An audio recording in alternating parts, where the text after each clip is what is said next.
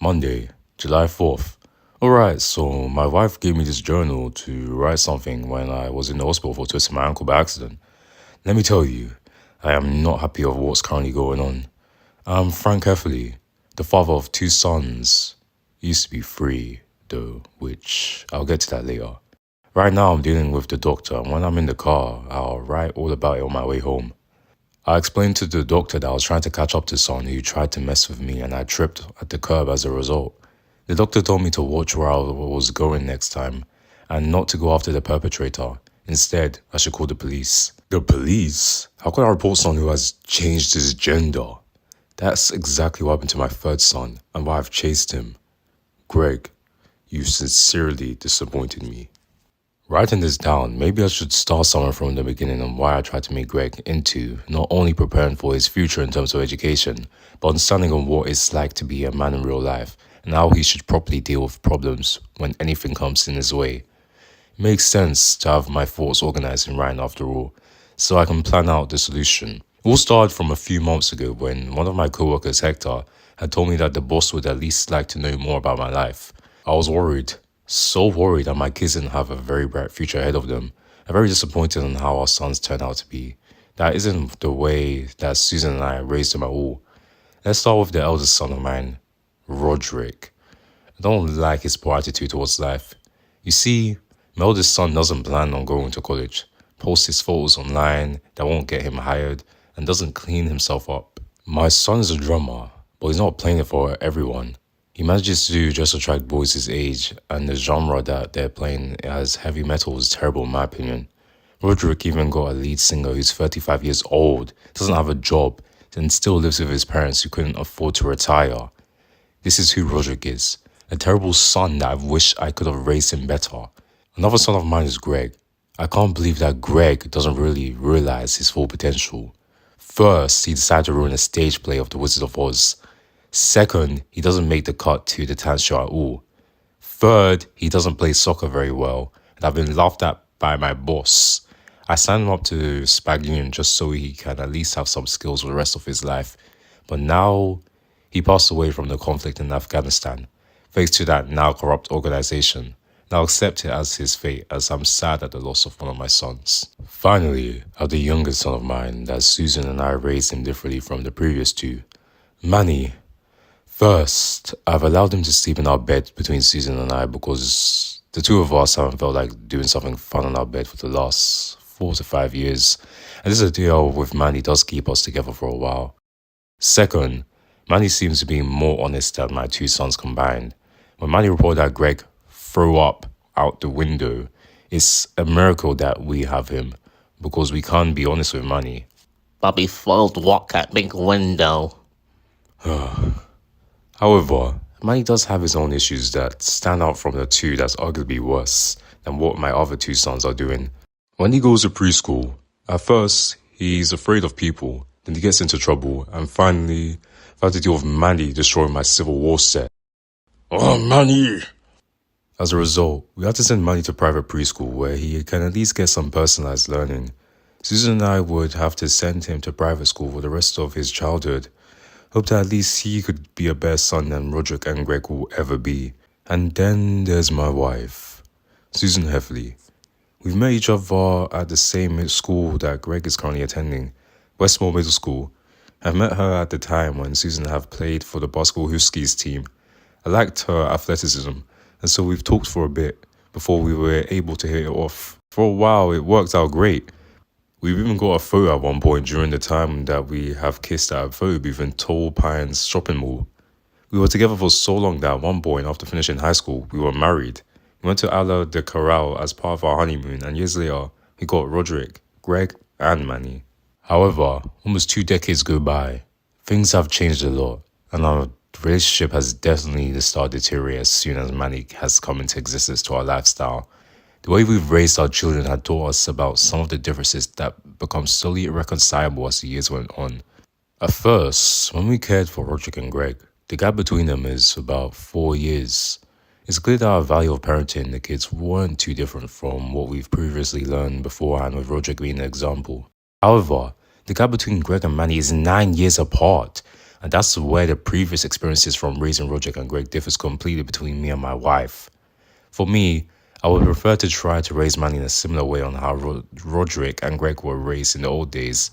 The difference here is that I avoid giving harsh punishments to Manny like my previous boys have earned, and in exchange, I'd hoped that Manny would really do good at school thanks to parental guides that I've read with my wife for many years now. My wife, on the other hand, had a very different interpretation from all the parenting guides that we read together. Back then, it was simple. I remember that my wife pulled Rodrick's pacifier out of his mouth when he got older and put it in Greg's mouth. It was a good idea at the time since we didn't have enough money to get newer materials back then. Nowadays, Manny has to have his own pacifier, thanks to the fact that sharing or reusing material from a previous child could harm development. Bet that's what happened to Greg when he had to use Rodrick's material back then. He's always feeling quite inferior compared to Rodrick. And Manny. You know, what's even worse? My wife believed that Rodrick's girlfriend is actually Greg Heffley being transformed into a girl. I bet that it has something to do with her friend named Annette back in the day. Oh, it's probably like the female version of Albert Stanley in their day. I don't mean to be bashing at one of her friends, but my wife has recently gone to a salon where Annette has worked at. I avoid going in there out of concerns regarding her conspiracy theories being spread around. This is when I recently started to argue with my wife that the girl named Greta is not a son, because Annette probably makes her believe in something like that. But my wife claimed that the reason why Greta is actually our son is because she hangs out with Rowley more often than her supposed boyfriend, Rodrick, had called to the Hills family, remembering the fact that Greg has shown some interest in her. And the fact that Greta stole some of my wife's clothes out of the closet, thinking that she must have got used to wearing it, like the old days when we had Greg Heffley around back then, is when we really lived in a small apartment. I find this to be ludicrous coming out of my wife's mouth. Greta is not Greg, Susan. Are you out of your mind? Frank, come on. I've seen it and believe that Greta is really Greg. I argue against it, thinking that it's ridiculous that Greta is actually Greg.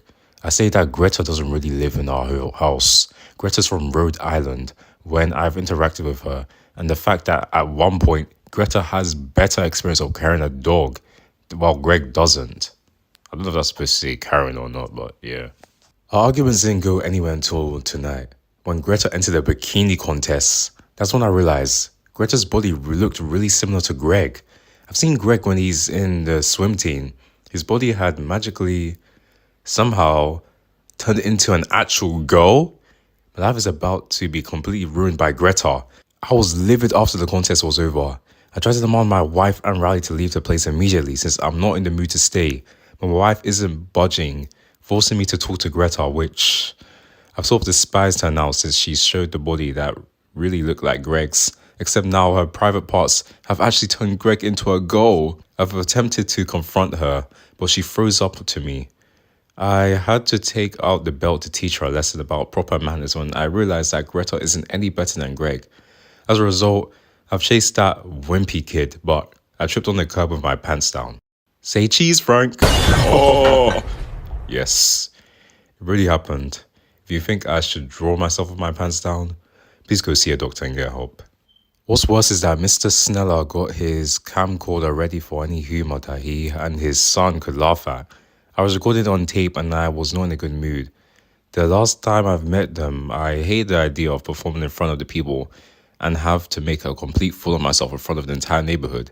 This is just so that the Snellers family could win up to $10,000 grand prize for America's Funniest Families at the cost of my reputation in the neighborhood going down the drain thanks to them putting laxatives in the cake. I couldn't forgive them on what they've done to me. Speaking of pain, my ankle still hurts. I should probably rest up for tomorrow since the doctor had told me that as long as I wasn't doing anything else that's rough, I should be fine for at least a few days. Well, we've arrived home and I should stop writing this now since I need to take a good night's rest for tomorrow. Hope I could resolve my reputational issues not only in the neighborhood, but everywhere else in Playview soon. Tuesday, July 5th. I called in sick from work today out of concerns regarding my ankle. My wife suggested that I should stay home, following my doctor's orders of not doing anything that's rough. The place that I've worked at isn't as rough as my wife thought of. It's more of rushing to meet the deadlines, causing me to sometimes feel tired. I could have taken it easy over there if I need to today, but I did need to let my ankle heal from the fall from a minor but painful injury. Yes, I will be calling in sick today. I don't know when I'll return, but yeah, I see your boss. At breakfast, my wife and I were discussing about Rehoming Sweetie. I try my best to argue against it to my wife regarding my needs from Sweetie, while my wife tells me to rehome him out of concerns regarding our financial situation. Yes, my wife names the boy dog Sweetie. It's terrible, I know. It isn't an appropriate name for him at all, but my wife liked the idea as it's meant to humanize the dog. Frank, we must rehome Sweetie and stop worrying about Greta. I don't want to rehome Sweetie, and there are concerns about Greta that would hurt our reputation, Susan. Whatever my wife meant with the naming, Joe isn't going to approve it, since my younger brother has a dog as well. Anyway, the reason why my wife wanted to rehome Sweetie is because the dog turned out to be high maintenance. My wife didn't admit that when Sweetie wanted to play with her, she had to tolerate his behaviour to compensate losing family time while dealing with the loss of Greg Heffley, which I still accept the answer of what happened to Greg, by the way, if anyone asks. Get down, Sweetie! But since Greg turns out to be Greta, we should be able to rehome Sweetie. I didn't want that at all, so I countered my wife's decision by telling her that I'd rather have Sweetie at home than Greta, considering the fact that Greta's going to be more difficult to properly discipline her when things can go really wrong with her. It's more trouble than it's worth keeping Greta around than Sweetie, to the point that I told her that it should be Greta being rehomed to the psychiatry hospital and not Sweetie, since I love having him around the house without being concerned beyond taking care of. He's a good boy, he's a good boy. However, my wife was not having it. She told me that Sweetie doesn't really like me at certain points, citing the time that she saw my dog being wet, not comforting Sweetie when he got the shots, and being too harsh towards Sweetie when he used the bathroom on our floor instead of outside the house. Look, I'll admit that I didn't have the experience of taking care of a dog, but I'm learning from it. The next time that I take Sweetie out for a walk in the rain, I'll get a bigger umbrella. I'll try to hold and distract Sweetie while he's getting his shots. And for once, I should have realized that Sweetie isn't intentionally ruining my carpet as he uses a restroom. I should have properly taught him how to go outside instead of disciplining him. At least he's manageable, unlike Greta, which... her personality is insane beyond belief. Good grief. I didn't agree with the idea of rehoming Sweetie since Greta is not really Greg in my eyes anymore. I wish that Greg somehow would not have turned into a girl just to get out of Spag Union. My wife was so frustrated that before she heads out to work, my wife told me that if I don't rehome Sweetie by the end of the week, she would have to take Sweetie to the shelter without me and learn to love the way who Greta is as a person. My wife then angrily shut the door and drove away very quickly. Yeesh. I can't believe that she won't accept my argument regarding issues with Sweetie and Greta. She doesn't have to agree with me regarding that, but still. Stupid Frank, I'll show him. Would have appreciated it if my wife could understand at least where I'm coming from with this. I worry that if Greta would refuse to go back to being Greg, I'm going to have a difficult time dealing with her problems, since I wasn't expecting to have a daughter around which Greg was born as our second son, not a daughter in the beginning.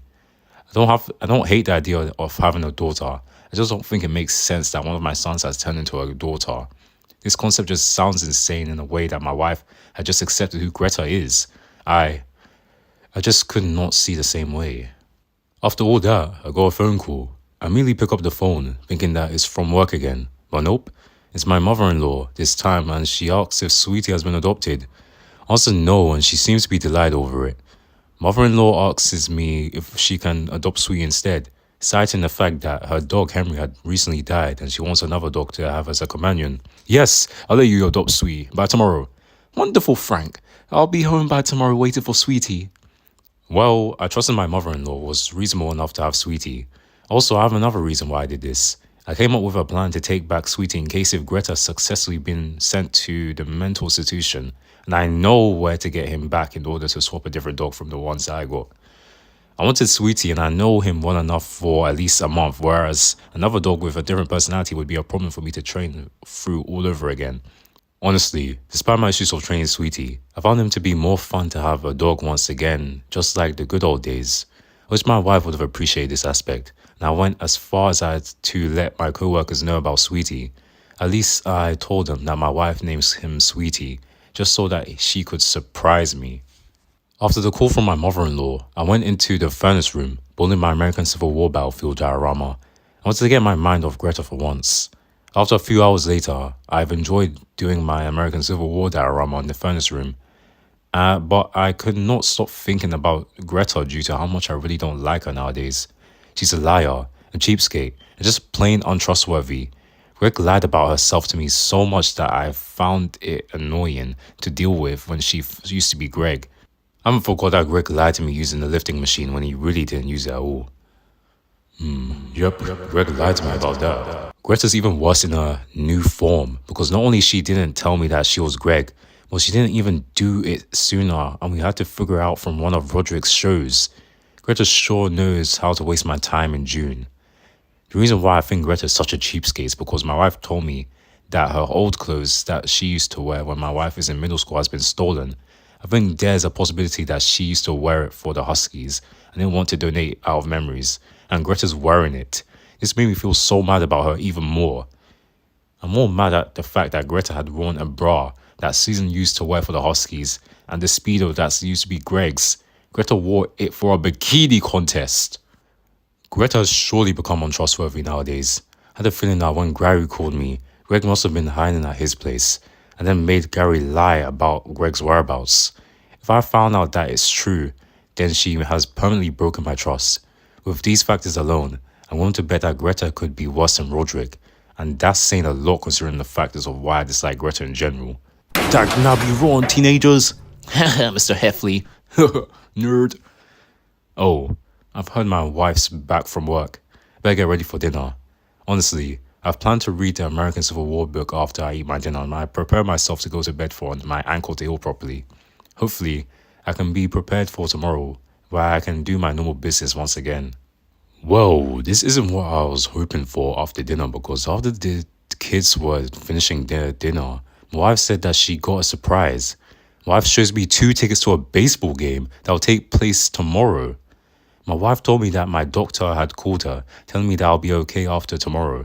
No, Wednesday, with the doctor's note that my wife got from the doctor's office after the doctor's recommendation. Tickets. I was initially excited to go to a baseball game with my wife until she revealed that this is for me and Greta. Oh boy. I wish I could go back to work tomorrow instead of dealing with that troubled teenager.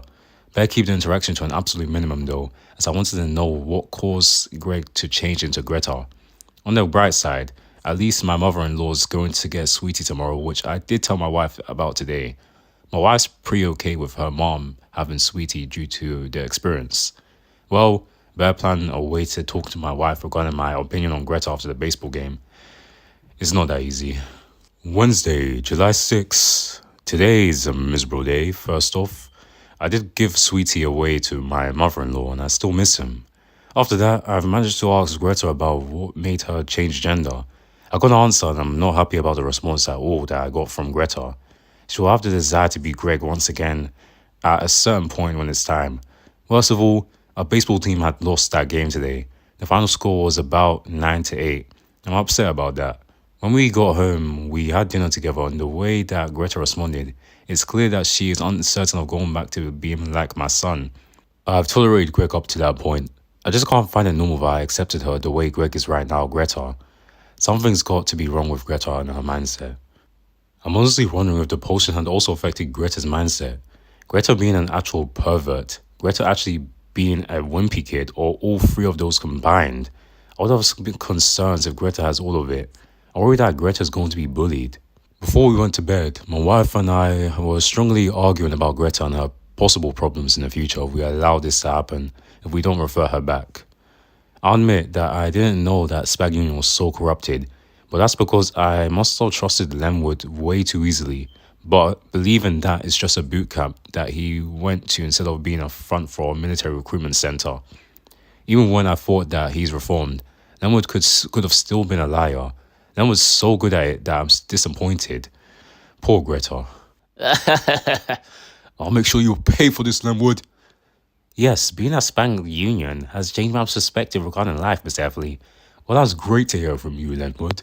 My wife agreed with that sentiment. However, I still proposed that Greta needed discipline to not only make her behave well at home, but do better at school and eventually return to a semblance of normalcy that we used to have back then, before I sent Greg to Spag Union. I regret not doing proper research. Whatever Spag Union was teaching Greg, it's not working over there. I should have asked the general if Lenwood Heath used to be there, because that would have given me some closure about him. I suggested that Greta should get a job at least only for this summer. Not only teach her about how to save money, but also learn about what it's like to have a job in life. Even an impression that life isn't all fun and games. Hoping that in the long run, Greta would want to be Greg once again. My wife disagreed, however, as we should be traveling around the States as a family in the summer, instead so that we could learn stuff in a way as a family that's fun in the form of bonding with each other. Susan, the idea of traveling to other places in the form of road trips is nothing more than just a suggestion from magazines. But Frank, traveling to other places as a family will be more fun to learn about than life, than just a job. Besides, the magazines have recommended these ideas, not just suggestions. Frank. I don't think that Greta deserved it. However, since she escaped from a place that's supposed to be disciplining her, to be fair, Spag Union is corrupted, but I wish that Greg didn't have to transform into a girl in my opinion, as it had opened a whole other can of worms. Greta told me that she drank some potions from the military that's supposed to turn her invisible, not into a girl. I honestly had no idea that Spag Union is that bad. I told my wife that Greta is dishonest with all of us throughout the entire month of June. Thus, she didn't deserve that kind of vacation thanks to the fact that she stayed with Gary for a month. My wife admits that while she doesn't appreciate being lied from Greg, the fact that he played a joke on Chirag where he's invisible causing her to believe that Greg is actually a closeted racist. As a result, this made my wife enforce even stricter rules about lying to us as a family. Believe me, this isn't the first time that Greg lied to us in general, and it doesn't end up being a good idea after all. It has consequences in the long run. When your child is being deceptive, the weeks leading up to Christmas can be a source of stress for a child and can harbor unforeseen temptations. My son Gregory found that, blah blah blah blah blah, by Susan Heffley. However, while my wife does agree that Greta lying to us is bad, Spag Union is even worse with all the facts considered. Susan defended Greg by saying that she lied to save herself from the possibility of fighting in actual combat that's in Afghanistan. I guess sometimes in life there are exceptions when it's okay to lie to others, but in general, I would have appreciated it if Greg was honest from the beginning, admitting an escape from Spag Union and not turn into a girl. This is the part I would have forgiven Greg. Honestly, I can understand where my wife's coming from. I then proposed to Susan that I'll send her to a different boot camp, and this time I have to carefully do research about it before I could send Greta there once again, just to avoid another incident like this. I want Greta to realize that she's Greg once again. Attention! As you were, gentlemen. Yeah, it's my fault for not doing a proper job to do a good amount of research when Lenwood supposedly went to Spag Union because I simply didn't want to delay the decision any further than needed in order to send Greg to Spag Union. It was a mistake that I've trusted Lenwood too easily. Seeing him having a buzzcut hairstyle and the fact that I thought that Spag Union would discourage him from lying once again, understanding the consequences of doing so as a result. I guess either Lenwood had learned to keep it cool, or he didn't go over to any of the boot camps at all, and just did it out of his own. Lenwood is worse than Greg. I don't want Greta to be like him. This time, my wife isn't really on my side, citing the fact that the negative effects that Greta got from Spag Union doesn't make her want to send her into a different boot camp once again. I then proposed to my wife that Greta should be counseling therapy. My wife questioned the needs for counseling therapy for Greta. I replied that Greg hasn't done well at school the last time my wife showed the report card to me. Does badly at after-school activities like soccer, and the fact that Greta's starting to become untrustworthy on her own. So, Greg got grades of 4 C's, 2 B's, and the only A grade he got is in advisory. This isn't looking good, Frank. Greg should go to Spag's Union. My wife did think that Greg doesn't do so well at school and have problems with after-school activities, but wasn't sure if Greta needed some sort of counseling therapy so much as possibly making her stay after school for tutoring in general. Honestly, I'm not sure if we should make Greta stay for an after-school tutoring. I mean, I can understand the benefits of being smarter in general, and it would be a good idea. I didn't agree with the idea of tutoring. I went to tutoring classes before, and it didn't help me become a popular kid back then. The alternatives of that is, of course, soccer and or Boy Scouts. As much as I thought that she will at least finally understand on where I've been coming from, my wife didn't think that Greta is that untrustworthy. My wife then accused me of wanting to send Greta to psychiatry because she's turning herself into a girl, and I wanted to revert her back to Greg. I proudly replied with a strong yes. Oh my goodness, it was one of the most furious arguments that we've ever had for this marriage. Frank, I didn't marry a man who's anti-gay. I don't want you to be mean towards Greta just because she transformed into a different person. If you can't handle the change, then you are not qualified to be a dad. Tolerate Greta or forget about the marriage, Frank. But Susan, I didn't think it's a serious problem when I proposed this idea. I believe that Greta has some sort of undiagnosed mental illness that we've never encountered before. It must be all the issues that Greg had faced up to this point. Frank, it's not an issue that Greg turned into Greta. It's not an issue to me at all. Find some remaining semblance of tolerance, Frank, and accept who Greta is. For the last time, stop forcing Greta to be a person who doesn't want to be anymore. Fine. I'll tolerate Greta's home, Susan. But I definitely have issues going out to the public with her because I'm worried about how she'll be treated out there. Go sleep on the couch, Frank, and get out of my room, now! Okay, Manny, he's crying. It's very sad. And I got kicked out from my room, or our bedroom.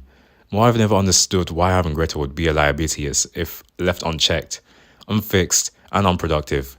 I'm saddened that my wife had thought that Greta is really Greg and is okay with that all this time. To me, this is my breaking point of our marriage. I had enough of this nonsense. Wait a minute.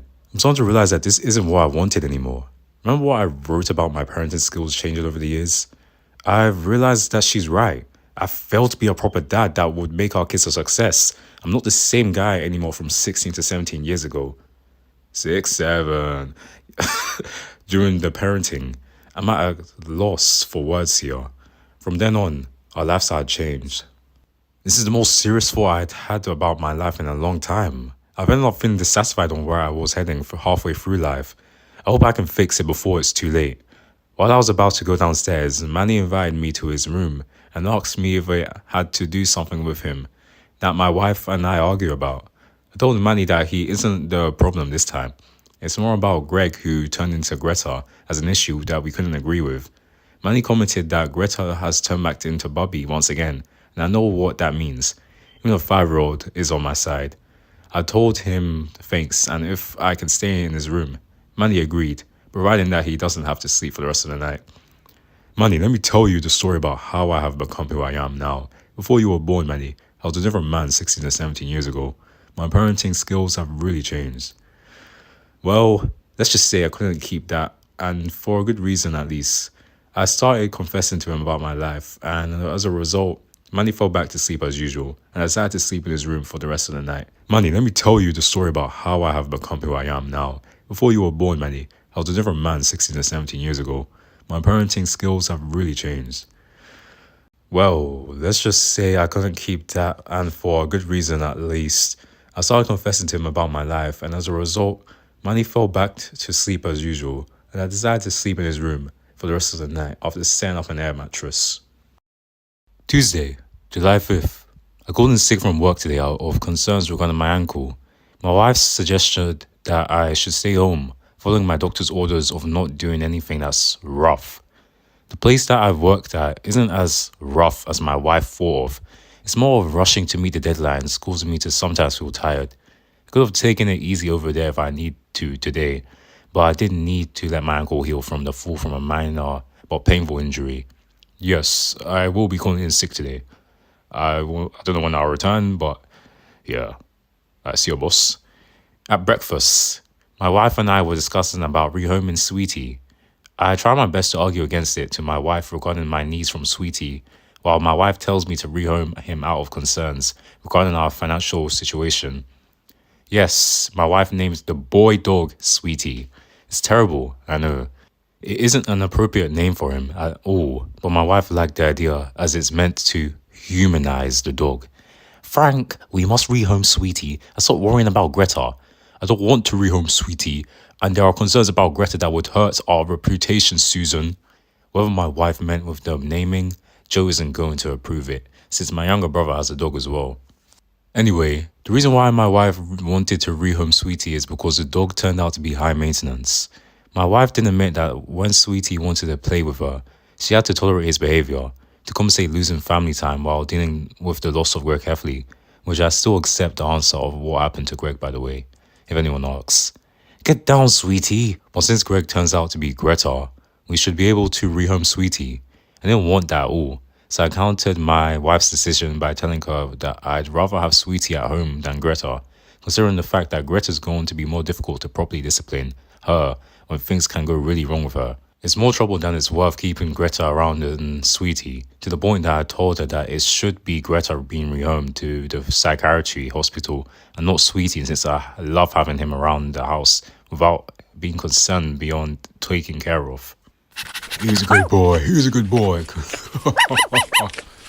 However, my wife was not having it. She told me that Sweetie doesn't really like me at certain points, citing the time that she saw my dog being wet, not comforting Sweetie when he got the shots, and being too harsh towards Sweetie when he used the bathroom on our floor instead of outside the house. Look, I'll admit that I didn't have the experience of taking care of a dog, but I'm learning from it. The next time that I take Sweetie out for a walk in the rain, I'll get a bigger umbrella. I'll try to hold and distract Sweetie while he's getting his shots. And for once, I should have realised that Sweetie isn't intentionally ruining my carpet as he uses a restroom. I should have properly taught him how to go outside instead of disciplining him. At least he's manageable, unlike Greta, which... her personality is insane beyond belief. Good grief. I didn't agree with the idea of rehoming Sweetie since Greta is not really Greg in my eyes anymore. I wish that Greg somehow would not have turned into a girl just to get out of Spag Union. My wife was so frustrated that before she heads out to work, my wife told me that if I don't rehome Sweetie by the end of the week, she would have to take Sweetie to the shelter without me and learn to love the way who Greta is as a person. My wife then angrily shut the door and drove away very quickly. Yeesh. I can't believe that she won't accept my argument regarding issues with Sweetie and Greta. She doesn't have to agree with me regarding that, but still. Stupid Frank, I'll show him. Would have appreciated if my wife could understand at least where I'm coming from with this. I worry that if Greta would refuse to go back to being Greg, I'm going to have a difficult time dealing with her problems, since I wasn't expecting to have a daughter around which Greg was born as our second son, not a daughter in the beginning. I don't hate the idea of having a daughter. I just don't think it makes sense that one of my sons has turned into a daughter. This concept just sounds insane in a way that my wife had just accepted who Greta is. I just could not see the same way. After all that, I got a phone call. I immediately pick up the phone, thinking that it's from work again. But nope, it's my mother-in-law this time, and she asks if Sweetie has been adopted. I answer no, and she seems to be delighted over it. Mother-in-law asks me if she can adopt Sweetie instead, citing the fact that her dog Henry had recently died and she wants another dog to have as a companion. Yes, I'll let you adopt Sweetie by tomorrow. Wonderful, Frank. I'll be home by tomorrow waiting for Sweetie. Well, I trusted my mother-in-law was reasonable enough to have Sweetie. Also, I have another reason why I did this. I came up with a plan to take back Sweetie in case if Greta successfully been sent to the mental institution, and I know where to get him back in order to swap a different dog from the ones that I got. I wanted Sweetie and I know him well enough for at least a month, whereas another dog with a different personality would be a problem for me to train through all over again. Honestly, despite my issues of training Sweetie, I found him to be more fun to have a dog once again, just like the good old days. I wish my wife would have appreciated this aspect, and I went as far as I had to let my co-workers know about Sweetie.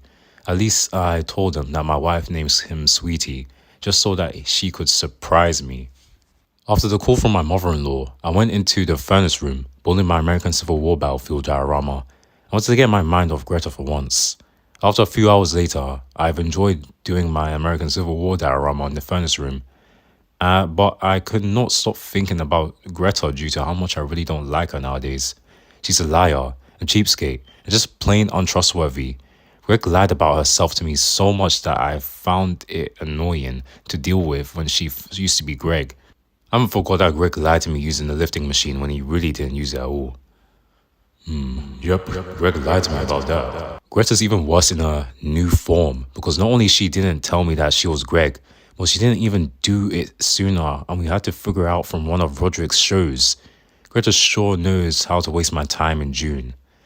The reason why I think Greta is such a cheapskate is because my wife told me that her old clothes that she used to wear when my wife is in middle school has been stolen, I think there's a possibility that she used to wear it for the Huskies and didn't want to donate out of memories, and Greta's wearing it. This made me feel so mad about her even more. I'm more mad at the fact that Greta had worn a bra that Susan used to wear for the Huskies and the Speedo that used to be Greg's. Greta wore it for a bikini contest. Greta has surely become untrustworthy nowadays. I had a feeling that when Gary called me, Greg must have been hiding at his place and then made Gary lie about Greg's whereabouts. If I found out that it's true, then she has permanently broken my trust. With these factors alone, I'm willing to bet that Greta could be worse than Rodrick, and that's saying a lot considering the factors of why I dislike Greta in general. Dag nabby wrong, teenagers! Mr. Heffley. Nerd. Oh, I've heard my wife's back from work. Better get ready for dinner. Honestly, I've planned to read the American Civil War book after I eat my dinner and I prepare myself to go to bed for my ankle to heal properly. Hopefully, I can be prepared for tomorrow, where I can do my normal business once again. Well, this isn't what I was hoping for after dinner, because after the kids were finishing their dinner, my wife said that she got a surprise. My wife shows me 2 tickets to a baseball game that will take place tomorrow. My wife told me that my doctor had called her, telling me that I'll be okay after tomorrow, not Wednesday, with the doctor's note that my wife got from the doctor's office after the doctor's recommendation. Tickets. I was initially excited to go to a baseball game with my wife until she revealed that this is for me and Greta. Oh boy. I wish I could go back to work tomorrow instead of dealing with that troubled teenager. Better keep the interaction to an absolute minimum though, as I wanted to know what caused Greg to change into Greta. On the bright side, at least my mother-in-law's going to get Sweetie tomorrow, which I did tell my wife about today. My wife's pretty okay with her mom having Sweetie due to the experience. Well, better plan a way to talk to my wife regarding my opinion on Greta after the baseball game. It's not that easy. Wednesday, July 6th. Today is a miserable day, first off. I did give Sweetie away to my mother-in-law and I still miss him. After that, I've managed to ask Greta about what made her change gender. I got an answer and I'm not happy about the response at all that I got from Greta. She will have the desire to be Greg once again at a certain point when it's time. Worst of all, our baseball team had lost that game today.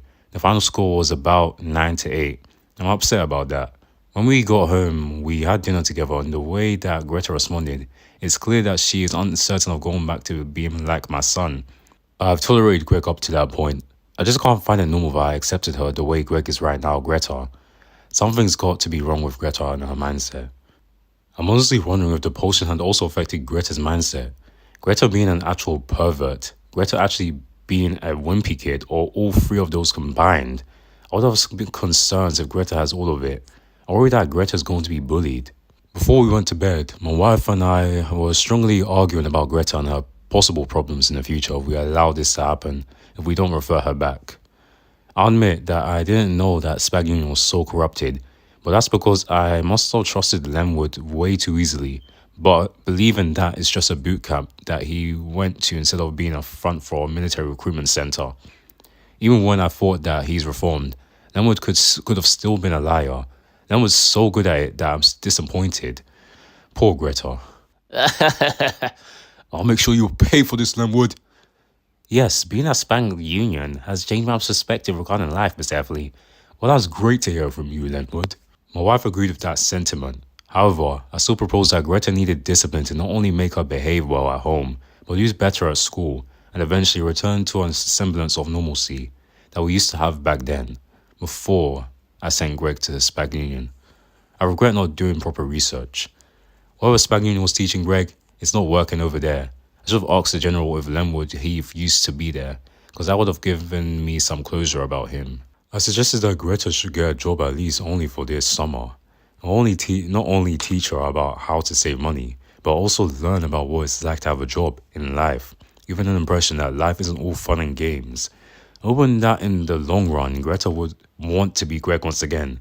My wife disagreed, however, as we should be traveling around the States as a family in the summer, instead so that we could learn stuff in a way as a family that's fun in the form of bonding with each other. Susan, the idea of traveling to other places in the form of road trips is nothing more than just a suggestion from magazines. But Frank, traveling to other places as a family will be more fun to learn about than life. than just a job. Besides, the magazines have recommended these ideas, not just suggestions. Frank. I don't think that Greta deserved it. However, since she escaped from a place that's supposed to be disciplining her, to be fair, Spag Union is corrupted, but I wish that Greg didn't have to transform into a girl in my opinion, as it had opened a whole other can of worms. Greta told me that she drank some potions from the military that's supposed to turn her invisible, not into a girl. I honestly had no idea that Spag Union is that bad. I told my wife that Greta is dishonest with all of us throughout the entire month of June. Thus, she didn't deserve that kind of vacation thanks to the fact that she stayed with Gary for a month.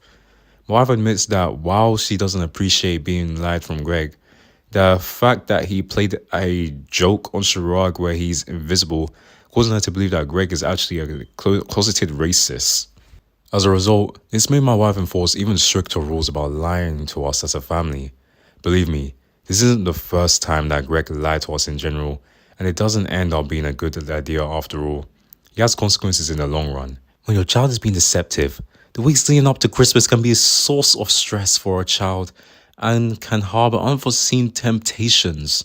My son Gregory found that, blah blah blah blah blah, by Susan Heffley. However, while my wife does agree that Greta lying to us is bad, Spag Union is even worse with all the facts considered. Susan defended Greg by saying that she lied to save herself from the possibility of fighting in actual combat that's in Afghanistan.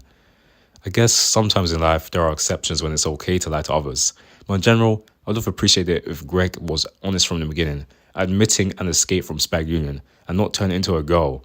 This is the part I would have forgiven Greg. Honestly, I can understand where my wife's coming from. I then proposed to Susan that I'll send her to a different boot camp, and this time, I have to carefully do research about it before I could send Greta there once again, just to avoid another incident like this.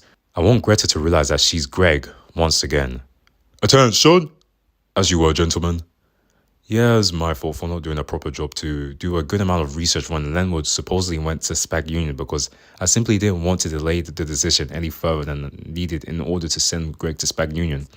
It was a mistake that I've trusted Lenwood too easily. Seeing him having a buzzcut hairstyle and the fact that I thought that Spag Union would discourage him from lying once again, understanding the consequences of doing so as a result. I guess either Lenwood had learned to keep it cool, or he didn't go over to any of the boot camps at all, and just did it out of his own. Lenwood is worse than Greg. I don't want Greta to be like him. This time, my wife isn't really on my side, citing the fact that the negative effects that Greta got from Spag Union doesn't make her want to send her into a different boot camp once again. I then proposed to my wife that Greta should be counseling therapy. My wife questioned the needs for counseling therapy for Greta. I replied that Greg hasn't done well at school the last time my wife showed the report card to me. Does badly at after-school activities like soccer, and the fact that Greta is starting to become untrustworthy on her own. So, Greg got grades of 4 C's, 2 B's, and the only A grade he got is in advisory. This isn't looking good, Frank. Greg should go to Spag's Union. My wife did think that Greg doesn't do so well at school and have problems with after-school activities, but wasn't sure if Greta needed some sort of counseling therapy so much as possibly making her stay after school for tutoring in general. Honestly, I'm not sure if we should make Greta stay for an after-school tutoring. I mean, I can understand the benefits of being smarter in general, and it would be a good idea.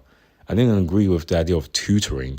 I went to tutoring classes before, and it didn't help me become a popular kid back then. The alternatives of that is, of course, soccer and or Boy Scouts. As much as I thought that she will at least finally understand on where I've been coming from, my wife didn't think that Greta is that untrustworthy. My wife then accused me of wanting to send Greta to psychiatry because she's turning herself into a girl, and I wanted to revert her back to Greg. I proudly replied with a strong yes. Oh my goodness, it was one of the most furious arguments that we've ever had for this marriage.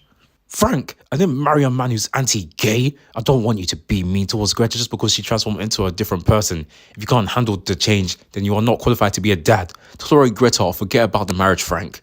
But Susan, I didn't think it's a serious problem when I proposed this idea. I believe that Greta has some sort of undiagnosed mental illness that we've never encountered before. It must be all the issues that Greg had faced up to this point. Frank, it's not an issue that Greg turned into Greta. It's not an issue to me at all.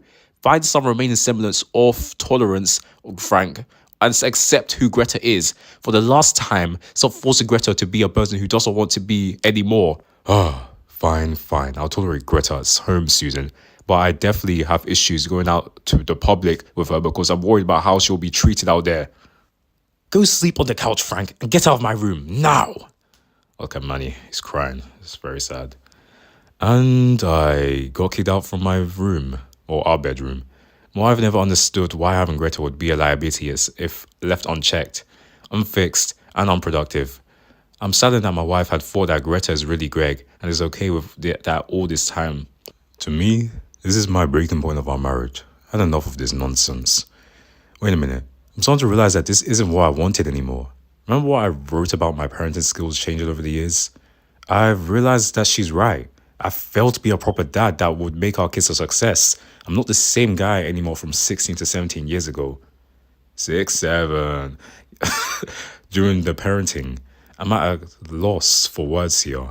From then on, our lifestyle changed. This is the most serious thought I'd had about my life in a long time. I've ended up feeling dissatisfied on where I was heading for halfway through life.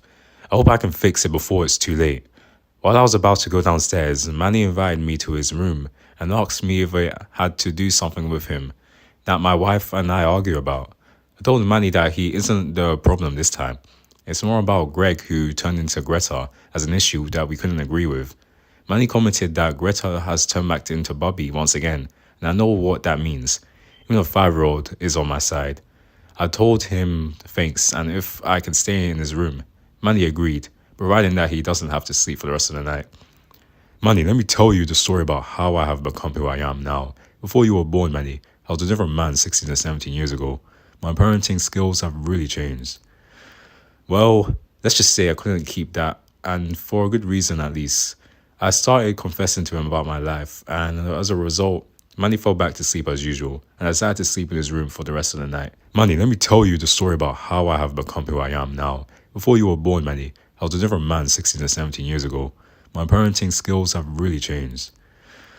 Well, let's just say I couldn't keep that, and for a good reason at least. I started confessing to him about my life, and as a result, Manny fell back to sleep as usual, and I decided to sleep in his room for the rest of the night after setting up an air mattress. After I went grocery shopping, I went home and waited until midnight when everyone's 100% asleep. To keep myself awake, not only have I bought eggs and toilet paper rolls, but also an alarm clock. No, I also set that one up to wake everyone up. The wind-up clock is ticking under the bed, and it made me feel like I'm sleeping on top of a bomb that was about to go off, causing me to feel stressed out.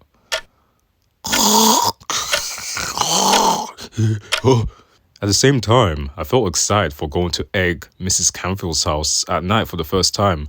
It made me feel quite powerful to show the kind of anger that I cannot really show to people by normal means. I do have anger management issues, and let's just say that family issues are sometimes the root cause of it. You know what? I mean, before when I'm talking about my brother Gary, right? I know it's a lot.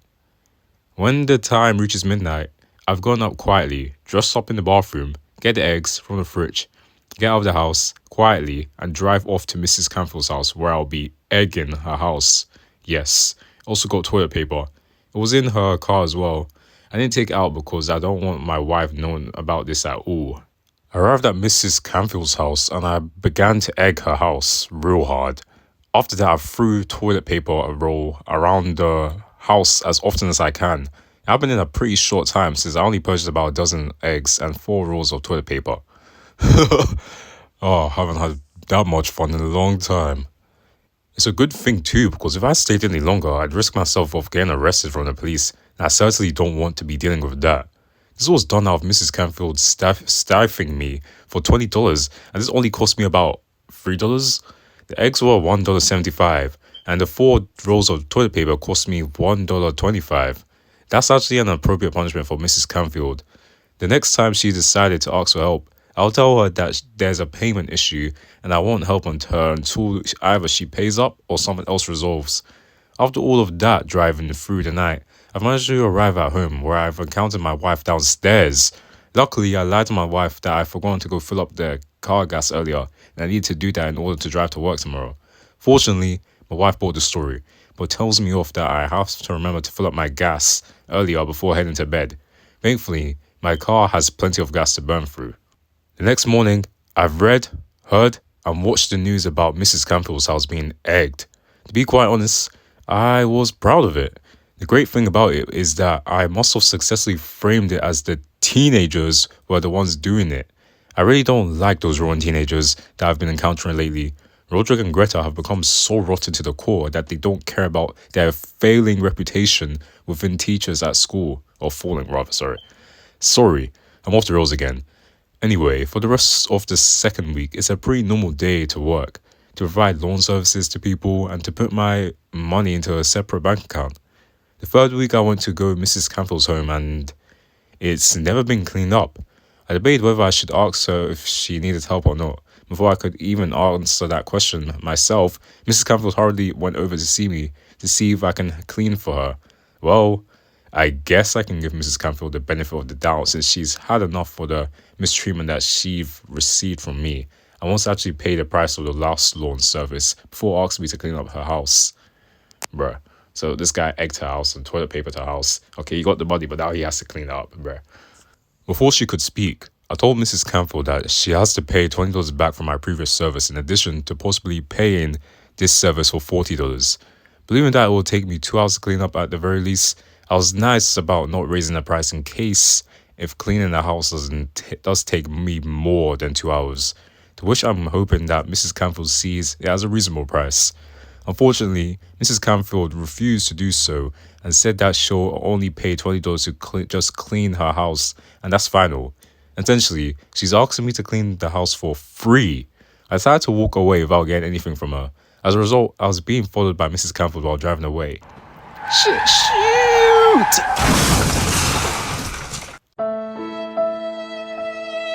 I've managed to lose her, and that's the last time I'll talk to Mrs. Canfield. I'll let people know about her, providing that they could spread her reputation as negative overall. The rest of my third week is just fine.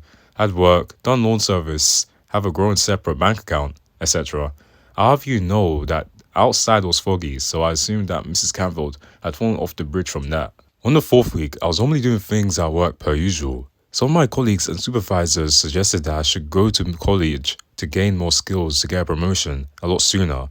My customers also encouraged me to go to college. The truth of that matter is, I see it as a double-edged sword when making certain kinds of decisions that could affect my life. On one hand, colleges are expensive. I've already been there to get my degree, and it was expensive. To be quite honest, I'm partially reluctant to get a higher degree than before. But if I want to either get a promotion from a higher degree or a new skill set in general, then going to college would be worth every cent of the way. Maybe I should go check out the college first. Right now. This afternoon, I was able to go to Adams Community College. Out of all the reasons of doing so, I wasn't actually sure if I wanted to pursue a long-term education just to enhance a part of my career pay. I'm certainly not going to Harvard University anytime soon. I'm also not sure if my degree from the University of Massachusetts in Boston is relevant for my career anymore. I hope my plan works. When I arrived at Adams Community College, I thought I'll have serious business, lest I got kicked out for trespassing. When I saw a young, blonde woman in my way, I was excited to see her. For the very first time, I have a crush on someone other than Susan. I then started to have fantasies about her. Bro, what the flip? Frank, this guy's like pushing 50 and this girl's probably like 18, 19, or potentially 20, 21. Like, jeez Louise. Hey there, sweetheart. Oh my goodness, hi. Dang, I didn't even realize that I wanted to start a relationship until just today. When I went to college to see if enrolling is worth it, with that woman alone, if our relationship had become successful, then I would end up enrolling in college to be with her. I can only dream of how far I can go with this idea of a relationship with her. I don't like referring to Susan as my wife anymore. Our relationship has gone down the drain due to irreconcilable differences regarding parenting.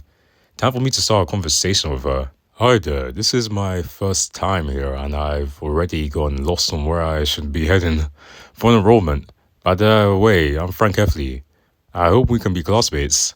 Okay, I'm Heather Hills, and I'm glad you showed the way to do an enrollment here at Adams Community College. I would like it if we had different ways of being in different classes though. Damn, bro. All of the men in the Heffley family have gone for the Hills sisters.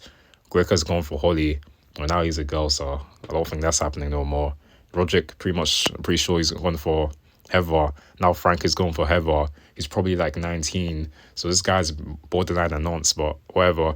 After I introduced myself to Heather, I asked her what kind of class is she enrolling in. According to Heather, she's enrolling medical studies to be a doctor to help people in addition to having math, social studies, science, and language arts. Heather asked the same thing to me, and I replied to her that I'm enrolling classes in order to further my career for my current job that I'm having as an office assistant for medical information systems.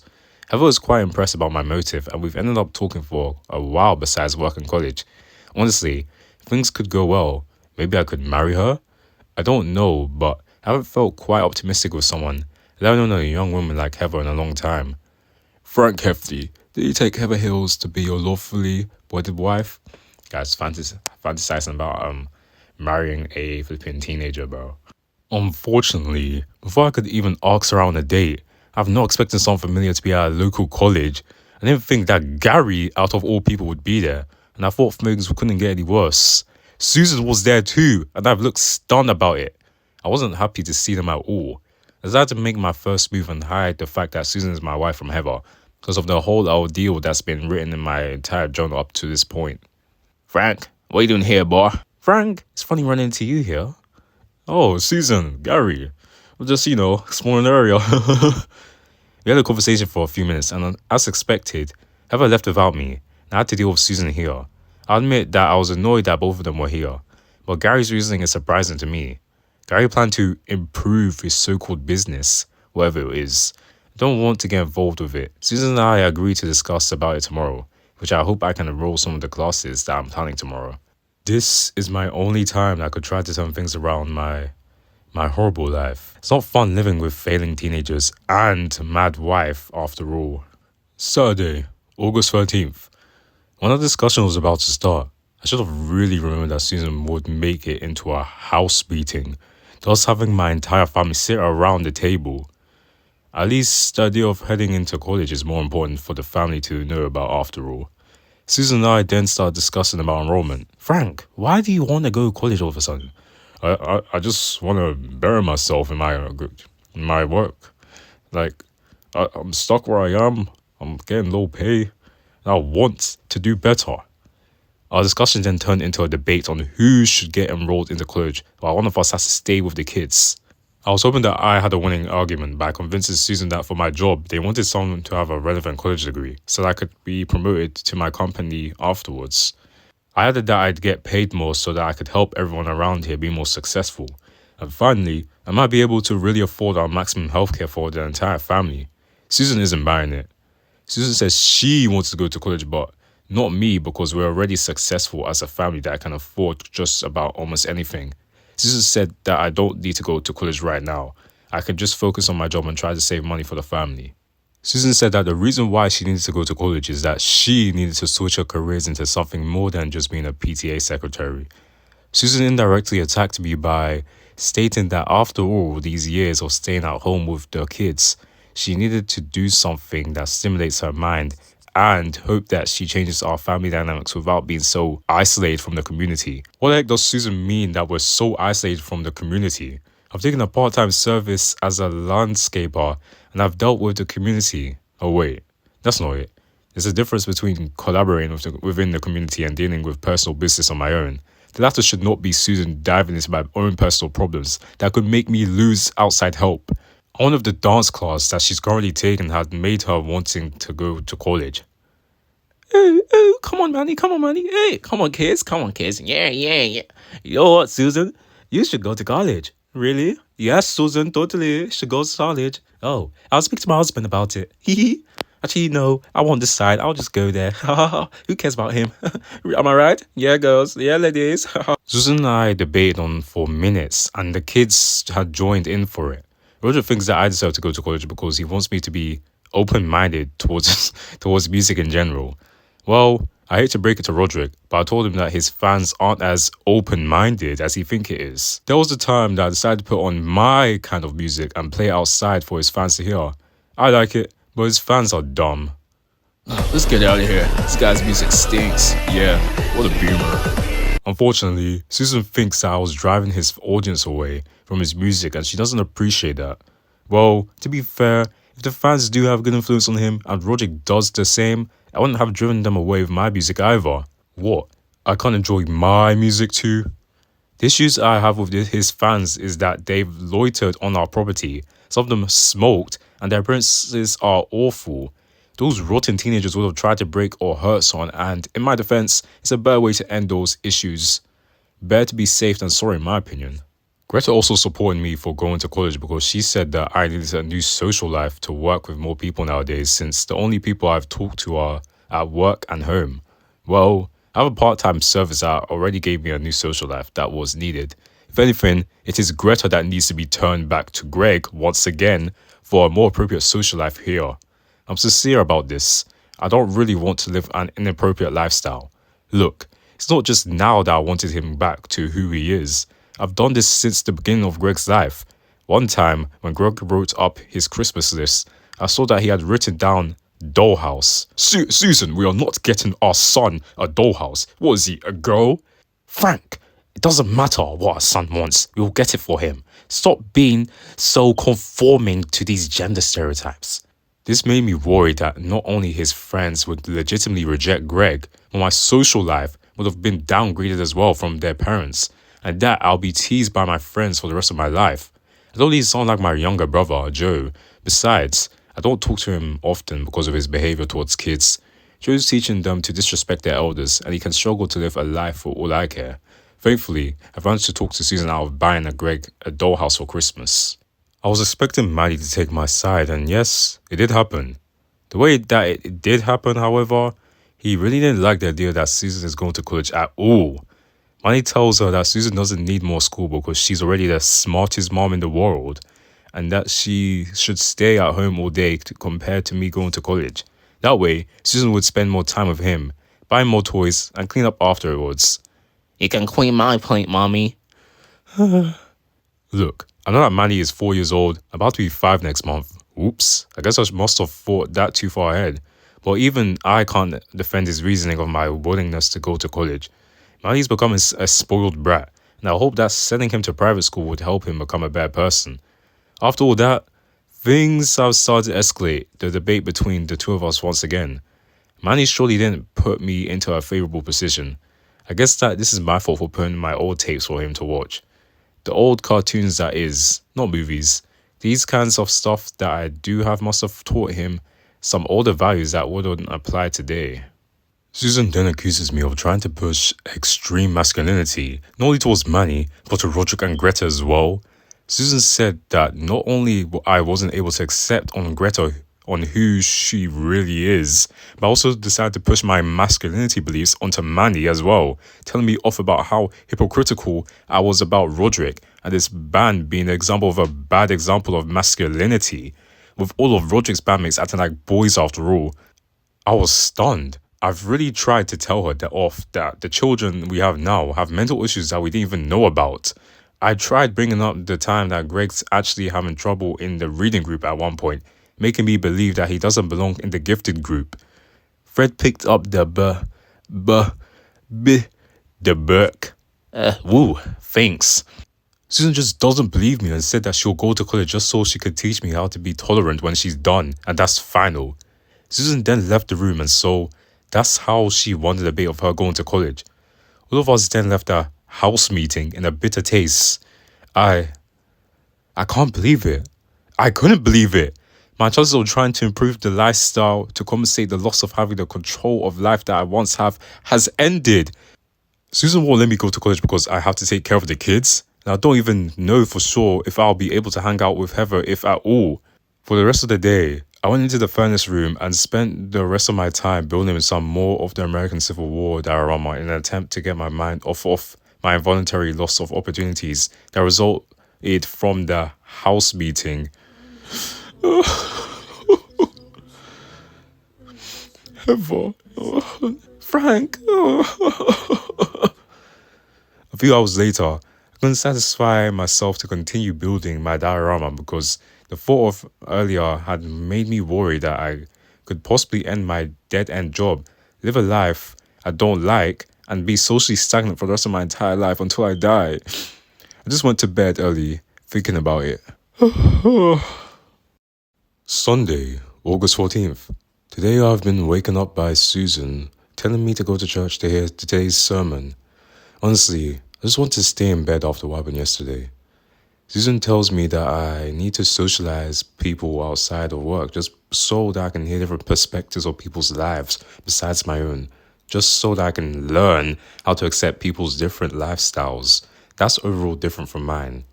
I've done that with my part-time landscaping service already. Honestly, the last time I went to church that left me embarrassed is when my boss was there for Easter holiday. I have problems on how he sees me and my family. Happy Easter, Heffleys! It becomes clear that when my family started to have problematic behaviors, I do remember the part where he gave me and my family a thumbs up, thinking that I approve of their behavior when in reality, I'm not approving their behavior at all. The punishment that Susan gave was ineffective, prompting me to be more strict. If anything, I wanted to just go to therapy with my family until I remembered that my church has the confessional booth. I did need to talk to someone about the problems that I'm having, my solutions that are failing, and I need support from someone who could help me bring Greg back to his senses. Oh well, I guess this is the right time to go to church after all. It's Sunday. I got prepared by getting dressed, eating breakfast, getting in the car, driving to church, and then I realized something. From what I've written earlier, I worried about being associated with Greta. It would show people that I'm not fit to be her father. The people in the church would think that my family was the one who lied about Greta's death from Afghanistan. Oh no, the conversation has brought up at the church. I need to plan this out fast before Susan could tell them about Greta. We've arrived at the church and I decided to hurry in to sit and listen to the sermons for today. The rest of my family had come in and as expected, people were talking about it. I've got to tell you that my brother Joe had come to the church. I guess it's time for me to write about my immediate family that I've grew up in under a different roof, with the church bringing us together most, if not all, of Sundays. Got Gary Heffley, Joe Heffley, and Frank Heffley, looking like a nerd. Back then, life was a little bit more simple. My family had been into learning about their religion every Sunday that we went to up until I put them in their retirement home and took care of my business. I have both of my parents at the time, and I got two younger brothers, Joe and Gary. They both became pathetic. Let me start with Joe. Joe and I only got along back then when we were kids. I remember the time that we used to play catch with each other for the sake of our entertainment. Sure, we had a TV, but our parents wouldn't let us watch it too much of it. We've also played kick, the can, and talking about what we've read from our books during the summer. If I hadn't sent Greg to Spag Union, neither Susan and I would have started reading his fun club. Greg's grades weren't doing that great in school after all. As we've grown older, our interest and my influence on Joe has started to diverge. Part of it has to do with his own character, which I understand as having different interests between ourselves would help us grow our tolerance towards each other later in our lives. And part of it has to do with the influences from things that we don't really agree upon on how we see in life. There's the influence of disco, which I'll admit, I like that genre while Joe doesn't. I don't know where Joe had listened to it at all. There were a variety of metal music and I've grown to hate while Joe loves to listen to it. Joe loves it so much that he promotes it to his kids and possibly promotes it to one of my oldest son, Rodrick. I need to say to my oldest son. Another reason that we've become distant is that during our teenage years, Joe likes to play some arcade video games. With Gary, my youngest brother of all, I tried to tell Joe that it's going to be a fad someday, which was true in 1983 when our company has lost its money by producing too many games. And finally, I think of the movies from the 1980s and later on wasn't as good as I think. While Joe and Gary loves those movies, the movies were just commercializing toys that Joe and Gary had brought, wasting their money on those toys when it should be going into buying more books that we used to learn from our schools for nostalgia. I value education and a successful life over anything else. Speaking of Gary, I already got along with him as a kid, and I don't talk much with him as an adult. I only remember getting along with him when he's a baby. I shared toys with him, told him bedtime stories, and took care of him in my teenage years. The truth is, I didn't intervene often in my young adult years, looking after him due to my parents being unavailable to him for one reason or another. I don't like Gary because of our strong differences regarding interests. Gary likes video games, movies, and toys in the late 80s, 90s. Gary's so immature. Ugh, grow up, Gary. Gary's acting like my two sons and Greta here, and that's a problem. The worst part about him is that he likes to spend money on those scratch tickets, hoping that he'll win enough money just so he doesn't have to worry about working in life. This makes him lazy, and I regret not enforcing my values onto him due to how busy I was trying to succeed high school and go to a prestigious college someday like Harvard, which I didn't end up getting approved for it.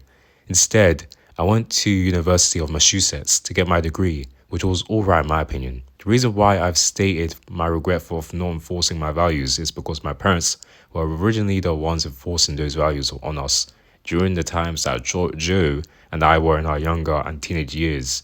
They weren't able to enforce it because my parents were getting older when Gary was born. My parents, however, have managed to install those values that we've got from the church, but it doesn't seem to affect Gary as much as we were used to back in those old days.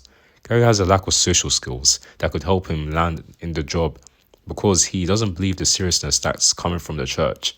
Last time I've heard from Gary, he seemed to be living with Gammy. Speaking of my parents, I remember that I have a mom and a dad. I never asked their names because my parents told me that it's pretty rude to divulge personal information from someone who doesn't want to or need to do so. They said that I didn't need to know out of not needing to use that info in life. Despite that, I did call them mom and dad. They were okay people based on how they've raised us. My dad likes to play board games, and one of the board games that we've played in my childhood is Gutbusters. I find that game to be quite funny back in the day. These jokes got humour. Putting economic policy before fiscal responsibility is like putting the cart before the horse. Well, these guys are talking about fiscal and monetary policy, some economic stuff. There are times that I find my dad to be insufferable, like the time that I've eaten the watercress salad that was made by him. It's just uncooked salad mixed with vinegar and green beans. Whenever my mom wasn't home from work to cook for us, we all had to eat it back in the day, or else we will end up starving ourselves from dinner before tomorrow comes up for breakfast. Speaking of my mom used to be a waitress at a fancy restaurant in Boston. Okay, she works part-time back in the day due to wanting to be a housewife, where she had taken care of not only me, but Joe and Gary as well.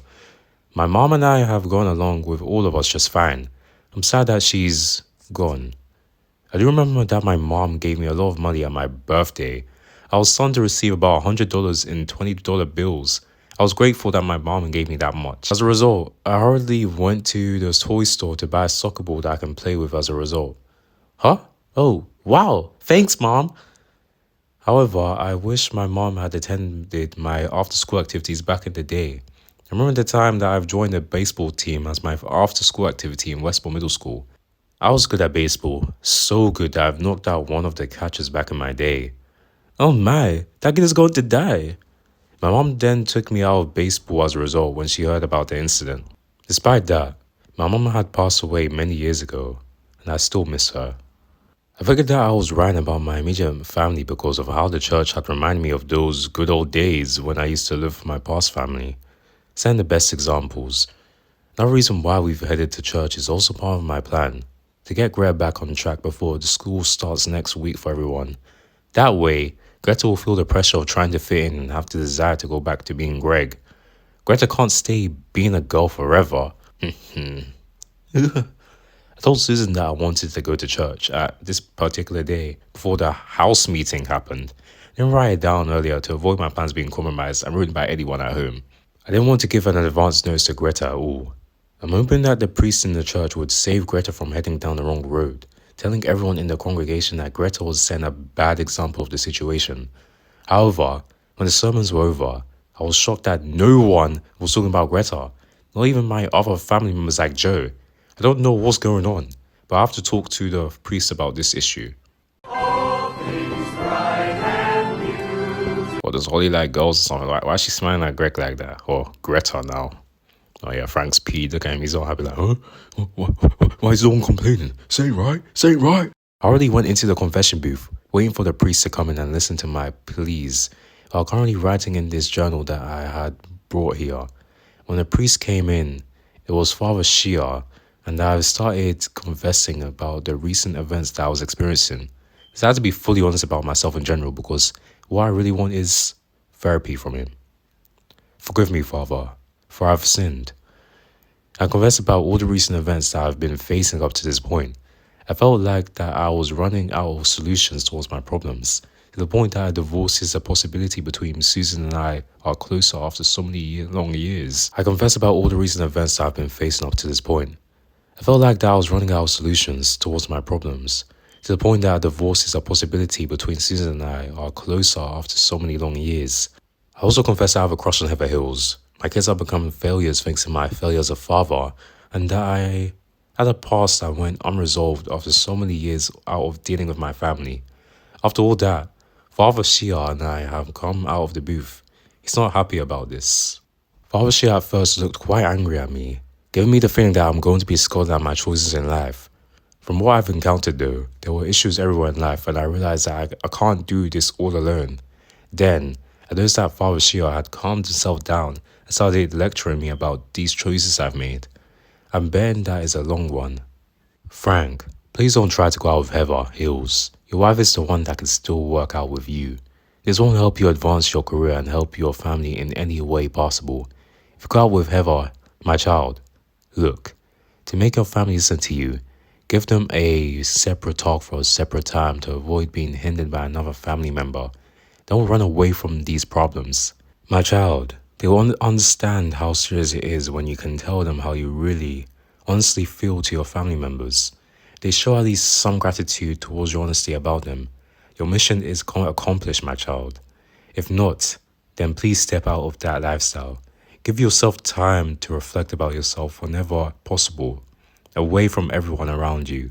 And this will, in turn, help you make better decisions on solving major future problems that give you stress. When it's possible to go home again, you will have a better solution to solve your problems to face your fears, my child. Dang, who'd have thought the best advice I've ever been given would be from Father Shia, or as I like to remember, a guy that was homeless a few decades ago, converted himself into the priest. After that lecture, I got out of the confession booth.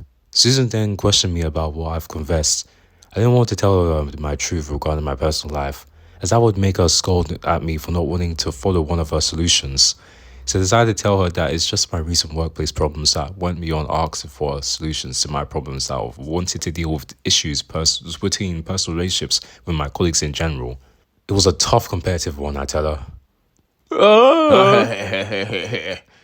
Susan accepts my answer, commenting that it must have been a great major reason on why I wasn't able to accept Greta. It's part of it, but it's not the whole truth that I'm planning to tell my family, face to face within their separate sessions. Susan then tells me that she's told everyone within the community of the church that Greta is Greg. Oh my goodness, this is why no one is talking about this madness. This is bullcrap. My plan on going to church just so that at the very least, Greta would want to be Greg again. I'm so sick and tired of Greta being a damn liar just because she escaped as Greta from Spag Union. Even worse, Susan tells me that she knew that I was going to influence the church by attempting to ask her for help from them to deal with Greta. I was stunned for a moment about that move. I was hoping that one of the priests would point out to Greta on how she's setting up a bad example to little girls. I sincerely just want Greta to go back to being Greg. Is that too much to ask?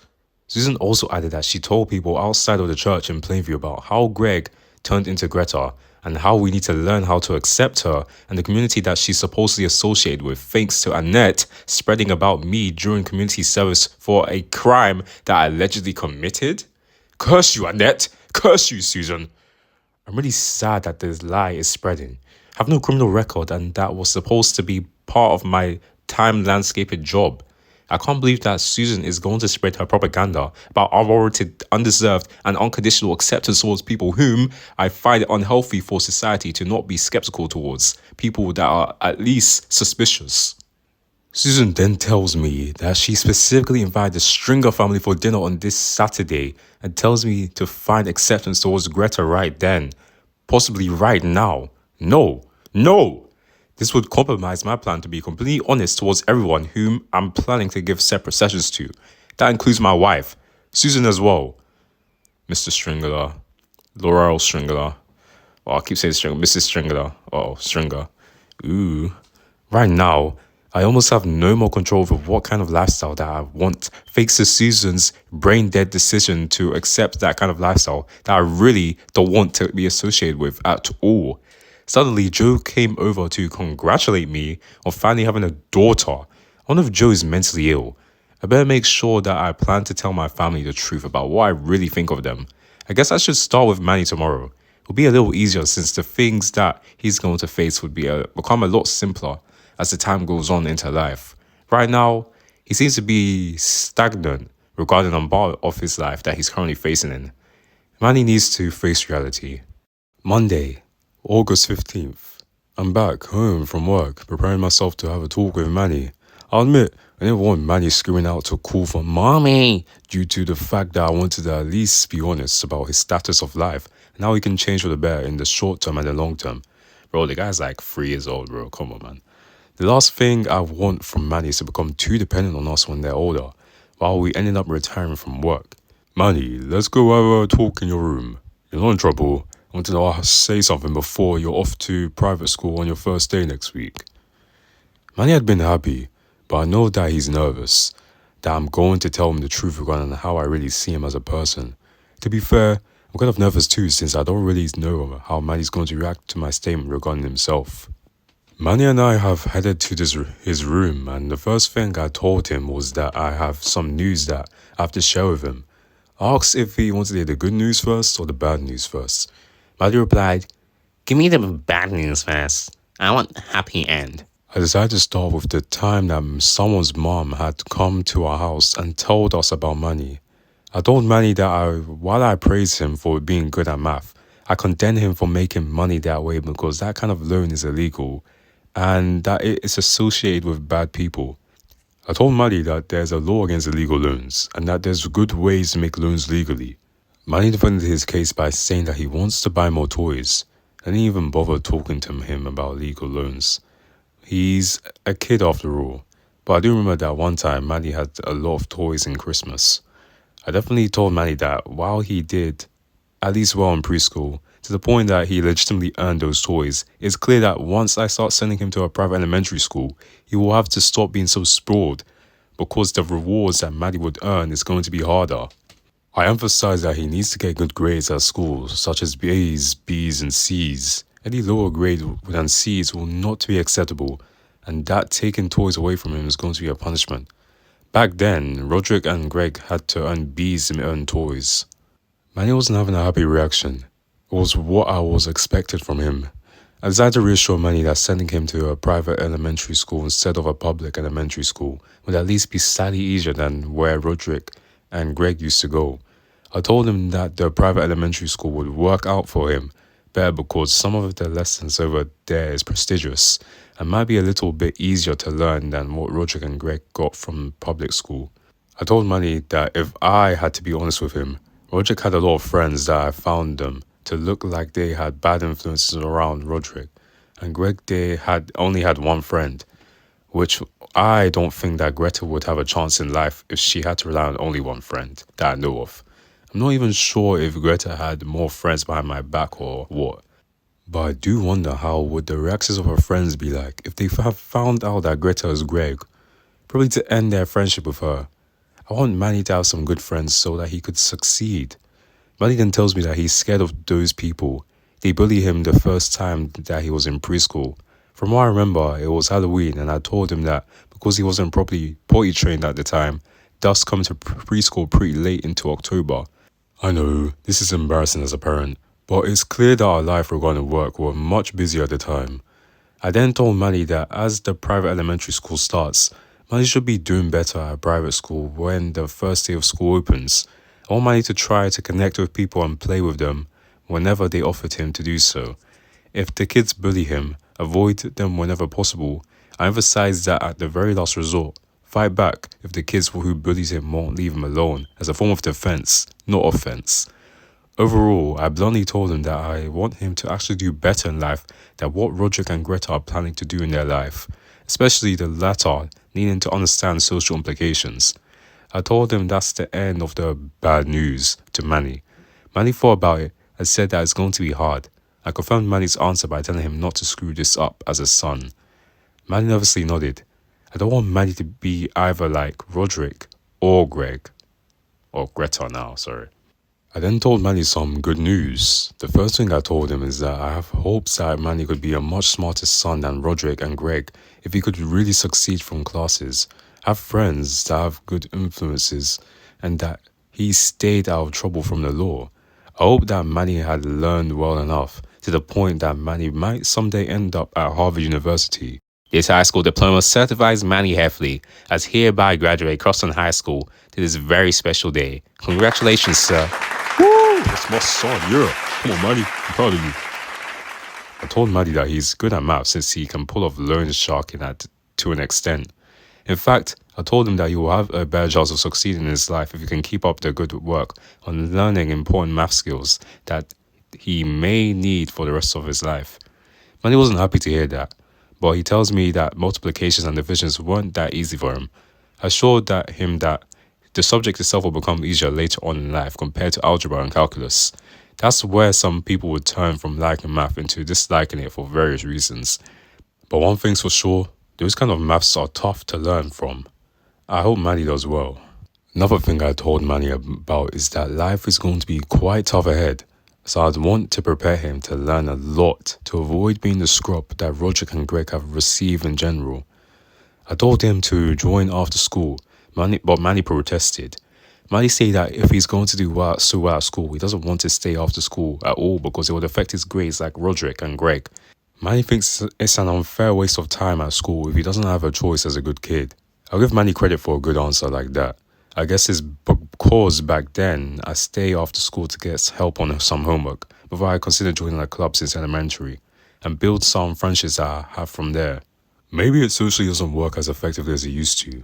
I told Manny that if he gets good grades like A's and B's, I won't force him to join any after school activities like I did with Rodrick and Greg. I've seriously screwed them up and I want to apologize to both when I get there. I've got to really discuss with him Susan over Manny regarding after school subjects. I hope it doesn't affect him badly. Manny then asks that if he's a good kid, can he stop going to church? I bluntly told him no.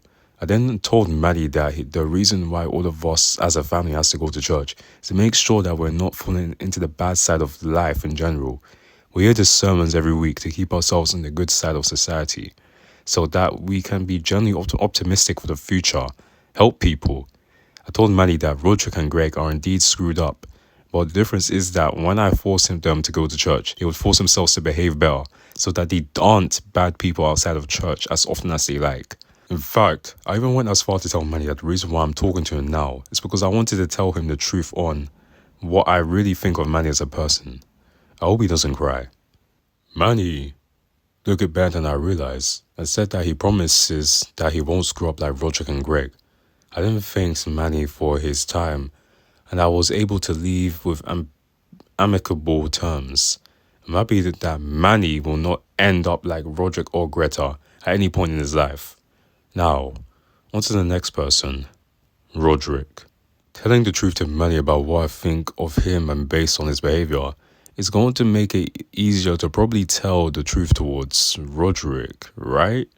Wrong. It doesn't make it any easier telling the truth, no matter if it's Rodrick or Greta. Rodrick may be intimidating, but I can still dish out a punishment at his age whenever his behavior is becoming unacceptable, like the time that he decided to throw a party at our home with Greg helping him out as well whenever we left the house alone to them. I'll be telling Rodrick the truth tomorrow since I do have a plan on concerning Greta. I know that Susan has given him diaries or journals to write in, and I've seen Greg/Greta had written in so many times from what I remember. I even remember the times that I got Greg a diary with a lock. It looks like I'll discuss it after I deal with Rodrick. Rodrick's going to be a little easier since my views on him have softened since then. Mind you, I'm cautious about Rodrick. Wednesday, August 17th. Yesterday in the afternoon, Rodrick had a band practice. I don't get it out until the band members were gone. I specifically asked my wife to delay dinner for at least 2 hours so that I could talk to Rodrick about what I really thought of him. I brought a mug to drink with me in case the discussion got tense. Of course, I didn't exactly say that to Susan. Susan said that she needed a 2-hour delay of dinner due to running out of ingredients for cooking and said that she will have to go shopping for it. Susan then left home. I went downstairs to see Rodrick reading something. I then started a conversation with Rodrick. Hey Rodrick, may I have a talk with you please? This is important that you will be hearing this from me. What is it this time, Dad? I hope this isn't going to be one of your lectures. Ugh. It's more of telling you the truth, friend. That got Rodrick's attention by sitting up on his bed. I sit down on his chair and started telling off about what Susan said on Saturday. I did ended up apologizing for being somewhat hypocritical about too much masculinity. I told Rodrick that back then I didn't improve the behavior of the bad boy persona because of the association of being with school bullies back in the old days. Rodrick seems to nod it for a bit. Rodrick then admitted that while his loaded diaper band does look intimidating to some people, they may just wanted to play their heavy metal music where people could enjoy listening to them playing, even to the ones that particularly did not like their music, like me, or the school for example. With that in mind, Rodrick then tells me that he didn't think my apology is that meaningful since I didn't listen to his music during the time Loaded Diaper performed at the Winter Talent Show. When will this be over? While it's true that I didn't listen to his music at the Winter Talent Show, I've already told Rodrick about how much I don't like heavy metal, why that genre might last a few years, possible issues with people, etc. It's clear that I've shown my dislike of heavy metal too strongly, pushing Rodrick to think that my planned apology was legitimately insincere. Jeez, how ungrateful. In case if Rodrick fails, I only allow him home as long as he had another job to work at, providing financial support for us. I then commented about the Winter Talent Show and how it ended up being received on the TV and the internet. I told him that his band wasn't getting as recognized as he liked, since Susan had gotten more attention to as the dancing lady, the Loaded Diaper itself. Then both of us had started arguing with each other over the issues of not only Loaded Diaper being known for it, but their overall reputation as well. Rodrick said that this was my fault because if I agreed to voluntarily tape him like I was supposed to, none of this could have happened, and that he couldn't send his music to the record companies thanks to that. I told him at this point the Loaded Diaper must be disbanded someday because since his band is just known for the Dancing Mom video and not necessarily the Loaded Diaper music, it's kind of clear that the audience on TV and the internet would prefer to have Susan as the one dancing to his tunes and not the music by itself. I was telling Rodrick the truth for his own sake of having a reputation. I then told Rodrick that since the Dancing Mom video was up on the internet, no talent agencies would hire Rodrick and his bandmates at all if the Loaded Diaper really failed to become a success. Rodrick insists that he'll be successful with Loaded Diaper without needing the Dancing Mom, doesn't need a real job, he doesn't care about school, and he refuses to apply for college because of how expensive it is to get into those classes. Rodrick is the kind of punk that won't care for us as a family, and it reaches to a boiling point that I've started unleashing my fury towards Rodrick. You will never get hired by those employers, Rodrick. Employers now look up people online to see and think if you're going to have a chance of being hired. One of those online images that you've posted proves that you are a jerk. You spit on that guy's hair with gum. What is wrong with you? They're more likely to hire people who have at least graduated from high school with a diploma. Do you understand why I want you to have a spare plan for life? Do you? Huh? Jeez, Dad, calm down. I mentioned to Rodrick that his photos were posted online and one of them made him out to be a jerk. So it was hurting not only his chances but our reputation as a family as well. And how some of Rodrick's photos that I see have received some hate comments online. Even some of my extended family members had called at one point to tell us how bad Rodrick really looked towards our family status. Rodrick at this point tried to bail himself out by calling out Susan, but it was no use. Susan is out of the house, minding her own business, which is the reason why I won't hold back telling the truth about what I've really thought about Rodrick for a long time. I then slowly approached Rodrick with vengeance and proceeded to yell at him on how really disappointed I am towards not only him, but his goals, his lifestyle, his mindset, and even to a point where I've attacked Rodrick about how his future will die if he fails at being successful either in his heavy metal band or my suggestions. I then continued to scream at Rodrick that I didn't raise him to be a bully towards not only both of his brothers, but also to other people who either was younger than himself and people who must have disliked him for one reason to another. Rodrick looked quite baffled about what I've just said. Rodrick can't get away with being a bully to people forever. I had to put Rodrick into his place. How could you accuse me of doing that? I haven't hurt anybody else. Dad, oh my goodness, what the flip is wrong with you? I then told Rodrick about the time that Joe and I had planned him about the future at one point, where we told Rodrick that he has to study a lot in life so that he will become a successful businessman, become a CEO, and have the best representation of masculinity. I told Rodrick that he may think that he's smart himself, but he is so wrong. I remember the first time that he used a computer to type a report. He didn't know which key to press, and Rodrick kept asking me about it for a couple of hours. How can I honestly believe that he will have a good social life when he doesn't even know how to type up a job resume? Dad, where's the spacebar again? Forgot. Rodrick then fifthly defended himself by stating that they're these people that he doesn't usually want to connect because they're nerds. Rodrick said that the kind of people he would rather hang out with would be Drew, Ward, and Bill, because of course they're his band members for the well-known Loaded Diaper. I told Rodrick to branch out to other people for the sake of having his own work reference, but he won't. Rodrick then told me that he would rather follow Bill's footsteps. Bill Walter, of course I knew him. I remember the time that I've met Bill, my first impression of him wasn't very good at all. I told Rodrick about what I really thought of Bill. I'm Bill. Nice to meet you, Mr. Heffley. Rodrick, this is a grown man. Yeah, what's wrong? Firstly, I told him that he doesn't look like he has a job. A kind of job that either advances him either as a guitarist, considering he's a musician, or that he didn't conform to society by having a job as a blue or white collar employee. I told Rory that he's sad. Second, he lives with his parents at the age of 35, calling him a man-child and an embarrassment to society because he should have an idea on how to pay bills for everything in life and have a home if the recession wasn't there, or that Bill should know how to live in an apartment at the very least. Finally, I told Rodrick that he should get a different singer for his band entirely, as he sticks out like a sore thumb when the rest of his band's members are other teenagers. I didn't accuse Bill of being a nonce, aka predator, over hanging out with teenagers when he shouldn't be doing that at his age. Rodrick then became enraged towards me.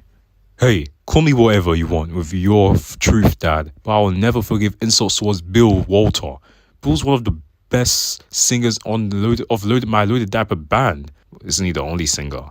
Bill's so good as it that I couldn't find a proper replacement as a singer for a person my age. You leave Bill alone, Dad. You're lying at this point, and I don't like it. I then loudly questioned Rodrick on why he couldn't be a decent person. It reminds me of a bully back then who acted like this. Rodrick shot me back with, why can't you just shut up about Bill, huh? And we've argued over his questionable decisions regarding his bands until I couldn't take it anymore. Dad, what the flip is this supposed to mean? Are you nuts? I screamed at him for being disrespectful to not only me, but to my truth as well. I did that Rodrick has a dysfunctional perspective on not understanding the truth that I've been going through as a teenager, and how I told him that it reminds me of bullies at school. He just make fun of me. I'm not letting Rodrick humiliate me. I then tell him that I can finally unleash my true anger because I've had enough of troublemaking from teenagers like him, ruining the lives of not only me, but to other adults who don't like them as well. Being reminded of being bullied every day for the rest of their lives until they die. Rodrick's eyes had widened up, looking at me as if he hit a deer via his van. Rodrick then attempted to yell for Susan and tried to run away, but I grabbed his legs as tightly as I could, trying to put him back to his room. I'm not done dealing with Rodrick just yet. Help! Mom! Please, help! Come back here, Rodrick. If you don't listen to what I really say about you, Rodrick, I'll make sure that you have an overflowing pain, so much so that you're broken beyond repair. Do you understand that, huh? You full-blown delinquent? I'm not letting you get away with this mess of a life. I successfully put Rodrick back into his place. I didn't want to comment anything after what I've just said and done with him. I asked him again sternly, and Rodrick said, "Yes, sir," while trying to hold back the tears that I see in Rodrick's eyes. I didn't realize that I've got too angry. I was worried that I may have gone too far expressing my past grievances that isn't related to Rodrick himself, rather than just the bad parts of the past that went undressed in my current time. So I decided to soften the subject a bit for Rodrick's sake. I showed him when he gave me the attitude. I've now remembered that one time I was the hallway monitor at Crossland High School, and I remember those teens beating me up in the hallway. I just told them to turn off their jukeboxes due to the disruption of classes going on. The adults weren't helpful at all. I've held a grudge to not only those bullies, but those unhelpful adults since then. I didn't resolve it back then, but now I could do that. Whoa, what the heck just happened to you, Frank? This is Frank's version of Rowley. After a few minutes, I've managed to calm myself down and tell Rodrick that despite about how I see his apathetic viewpoints as wrong, he could be successful in 2 ways. 1. I still strongly believed that he can succeed in school despite having grades that had D's in some subjects and could be learned from again. Bullies who receive F's on their grades and they take pride in it and never go to college, they're the real losers in society in the long run. I then told Rodrick that either he has to graduate from Crossland High School with a better grade than a D, at the very least by raising it up to a C or better. Rodrick can do that before, and the last time that he got an A on anything is when he showed Susan his work. It was the time that I stopped doing his homework anymore, and I'm actually relieved that when she enforces this rule. Until that point, I had to help Rodrick doing his homework because she was a substitute teacher back then, and I must contribute my knowledge due to the belief that the subject content wasn't difficult. I didn't like it, but Susan said that it's for his own good at the time until she told me to stop helping him, so that Rodrick would probably do his own work. Anyway, the second thing that I've told Rodrick is that if he can't successfully finish school, he'll have to find an agent for his band where they could potentially work out with Loaded Diaper to schedule concerts, tours, festivals, in-person appearances, negotiating fees, and contracts for booking in general. For all his genre choices, I want him prepared. Also, despite my gripes with Rodrick looking like a teenage bully, I did help Rodrick to get a driver's license so that I can finally give my personal old van away that I had when I was younger. My dad had that van when we used to take Susan and the Huskies team to a place where they're hosting a game. Those were some good times. I miss our team. I often wondered, how's it going with them? Rodrick replied that he did try his best on searching for an agent, and so far for the Loaded Diaper band, none of them seemed interested in them. Rodrick then added that if he could get an agent, then he won't have to worry about schoolwork, to which Rodrick added that he's been doing since he attended Westmore Middle School. Rodrick then added that if he could get an agent, then he won't have to worry about schoolwork, to which Rodrick added that he's been doing this since he attended Westmore Middle School. I then told him that if neither things are going to be successful for him in either life, I'm going to kick Rodrick out of my house when he reaches 18 years old. I don't want him in the house to be a parasite just because Rodrick couldn't get a job or get a proper schooling. Rodrick wasn't happy about my statement regarding that, but Rodrick nodded, giving me an implication that he understood. Rodrick then asked a question. If I'm successful in either cases of my life, can't you and Mom let me stay here within negotiations, or at the very least, let me come home someday? I allow this with conditions. I answered him that if he's successful in college, I'm more than willing to consider letting Rodrick stay at this house, knowing the fact that I'd like to have a smart man in this house. However, if he's successful with his band, then there's no excuse of staying in this house. I know for the fact that I find it noisy to hear Rodrick practice his drums over the years. Rodrick has to find another place for practice. Rodrick understood and said that he won't fail either of the subjects that I've just mentioned earlier. Rodrick told me that Crossland High School had recently just gone harder, so much so in fact that he sees other teens at his age not carrying a backpack over extremely heavy books that they've gotten from classes that they expect them to read. I then told Rodrick to find a way to be efficient, and that I expected him to at least be successful in school in case if the Loaded Diaper band fails. I'm not expecting it vice versa anytime soon due to how difficult it was for Loaded Diaper band to be noticed by any booking agents who cared enough to help his band and not have to worry about school. Completing school would at least make Rodrick have a backup plan. I then gave a goodbye to Rodrick, thanking him for letting me tell the truth about what I really think of him and apologise for the angry behaviour earlier, citing issues with my unresolved past regarding getting bullied at school. Rodrick didn't seem to comment anything else other than nodding in silence, so I left his room for the rest of yesterday. Seems clear that I hope Rodrick could behave better from now on. Things could have gone better though, but I digress. Today, Greta had went over to Rowley's house, and I don't have too much time reading all of her diaries that she wrote before as Greg. As for everyone else in the family, Rodrick thankfully went to practice his drums at one of his friends' houses. However, Susan and Manny were downstairs. Susan is preparing her dinner, and Manny's playing by himself downstairs with his toys surrounding him. I just got back from work, and as soon as I got into Greta's room, I saw that she had about 5 diaries, and in particular order: red, blue, green, burnt yellow, and brown. I don't know which one I wanted to read that would help me at least make my point with Greta when I confront her with my truth tomorrow. If I try to read all of them, not only would I have to go to work tired, but getting caught by Greta is not what I want either. I may have to read 2 of them just for the day, and hope that I can find a way to turn Greta back into Greg. I'll even go as far as to make Greg stop writing his diaries if things goes very well. I'll have to discuss about this with Susan though. Dad, what are you doing for going through my diary? Okay, the 2 books that I've took from Greta's room would be the yellow one, since I remember that Greta did specifically write down when I often see her around. This was before she reveals herself to be Greg, to which I find her body to be similar to Greg's when he went to join the swim team. The other book is something that's called Sweet Secrets Diary. This is the book that I've purchased for Greg when he likely got bullied at school. Thanks to seeing him writing his unlocked diary, and they read through it. Greg probably saw something like at school and wanted to keep a lot of secrets since then. I wonder what kind of dark, evil secrets that Greg and/or Greta did have. I hope that Greg didn't get into some sort of rituals in the Sweet Secrets Diary that could result in him transforming into Greta. I wouldn't be surprised if she had written it in that diary.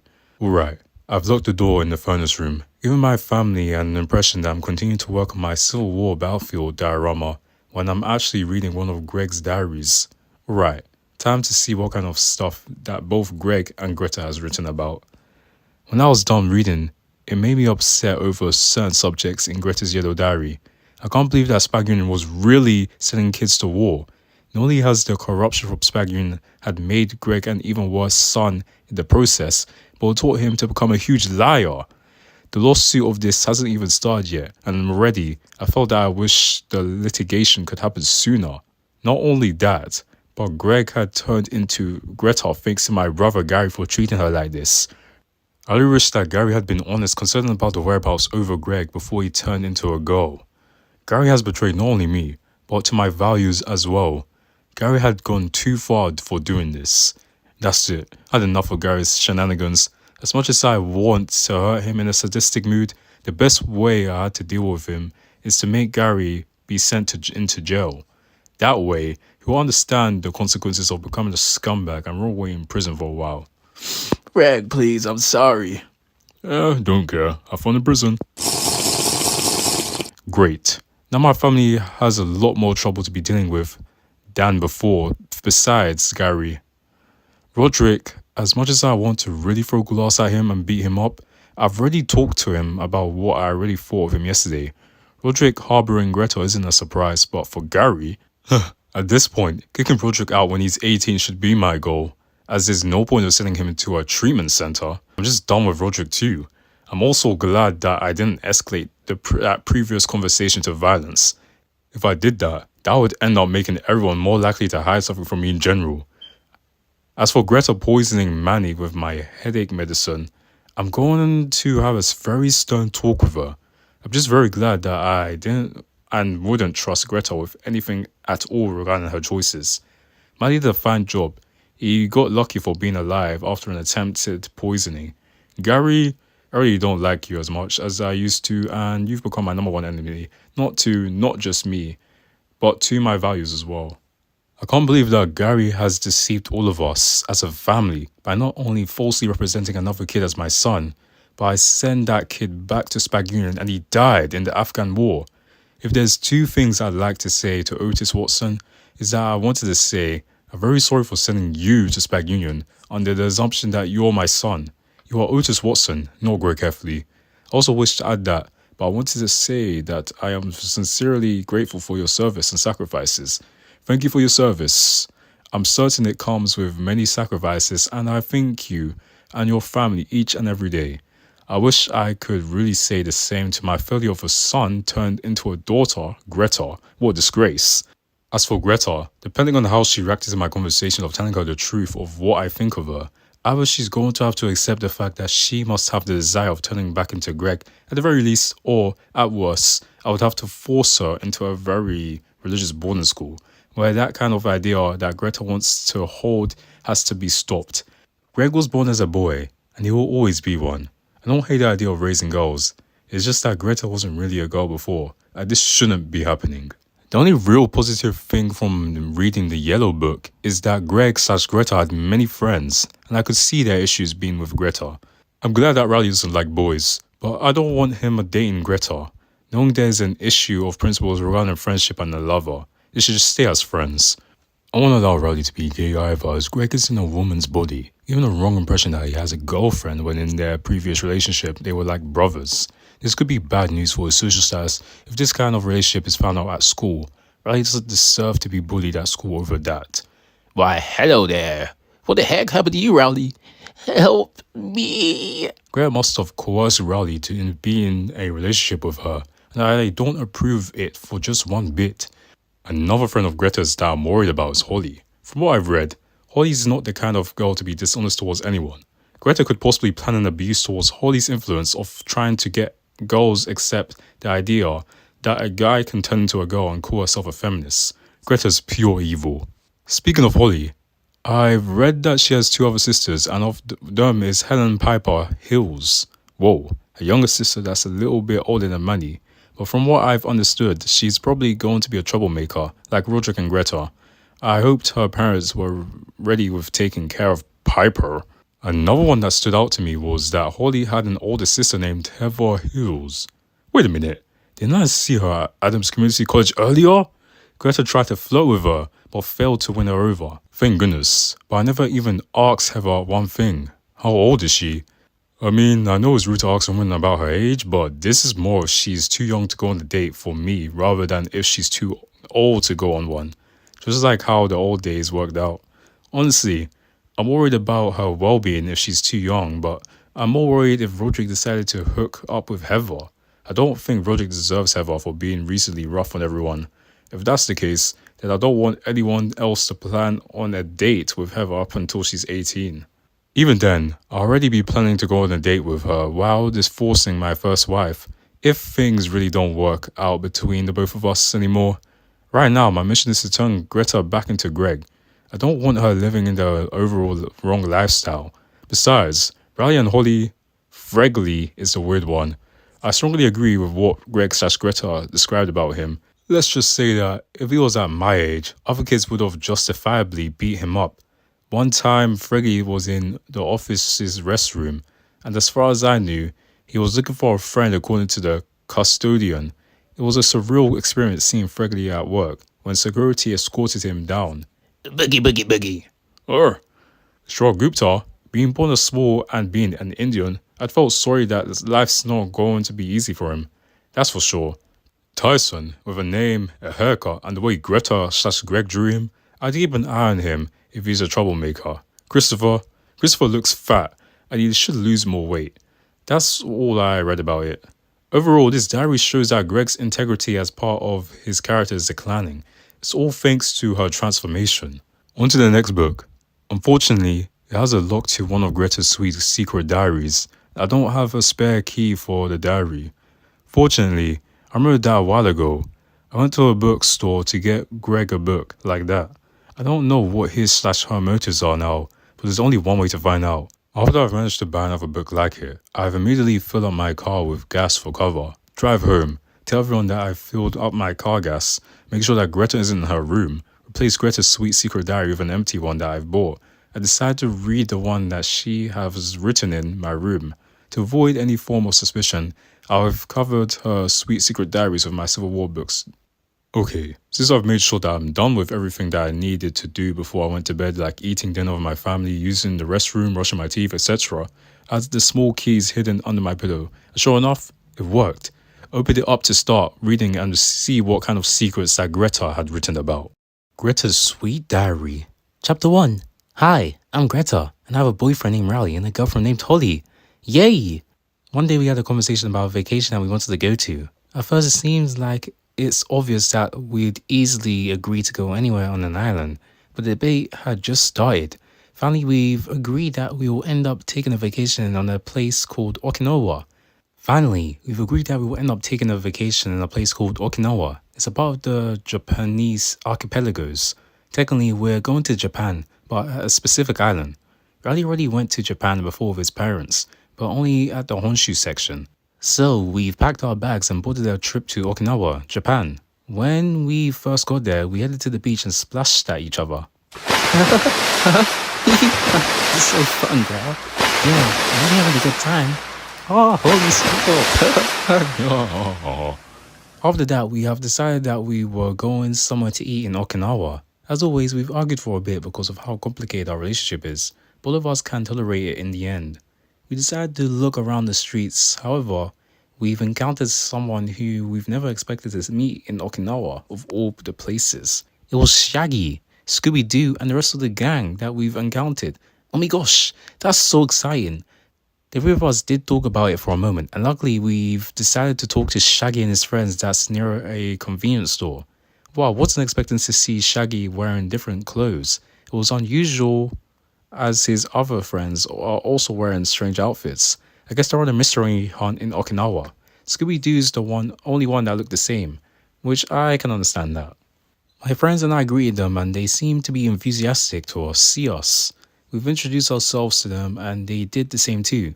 We explained to them that we're exploring around the Okinawan island, with the exception of the US military bases. Shaggy explains to us that they're here because his uncle had went missing in his life at one point. The lead that they have is that someone had seen him here. Oh my, the last time I've remembered about Scooby-Doo is that Uncle Albert was probably kidnapped by Dr. Phineas Phoebes. I do wonder what the heck they were doing in Okinawa, Japan.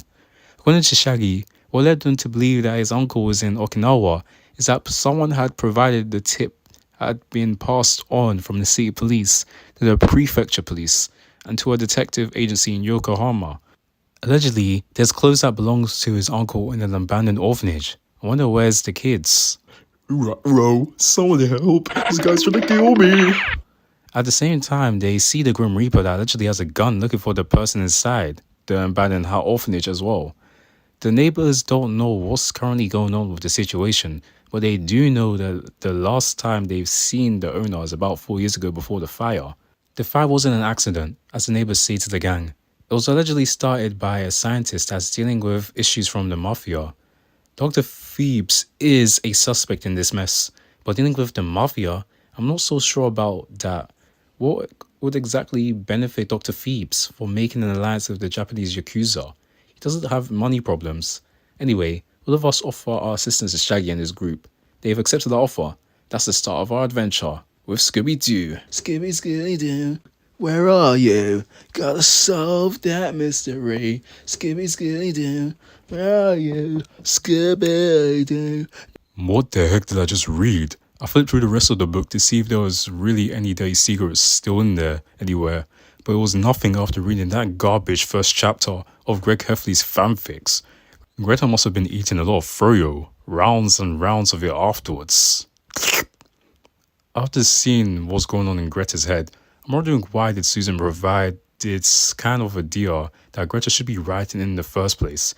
If I had the choice on what to do with that so-called sweet secrets diary, I'd put that thing in the trash can just like what I did to Susan's old bathrobe.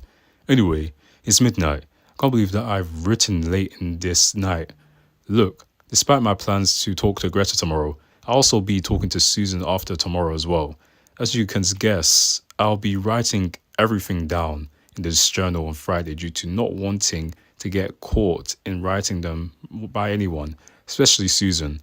My feelings regarding this entire ordeal was was really rough, especially dealing with everyone who I have issues with, including Greta. Good night. Friday, August 19th. Oh dear.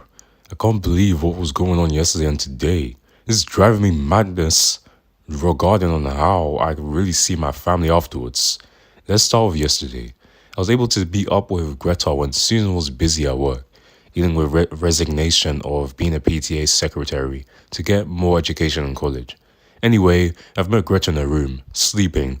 I'm wondering if she either likes napping so much or that she wanted to avoid the talk. Well, that's too bad for Greta. I wasn't going to let that important info slide. As expected, I woke Greta up from her nap. Shoot. What do you want, Dad? I talked to her about my honest evaluation of her character, integrity, and how Greta can improve upon herself. I told Greta that I still did not like the idea of her being a girl, and she should turn back into being Greg, emphasizing the necessity of her having his integrity back from the dishonesty that Spag Union has made out to be. Greta didn't look too pleased about my requests. I told her that this is for her own reputation, that she needs to be socially rebuilt. I started it off telling Greta about what the past said about certain ideas and why this kind of idea is a self-destructive one. I started off saying that God had made Adam and Eve. God then tells them to not eat anything on the forbidden tree, but Eve was persuaded by the serpent to do so. Eve then ate some and gave Adam some forbidden fruit to eat. As a result, God banishes both from the Garden of Eden. Adam and Eve should have obeyed God's orders. It's significant because they're the first man and woman, thus telling Greta that God created two genders with two very different roles. I didn't exactly remember what the Bible says, but I do know that Greta will be sent to hell because of her lack of honor within her character regarding her past. Greta's quite troubling. Greta was starting to feel uncomfortable. I then told Greta that it's not too late to go back to being Greg. It's not considered mental illness or wants to go back to the way things were before. Greg was simply born as a boy. I wanted to course correct her before she will end up being jailed by the government for attempted fraud. It feels like I'm comparing this to dealing with a military imposter. I explained to Greta that the government back then believed that those kinds of people might not have good characteristics, just like the communists, because they may turn into antichrists, psychopaths, and breaking laws while they're at it. The government had to do something when my parents lived under the Red Scare at the time. I don't want her to become secretive, manipulative, as an eccentric to everyone in every part of her life until death. I emphasized to Greta that she really was born as Greg, and there's an official proof that Greg was born into the world, not Greta. Greg has official records that can be found by the government. It's the truth of Greg Heffley existing. Greta tried counter-arguing that the government could change the birth certificate if it's needed. I denied her by saying that not only would the government charge Greta for identity fraud and attempted tax evasion, but also be sent to the mental hospital where she would be treated for her sickness. There's history of people becoming not only mentally sick, but physically sick as well. I also told Greta that these kinds of ideas are also a cause of new sickness in the early 80s. What kind of sickness? The sickness in its first stage causes people to have influenza-like illness. The second stage seems to be muscle losses. And the final stage, cancer. It scares me to say that name, but I won't be writing down on this as I explained to Greta over it. Greta claimed that she won't touch Rowley's butt and or Holly's butt if she found out that they have some kind of disease and that she would have to discuss about it with her doctor. I told her that the disease isn't as visible as a red nose when having a cold. Oh shoot, I just realized that she mentions a boy's name and the girl's name. This is even worse than I originally thought. It's disturbing even though Greta resisted my attempts of making her change back into Greg Heffley. But the fact she's attracted to both? Oh my goodness, I should have paid attention to that stupid sweet secrets diary. I told Greta that once I can convince her to turn back into Greg, he will have to stop writing those diaries. It made Greg even wimpier than before. Speaking of diaries, I don't know what Greta has written in her diaries as Greg and continues to do so in the present day, but I do remember about the past that might have contributed her to not wanting to change back into Greg at all. One time Charlie had given Greg a Barbie doll for Christmas. It was too late. Charlie made Greg soft. It angered Susan since I didn't do a good job of hiding my kind of disappointment towards the two of them. Don't ask me how that happened, but 2 weeks later, A pink Barbie shoe had somehow got stuck up in Greg's nose. Greg was dumber back in those days. I do wonder if Greg had got brain damage like that guy in Springfield who has his crayon stuck up in his nose. That would certainly explain why Greg isn't doing good at school when his grades have come up. This isn't the only time that Greg had an incident involving girls. Remember the time that my dad told me that Greg was stuck in a woman's restroom at Leisure Towers for about 2 hours? I don't know what was wrong with that kid, but it's safe to say that Greg has a lot of issues behaving properly in life. I told Greta about what I remembered about our past, and Greta got really angry. Greta said that at pre-Christmas Eve, she wanted a Barbie dream house from Christmas, because she thought that it would make a good military fort for her soldiers at the time. I then tell Greta that the Barbie dream house wouldn't be a good military fort for soldiers because it wasn't discreet, makes an easy target and a mockery from some of the real-life soldiers. Besides, military soldiers can sleep anywhere if they can make a basic shelter. Greg countered that soldiers can adapt to change in any situation and they're more brave than I am. Greta called me a coward due to an inability to adapt and accept things, including her new gender that she's so proud of and that I'm not a real man. This is making me angry like the time that I was talking to Rodrick, but I have to keep my head cool and just tell Greta that's not the point. The point I've made earlier is to show how those two are very different kinds of lifestyle habits wouldn't mesh well in real life. Sure, it has benefits, but that's not always the case. A good example that I could tell Greta is that soldiers who get up in the morning don't wear bathrobes at all. Greta supports the idea of using bathrobes by stating that since she has to wake up before Susan's shower was over instead of sleeping in for 10 minutes, it was cold in the morning. Wearing the bathrobes is a good thing for her, and not having him around made her grumpy for the day. Greta then commented that women have the right idea with the bathrobe idea and wondered what else is she missing out on due to my unwarranted restrictiveness in life. Well, I had a good reason why I had the chance to get rid of the bathrobe overall. There was a time that Greta had intentionally misused it. What a fruit. Greta claimed that at the time in Leisure Towers as Greg, they stayed in Grandpa's condo for a few days and there was nothing to do. Pathetic, I know. No wonder Greg became a loser. Anyway, Greta said that during the time that they're in the condo, Greg took out his journal and Rodrick stole it. Rodrick would have gone anywhere with it if it wasn't for the gutbusters being left outside the box. Whoa! Greg then took back his book and went to the restroom where he was hiding out from Rodrick. Greta claimed that Greg didn't even know he was in the woman's restroom until after attempting to tear his pages down from his so-called journal. Other women started pouring in the restroom. This is where my fears become true regarding Greta. Greg stayed there for half an hour until security came to get him, after being reported as a peeping Tom. I then stated that this is one of the reasons why I don't trust the idea of Greta not wanting to turn back into Greg. If Rodrick's going to be a huge problem, then I'll personally deal with him like I did before. Greta defended that since she wasn't a girl at the time in Leisure Towers, she said that she earned the punishment from my dad for having to hide out like that. Greta says that she has learned her lesson and as a girl, she's not going to do anything illegal to girls that needed some privacy to do their business. I've doubted it. However, since I've read it in her burnt out yellow diary, I didn't even want to make any direct references towards it, for the reasons being pointed out for hypocrisy of not reading anyone's diaries. I then told Greta that being a girl doesn't make it any easier than being a boy. In fact, I'd argue that it's a lot harder being a girl than being a boy. Greta seems to look baffled. First of all, I told Greta that clothes that girls wear were a little more expensive than usual. Second, maintaining a hairstyle is a lot harder as a girl than as a boy. Finally, version might become different if everyone knew that Greta used to be Greg, and it's not going to end well. Suddenly, I'm reading about the medication being opened in a cabinet. I interrogate Greta. That between Manny being sick and the medicine that have a few pills going missing, did you have anything to do with the situation at night? Greta denies it because she claimed that someone didn't turn the prescription caps too lightly, causing Manny to probably eat some like it's candy. According to what I read out from her burnt out yellow diary, this proves that Greta isn't willing to confess to me on anything, so I also refute that the prescription cap has been loose at the time. It's usually tightened. Ironically, It was meant to prevent Maddie from eating them, and yet he got sick. Really, I'm glad he's okay. Greta then questioned me if it's Susan's prescription. Answer no.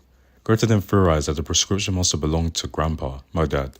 Greta then asks me if I have been recently talking to my dad. I have talked to him, but no. If Greta isn't willing to have a sincere nature, then I'll start telling the truth. This is how Greta's willing to present herself this day and age. It's actually quite horrible. No, honestly, not a chance of being a girl. This is how Greta's willing to present herself this day and age. It's actually quite horrible. No honesty, not a chance of being a girl. I then shift to the topic of towards the future, telling Greta on why doing drugs is a bad thing, why doing drugs is illegal back in the day, and how it connects to crime according to the president's first lady. Yep, she's calling the shots, and it's unique this time. Doing marijuana, heroin, coke, etc. are not cool. The people who do it are the bullies, the college campus communities, the degenerates, etc. I told Greta that she really fits in the latter, and the reason why I said that is because these are the kinds of people that ended up doing some more drugs later on in their life and pass away sooner. How did they get the drugs? That's where the bars come in, and the kind of people that were found in the bar is the one that Greta's currently doing. The kinds of people that wanted to flaunt their flamboyancy without knowing when to stop doing it. They're really inappropriate enough that they aren't considered role models. I told Greta that resisting the idea of going back to Greg will make people associate Greta with the ones that I've just mentioned before. People won't make Greta a reference for their resume in their careers, and these associations with it will make them hostile to her because of her dishonest representation in society. I did that society and culture goes both ways in the future. From my place is detrimental. I condemn this idea because I go on to say that in Greta's situation, whoever cross-dress is considered abhorrent to God. If it's abhorrent to God, then it's to my people as well. It's also abhorrent to my friends, my family, and I'm included as well. I felt quite sick from all of this. In the 70s and 80s, we had to live in a society where we must learn how to give proper respect to women. Greta represented one of them as well is not the case at all, because not only is it considered invasion of privacy and being perverted, but also disrespecting their own culture as well. Not only my friends from the church sees this as an issue, but even my non-Christians friends agreed with me at the time as well. Even the refugees and immigrants understood it. I told Greta that I have friends who don't believe this kind of stuff at the time, and I thought they're right. One of them is school bullying, and that makes her an easy target to do so if they know the truth about her past as Greg. In the future, no one would want to be friends with Greta out of living with lies. Pervert. Ow. I remember that in elementary school, there was a kid in my class named Steve. Steve, at one time, had worn a pink shirt to school, and as a result, some 5th grade bully had picked him up, and let's just say that it wasn't pretty. Why you wearing pink? Are you girl, boy? No. Yeah, I'm gonna beat you up, boy. Yes, please, no. From what I've remembered, the principal said that Steve looked gay and out of place. Steve wearing a pink shirt is very wrong, to the point that he deservedly got picked on. I didn't know back then, but now I've understood this rule. It's clear that any guy doing feminine stuff back in the day would get into a lot of trouble. Greta tried to tell me that's not the case nowadays, but I did point out that guys would bully other people for acting too out of place to this very day. Why does he consider this a social warning sign? Overall, I've told Greta that the reasons why she shouldn't stay as a girl for the long term and instead have the active desire to find a way to turn back into Greg as himself is because, as I recall in the past, it's against God, unpatriotic, and it can manifest into a new disease. I've discussed the ideas about the current events and how it shapes out to be. It's not currently good due to the issues with Greta being negatively associated with toys, elderly people, and laziness in the morning. The future would make Greta end up with drugs, spending more money for clothes, and losing her friends over this. I've begged Greta to have the desire to turn herself back into Greg, because I do miss my son, and I care about his well-being to the point that I'd rather have some sense of normalcy back. As much as Greg liked him to be Greta, that's not normal. Greta thinks for a few months and outright refuses my offer.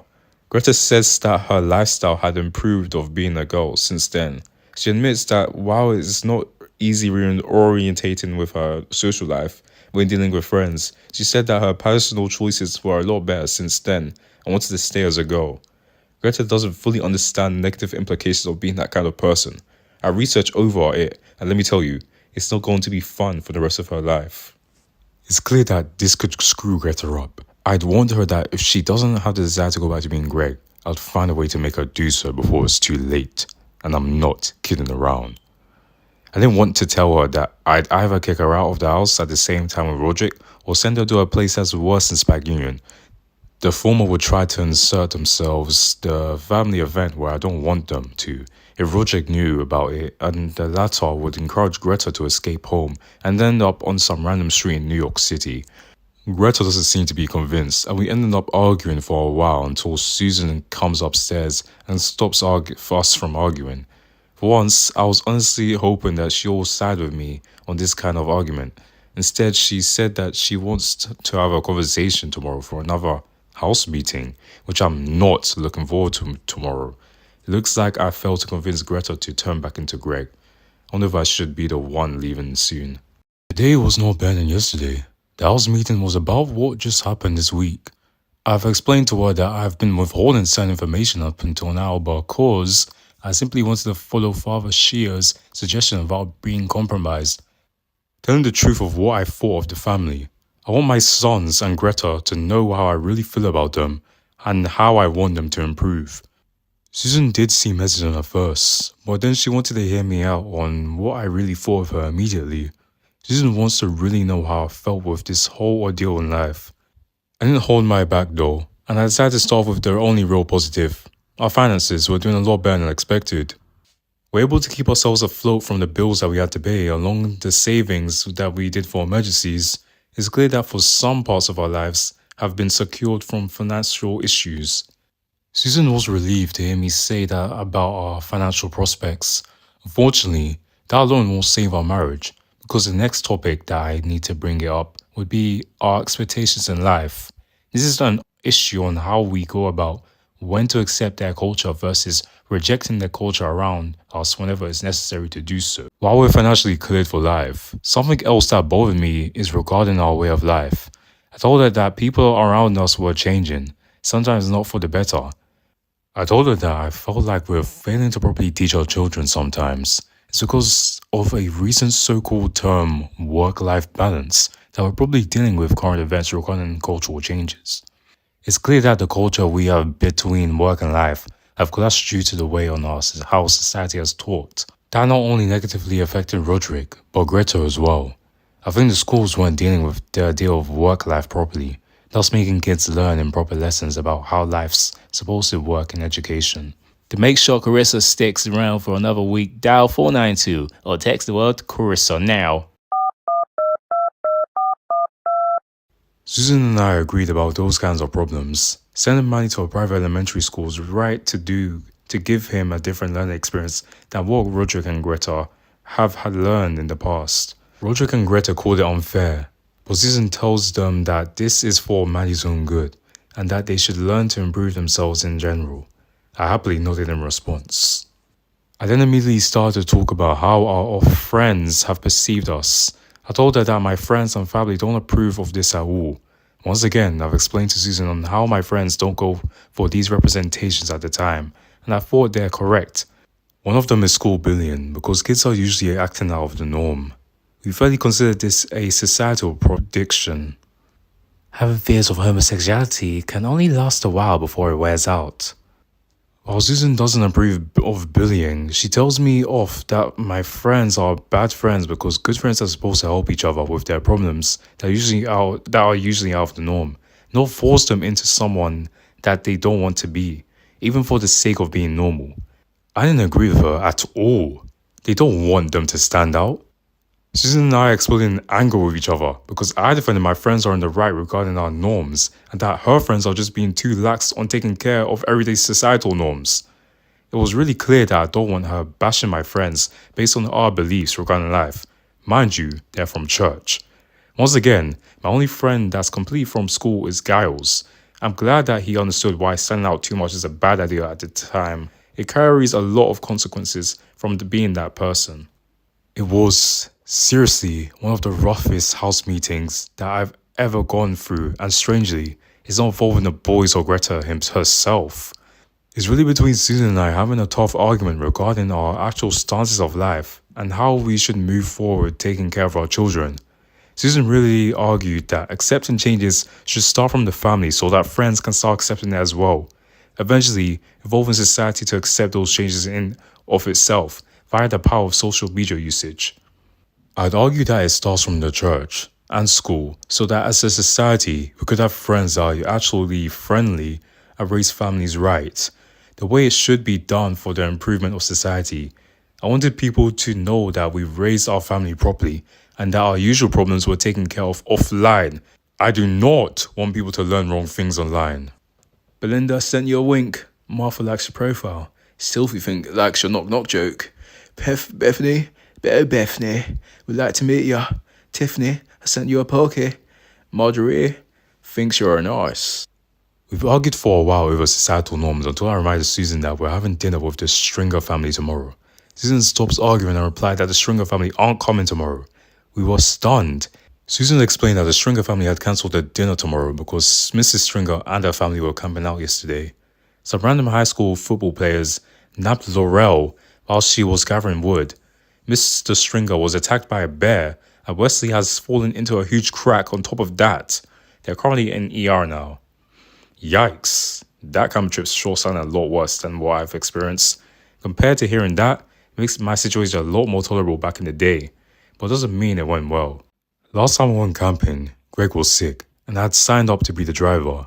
I got put in the tent with the Woodley brothers, and long story short, ended up calling the family in the ER around 10 p.m. I don't think that Greta will ever be brave enough to go on a camping trip ever again, because I perceive Greta as not having discipline at all. Susan then said that she arranged some other family to have dinner for us. Instead of having the Stringer family, we're having dinner with the Jefferson family tomorrow. Wait, Rowley's one of Greta's friends. Before I could think about the implications between Rowley and Greta, Susan said that she had something to show me and asked me to wait for her to go get it. I obliged and she went upstairs for a few minutes. I wanted to talk to the kids about what I wanted from them in the future, but they're already frustrated with me and I felt the same. Before I could say anything to them, Susan was back. Susan told me that she secretly went to the doctor with Greta, which revealed that it was really Gary that did the change and not the military because of my attitude. Big surprise, I pretended to act shocked with genuine anger mixed in. Yes, I'm planning to get rid of Gary very soon. Susan then shows me the birth certificate, causing me to look shocked. Susan commented that after the doctor signed the paper, she's able to get the court's approval of changing the birth certificate from Gregory Heffley to Gregoria Heffley, and her gender from male to female. I was peed off. This became the last straw of our marriage. I scolded at Susan for her decision without my permission. I told her about compromising the lawsuit with Spag Union, but Susan says she has talked with the lawyer over this and says everything is okay. Susan then said that she's done arguing for the night and have to end up sleeping in Manny's room. The house meeting is now over. Great. I don't think she knows how bad the marriage really went. The only successful thing that's within our marriage is our financial power. Our spendings and savings were great. Culture-wise, it's clear that our work-life balance system had made us experimental enough to Manny in a private elementary school as that's a good idea. What wasn't good regarding work-life balance is that we didn't have enough time to teach all of them some manners.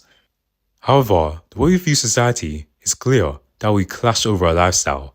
Susan believed that it's families that should start accepting the idea, while I believe that people who's religious should start initiating the acceptance. Overall, this conversation warrants a divorce after all, and I'm not too excited to go have dinner with the Jeffersons family, other than giving the talk to Rowley. Rowley will grow up to be a man and avoid Greta. Saturday, August 20th. Today we were prepared to go to dinner with the Jefferson family. It sucks that we're forced to go have a dinner with another kind of family, when it's probably the best to cancel the dinner plans to really fix a lot of issues within our marriage.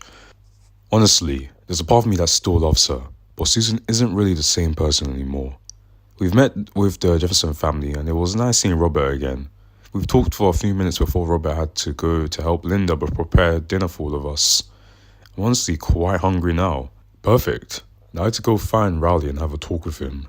No, I'm not planning to punish him. I felt that I wanted Rowley to know the truth about Greta and why he shouldn't be dating with her. Luckily, I found Rowley while he almost got out of his room. Hey, may I have a talk with you in your room? You're not in trouble. This is very important though. Yes, sir. I'm not sure how quick would I talk with Rowley, but I do think it's important that he needs to know my position truthfully as a friend of a father. I don't want him thinking that I'm an unfriendly guy. The first thing that I brought up is the truth about Rodrick Heffley. I told him the truth, and not only he seems to know about it, but also admitted to going out with her at one point. What the heck, Rowley? I told Rowley that Greta isn't going to be a suitable girlfriend in the long term. Sure, Rowley can show and tell his other friends for having a girlfriend to show some influence towards his cliques in school for a short-term relationship. Here comes the airplane. Tasty, mommy. But in the long term, he'll be missing those days when Greta used to be Greg. Just like how I currently felt about the situation, and it won't be the same with Greta sometime. I added that there's times that they must have done activities that are exclusively for the boys and boys only. To Rowley, it's a manhood that Gregor will miss out on. Rowley looked slightly sad. I reminded him the good old days when boys are able to freely express themselves without the girls being around back then. If there's a friend that needs a serious guy to talk without judgment, it's Greg that Rowley needed, not Greta. Greta hasn't always been the best person to really be compassionate due to her judgments being clouded on whether if her choices in life is good enough or not, even the choice of friends. Rowley says that talking to a lot of people would help form healthy opinions rather than just keeping it exclusive to a group, even if it's embarrassing.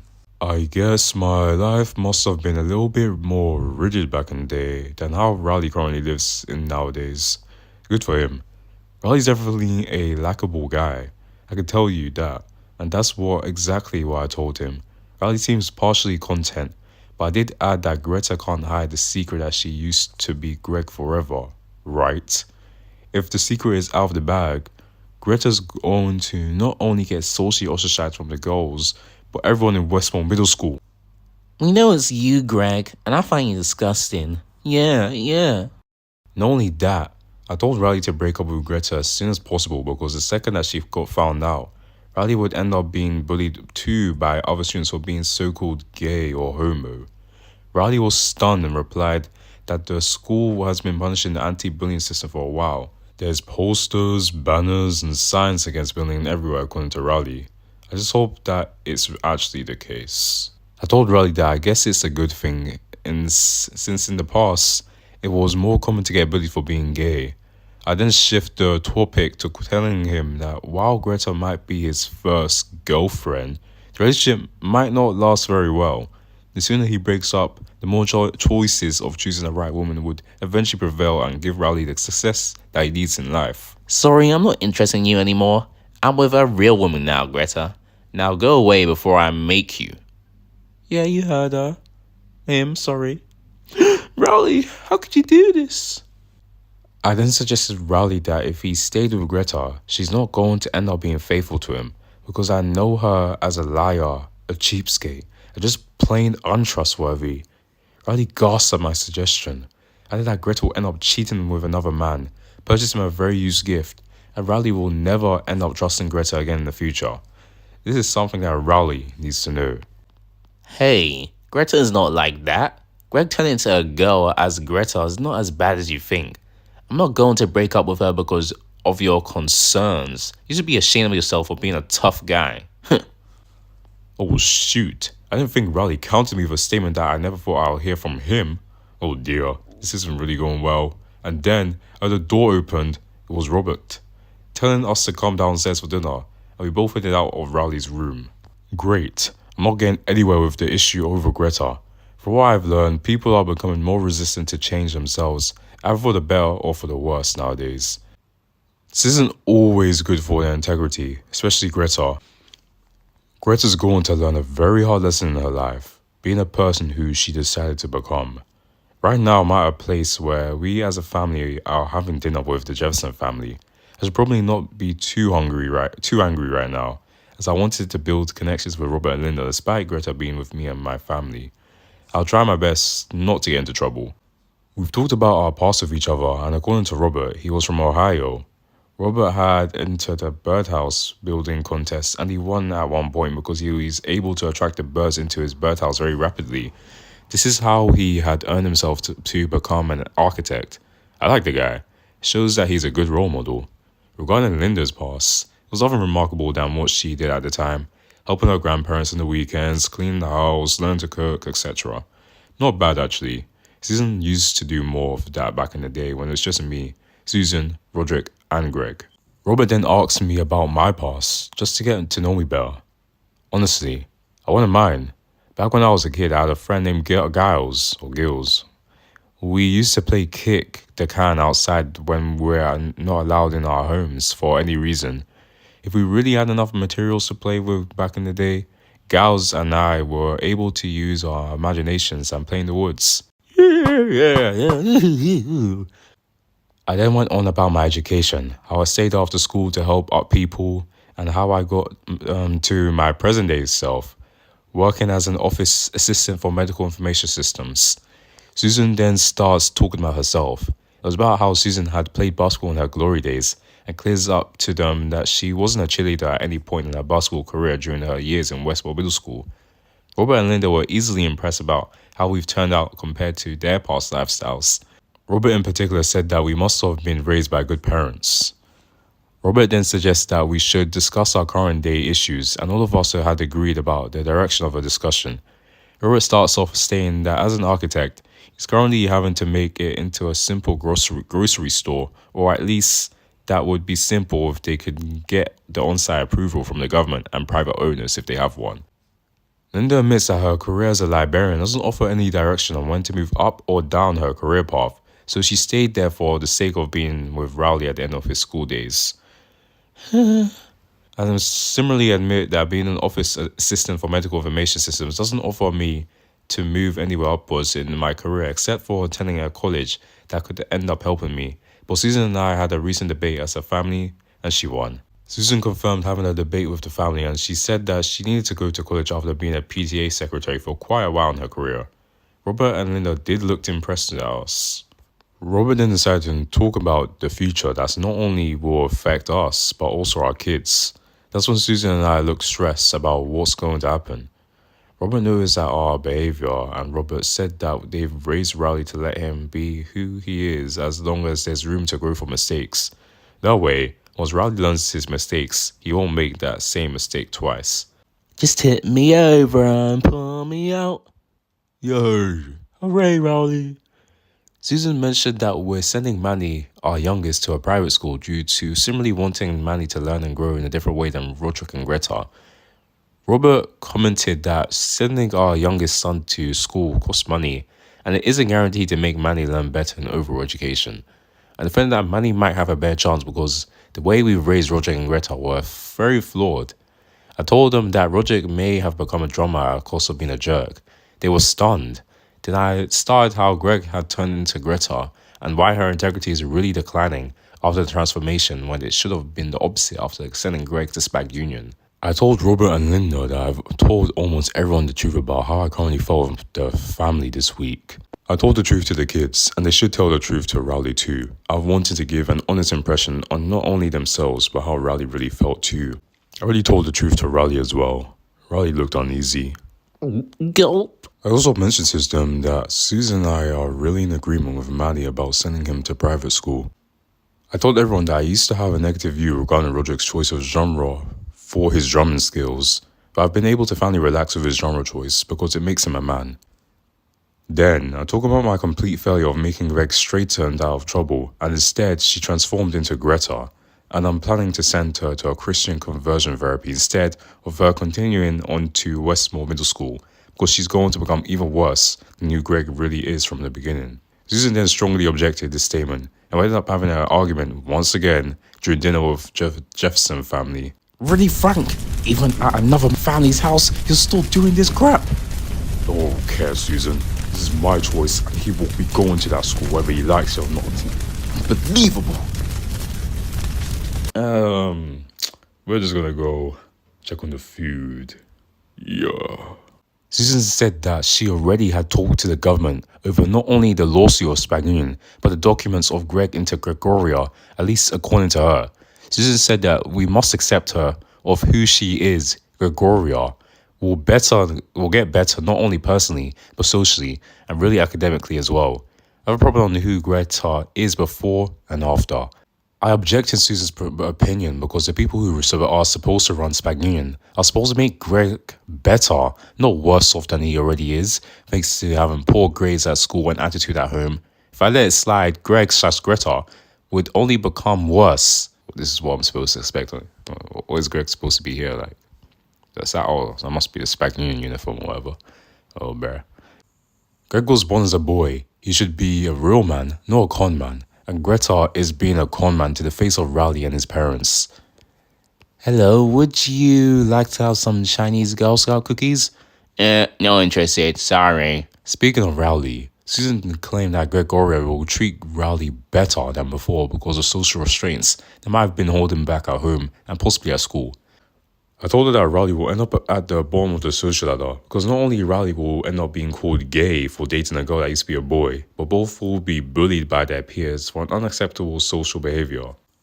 Robert and Linda had pulled me and Susan aside to make us stop arguing.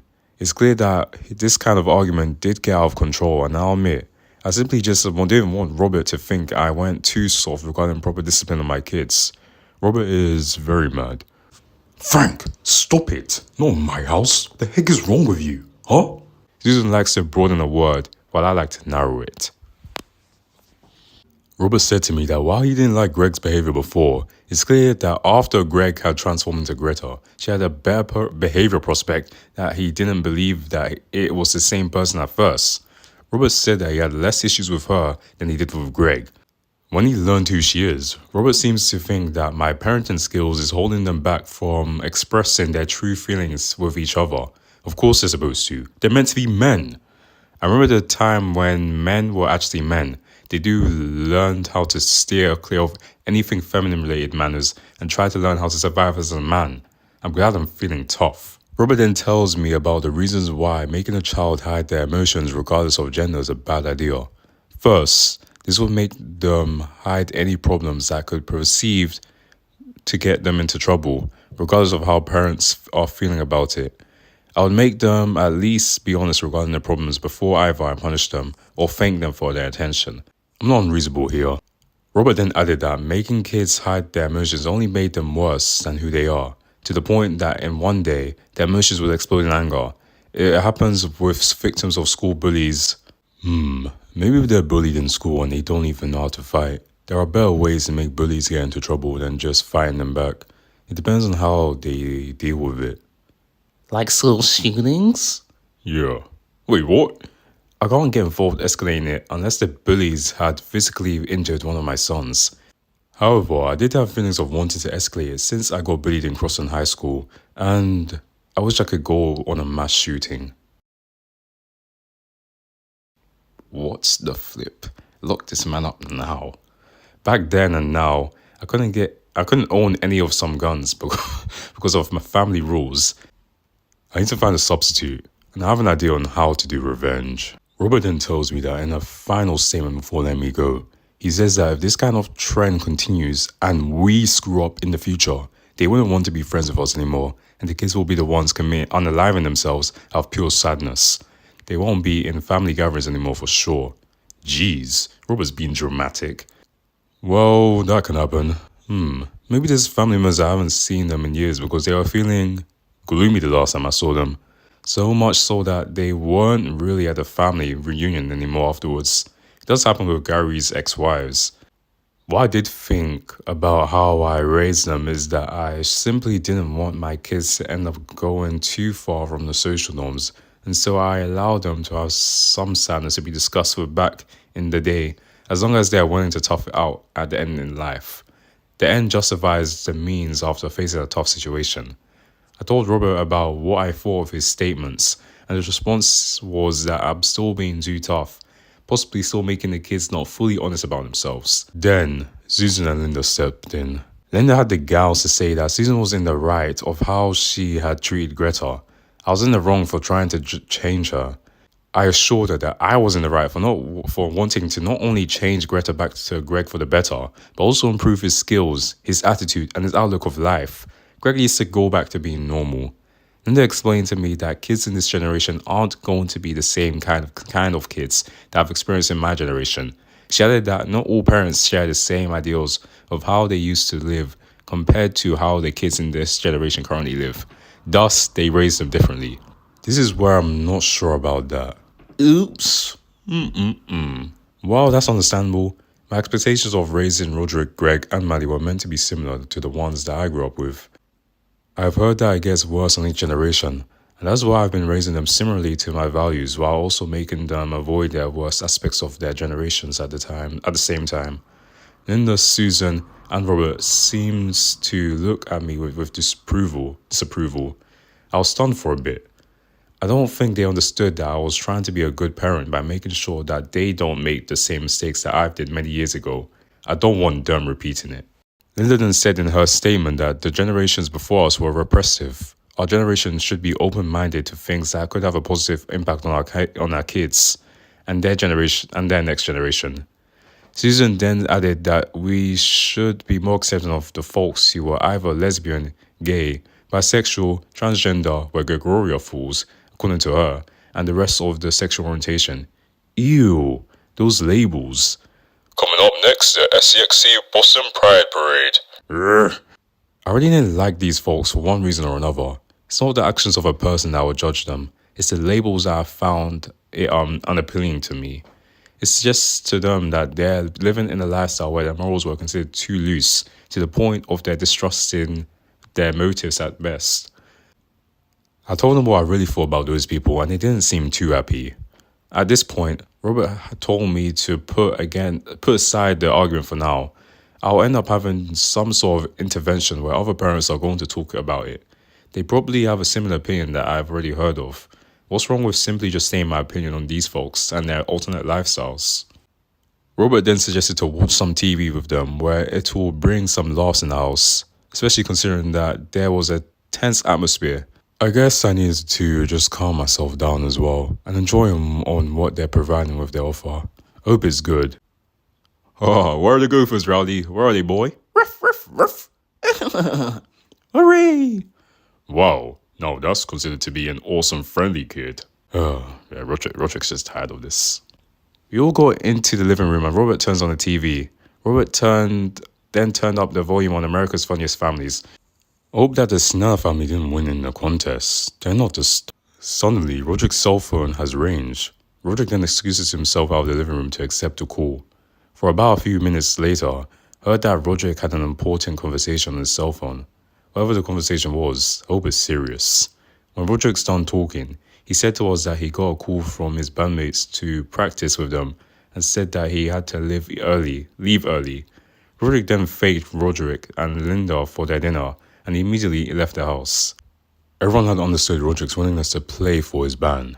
Yeah, that's serious, alright. After a commercial break, the host of the show, Don Sacco, has appeared on camera. Don mentions that whoever had won this contest will have their videos show at the end and win the prize of $10,000. But first, there's videos that needs to be shown in the show while commenting on it. At the very least, I was laughing it off like I have fun and it makes me feel better about it. During one of the videos, I saw one of my nephews, that's from Gretchen, my sister-in-law. Specifically, Malcolm and Malvin were in it, playing a genre of catch with a piece of driveway concrete. It's a stone. You didn't make it. It's a football. I chiseled it. Well, what are you waiting for? Throw me a pass. No. Wait. Before you knew it, Malcolm did throw it to Malvin. As a result, Gretchen had taken Malvin to the emergency room, and we all were laughing in the way, except for Susan. Susan was stunned to see it happening and excused herself from watching the television with the Jefferson family. Manny then follows her for whatever reason, and then the commercial break started. Man, some people do just about anything these days to get some attention in a very bizarre way, just so that they could impress people with their stunts. And before you know it, everyone, excluding Rodrick, sans Rodrick, were back in the living room watching together when the show came back on. According to Susan, Gretchen said that Marvin was okay. It's just that the video itself was unintentional and decided to send it just for the laughs. Gretchen was surprised that it aired on TV. She thinks her video was minimally funny.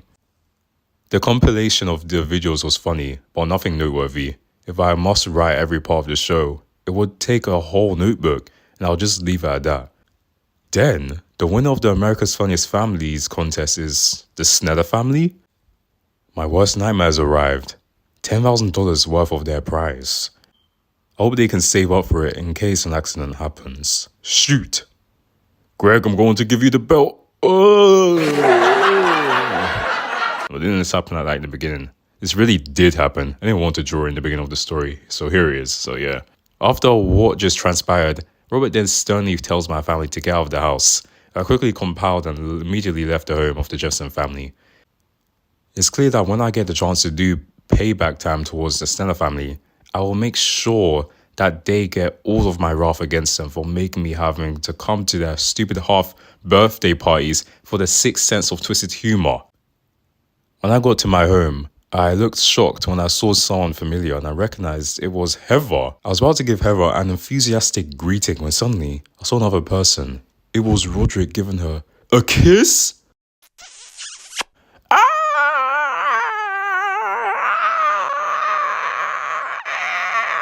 I screamed loudly and both of them ended up screaming back as well. Then Bill came out of the house asking what was going on. Rodrick then questioned me on what I was doing back home so early. I told him that Robert had kicked me out of the house and nothing else. I really questioned both on why are they kissing each other. Rodrick admits that he met Heather when he was at the Winter Talent show. They bumped into each other when they're trying to leave the show. Damn it! Rodrick beat me to Heather. Rodrick simply takes a liking at her by complimenting her style of outfits, while Heather fires back with his drumming skills for the band. Then they have a talk for a bit before exchanging numbers. Oh, damn you! Goodness! Damn you, little diaper! Damn you all to heck! Heather acknowledges that she has met me at Adams Community College and I confirmed it. Rodrick thought about it and realized that he remembers about the discussion on who gets to go to college. I felt sad. I took a deep sigh and admitted to Heather that I couldn't go to college because my wife and I had a discussion on who should go to college. One of us has to take care of the kids. My wife had won the argument while I had to put aside my career advancement. Heather then admits that she is in the same grade with Rodrick, and the reason why she was at the Adams Community College is because Crossland High School was offering classes that can only be taken inside Adams Community College as credit for a high school class. I thought she was doing it for her medical studies by enrolling other classes. Hello, nurse. Hello, Mr. Heffley. Would you please wait for one moment? I need to get some equipment ready for a proper diagnosis on you. Go ahead, Nurse Heather. I can wait for you. Heather then apologized to me for lying earlier because she's concerned that no one would give her the respect that she needs in college if she admitted herself as a high school student earlier. No problem. I could see that being the case with Heather. When I was in high school at the time, some of the seniors were disrespecting the incoming freshmen from other schools by making fun of our habits. It was a terrible experience and I'm not even angry at Heather for doing so. Heather also admits that she was 1 year away from enrolling in college. I reassure Heather that I'm not angry at her for lying to me over that due to my experiences in Crossland High School when I was a freshman. I even told her that I'll make sure Rodrick was put into his place if he gets into trouble. Rodrick looked irritated at me. Heather giggled at that and I told Rodrick and his bandmates that I'll be taking a shower and going to sleep for the rest of the night. I went into the shower and cried for the rest of the time. I can't believe that Heather is for dating Rodrick. Rodrick is not a good role model in my opinion. Why him? Rodrick will abandon you.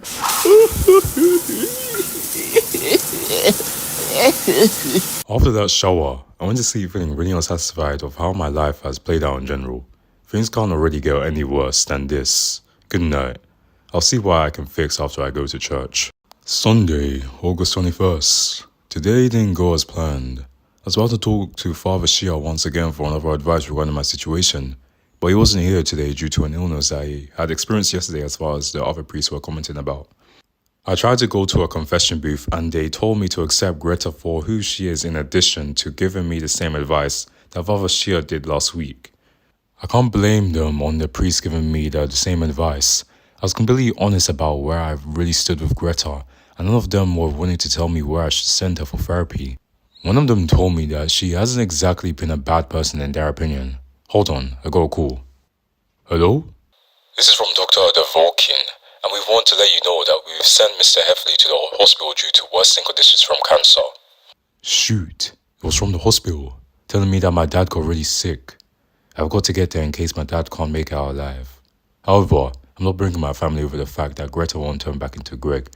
I'm not willing to get yelled at by my dad for a decision that I did not make. This is where I'm on my own. I told my family that I have overtime tomorrow as a lie, and they seem to be okay with it. At least I can make peace within just between me and my dad. My brothers are dead and I'll hold my goodwill towards them. It could be our final moment. I've arrived at the hospital and I asked the person at the front desk where my dad is by giving out the name to them. They then led me towards my dad's room. It was a nice but gloomy change of pace. When I got there, I seen my dad laying down in the hospital bed. My dad looked sicker than I initially thought. I let my dad know that I've arrived in his room. My dad seems confused to see me. Where's the rest of the family, boy? I told him that my family was very busy within their own business. Susan is working overtime. Rodrick's practicing his drumming skills. And Maddie's staying at a friend's house to do some bonding before going to school. I've deliberately left out Greg. No one to either admit that he died in an Afghan war or turned into Greta and stayed in that form. Neither of those were good things to tell my dad about. This is too serious for my dad to get involved in. My dad then asks where Greg is. Before I could think of another lie, my dad explained the reasons why Greg is actually his favourite grandson. First, he explained that Greg knew how to play Gutbusters properly, knowing that if he tried to condemn Rodrick for his legal horseplay, then Rodrick will hurt my dad. Jeez, Rodrick has issues. Glad I have a reason why I didn't bring Rodrick along with me either. Anyway, my dad said that the second reason why Greg is his favourite grandson is because he eats the watercress salad without giving any judgment whatsoever. Honestly, I think Susan's idea of us just eating healthy foods didn't exactly reach the fullest potential. I only initially agreed to it because the 3 kids that we used to have been eating a lot of sweets and I want them to simply be healthy. Now I wondered if eating some of the meats and sweets would have helped them maintain their sanity of being tough. The watercress salad was not that good anyway. Way to go, Greg. Here you go, boy. Eat up. My dad said that his final reason of wanting Greg around is because he watches TV with Greg, the last time that he's with my dad. From what I remember, I think the TV was connected to security cameras rather than actual TV shows that were playing on the air to keep the rent low for my dad and leisure towers. At least he can watch his movie on a VCR. Oh sure, Barry Grossman has time to go out for a 3-hour walk, but he doesn't have time to return my vacuum. Ain't that silly, boy? I know it wasn't a great idea of letting my dad watch the security camera broadcast rather than letting him watch TV shows, but I do know that TV shows were getting weirder by presenting more outlandish ideas to children, rather than continuously trying to keep it appropriate for my dad. I'm worried that they're attempting to brainwash kids. My dad said that he misses Greg and he just wants Greg to be at his side. He has already explained his reasons and yet I'm still refusing to do so. I'll make him things worse. Yeah, Greta just don't get it at all. I'm running out of options to divert him from talking about Greg until Joe has showed up with his family. I don't usually comment on this, but thank goodness they arrived. That'll keep my dad distracted from it. I let Joe and his family have their interaction with my dad.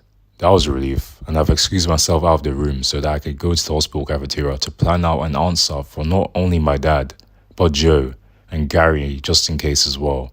Had to eat something else besides candy to be less stressful. Thankfully, they served some coffee. I also went into an ATM to take out a certain amount in case things went sideways with everyone I've worked with up to this point. For the very first time, it's clear that I'm feeling dissatisfied of how my life had ended up to be. It was not really the way I wanted it to live for half of my life, but I just need more money to feel better about myself right about now, especially dealing with my dad's sickness. When I was done with the ATM, I headed back to see Joe and his family interacting with a doctor. The doctor told me that my dad had gone worse due to having cancer that he had hidden from us for so many years ago over his habit of smoking until recently. Yikes, no wonder he smoked.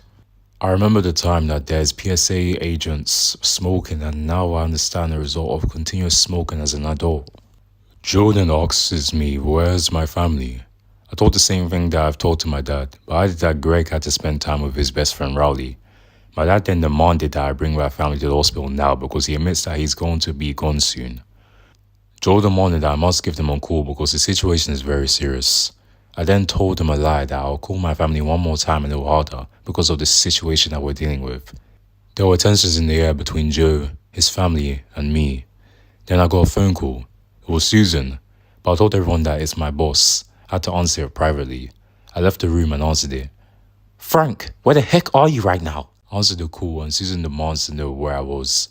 I told her that I'm at my workplace fixing a lot of issues that my boss had asked me to do. I get paid and there's nothing to worry about. Susan got very suspicious. I told her that I'll let her know that I'll be home when I'm done. Susan understood and she hung up on me. There was no way I would want to ask my family over this. It would not stress only me out, but my dad out as well. I don't think Joe or Gary understood the intensity of our tensions between me and my family. Joe then came out of the room and asked me if my workplace has done talking to me. I replied with affirmative and then asked me to call my family over this. I told Joe that they're on their way after I talked to my boss, driving to the hospital as fast as they could after I called them. Joe states I must be lying, not out of malice. I denied him doing that because I wouldn't be lying if I did tell him that they're in the car right now, trying their best to get there as soon as possible. Fortunately, Joe seems to accept it, considering the fact that he does believe that they're in the hurry where, in reality, I just didn't want to bring more tensions to the family thanks to Greta's refusal of turning back into Greg. I wish that Joe and his family didn't arrive because this meeting has already been tense thanks to our dad's sickness from the cancer. I would have had the choice to do so if it was in private, just between me and my dad. Then, I saw someone coming over. It was Gary. Shoot. I hope that Gary didn't bring up my family if he's going to see our own dad for possibly one last time. I don't need any more stress from it. I immediately head back inside where Joe and his family are with my dad's bedside. Gary came in afterwards to greet all of us. I knew that if either of them checked my family only to find out that they did not even know about it, I'm screwed. So I greet Gary as if he's my friend as well. Gary's not that good of a person though. Gary asks me what's going on. He got a call from the hospital mentioning him about this. Joe tells him that our dad is having cancer and he's going to be gone soon. Gary admits that he would have brought his wife along, but he had his recent divorce for a third time. Gary also admits that his recent girlfriend couldn't make it. Gary's also pathetic with women. My family explained our dad was arguing about Gary's problematic lifestyle regarding how he treated his wives during the time that Gary was married to them. With this tense atmosphere, I'm very glad I didn't bring my family along with me. It would have made things a whole lot worse between me and our sickly dad. For once, I don't want anyone to know about our marriage problems between both of us. Our dad's health has worsened to the point that we only have a few more minutes to say our graces. Our dad didn't seem too happy about my family not being here. I say my prayers to him and let him know that I have recent problems within our family, thus causing a delay in their responses. Our dad's saddened to hear me really say that, but the truth was a lot worse. I didn't want to cause him any more pain. Before anyone responds, our dad then asks Joe to come close. Our dad thanked Joe for bringing not only himself but his family as well, telling him that it's good to see them for one last time. We went very quiet. Please, don't waste your life out of nothingness, everyone. Find a way to live your fulfilling life and live.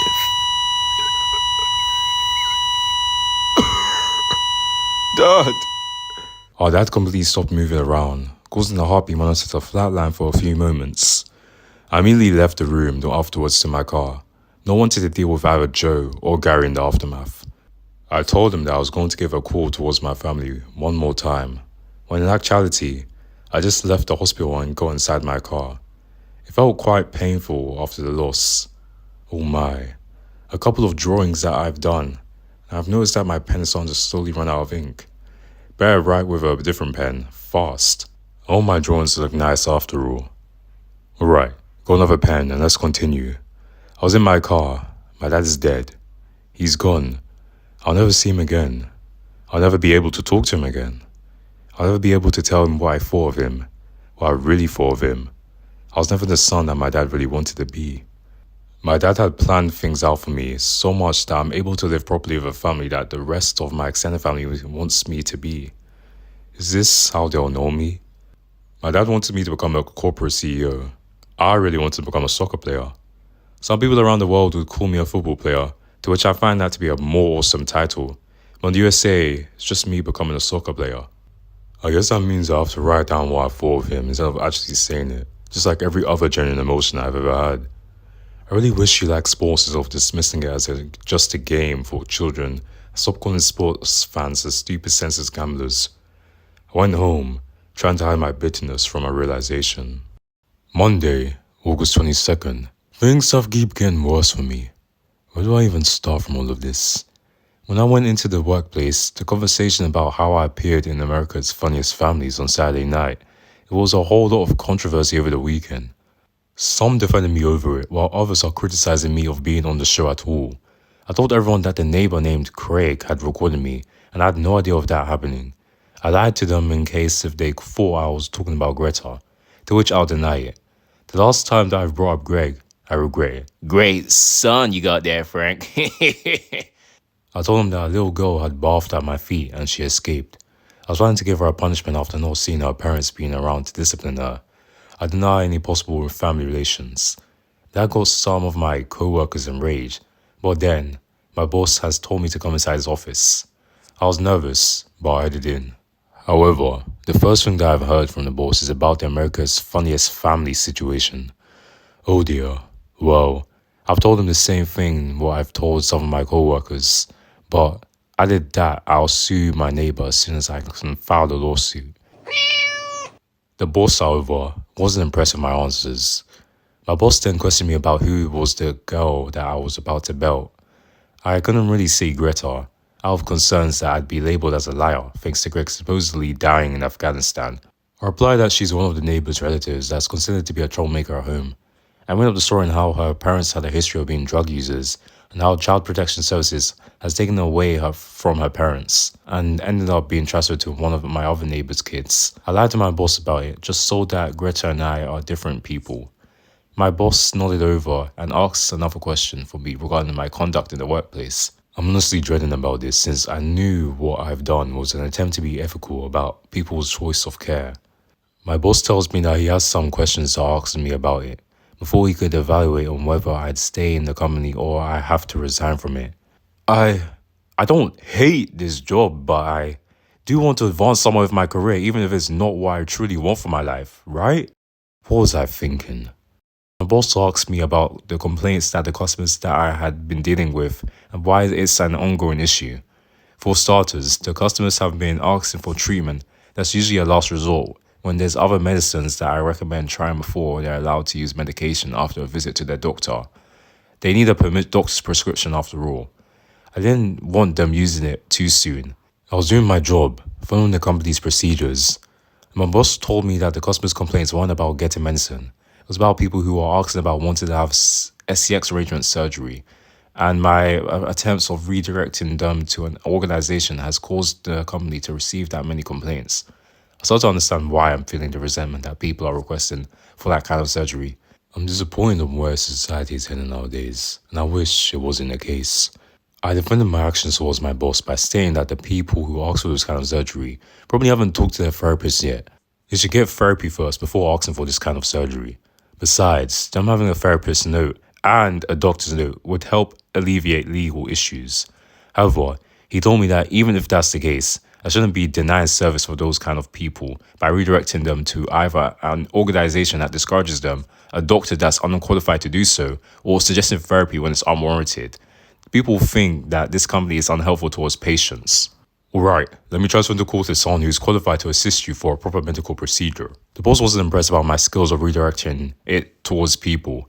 Instead, he told me that I violated 3 major company rules in 1 month, and he's not impressed of what I was doing outside of work. I violated numerous patients' requests, privacy laws, and anti-discrimination laws. On top of that, I represented the medical community in a negative way by appearing on a TV show that would harm the reputation of the entire workplace. As a result, he offered me to either resign by today, wait until I get laid off, or he'll fire me. Those people don't get it. I officially chose to resign as one of the office assistant of medical information systems. I packed up my belongings in an office, said goodbye to some of my coworkers, and left the building entirely. Goodbye, Frank. We'll miss you. Good luck finding another job. I can't believe that I haven't thought of Greta would be very intrusive during work. After about 20 plus years of working there, I'm finally feeling free after what seems to be in an unsatisfying position for the last 5 years. It's all because I had to support my family that I used to be able to spend more time with Rodrick and Greg. I remember being able to bond with them. Good times. I miss those good old days. After Manny had born into the world, I had to hold up my career advancement for a while because I have to help Manny in addition to Rodrick and Greg. It was not fun dealing with this, and as a result, I had to sacrifice part of my life to help my family. Now I don't have a job to support my family anymore, and I'm ashamed of it too.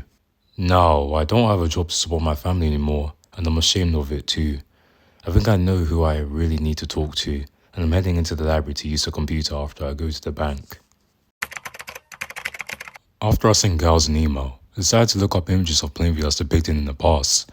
I really started to miss those days when life was a little better. It was like seeing some of those old pictures in the old days. It's quite the nostalgia trip I've taken back to.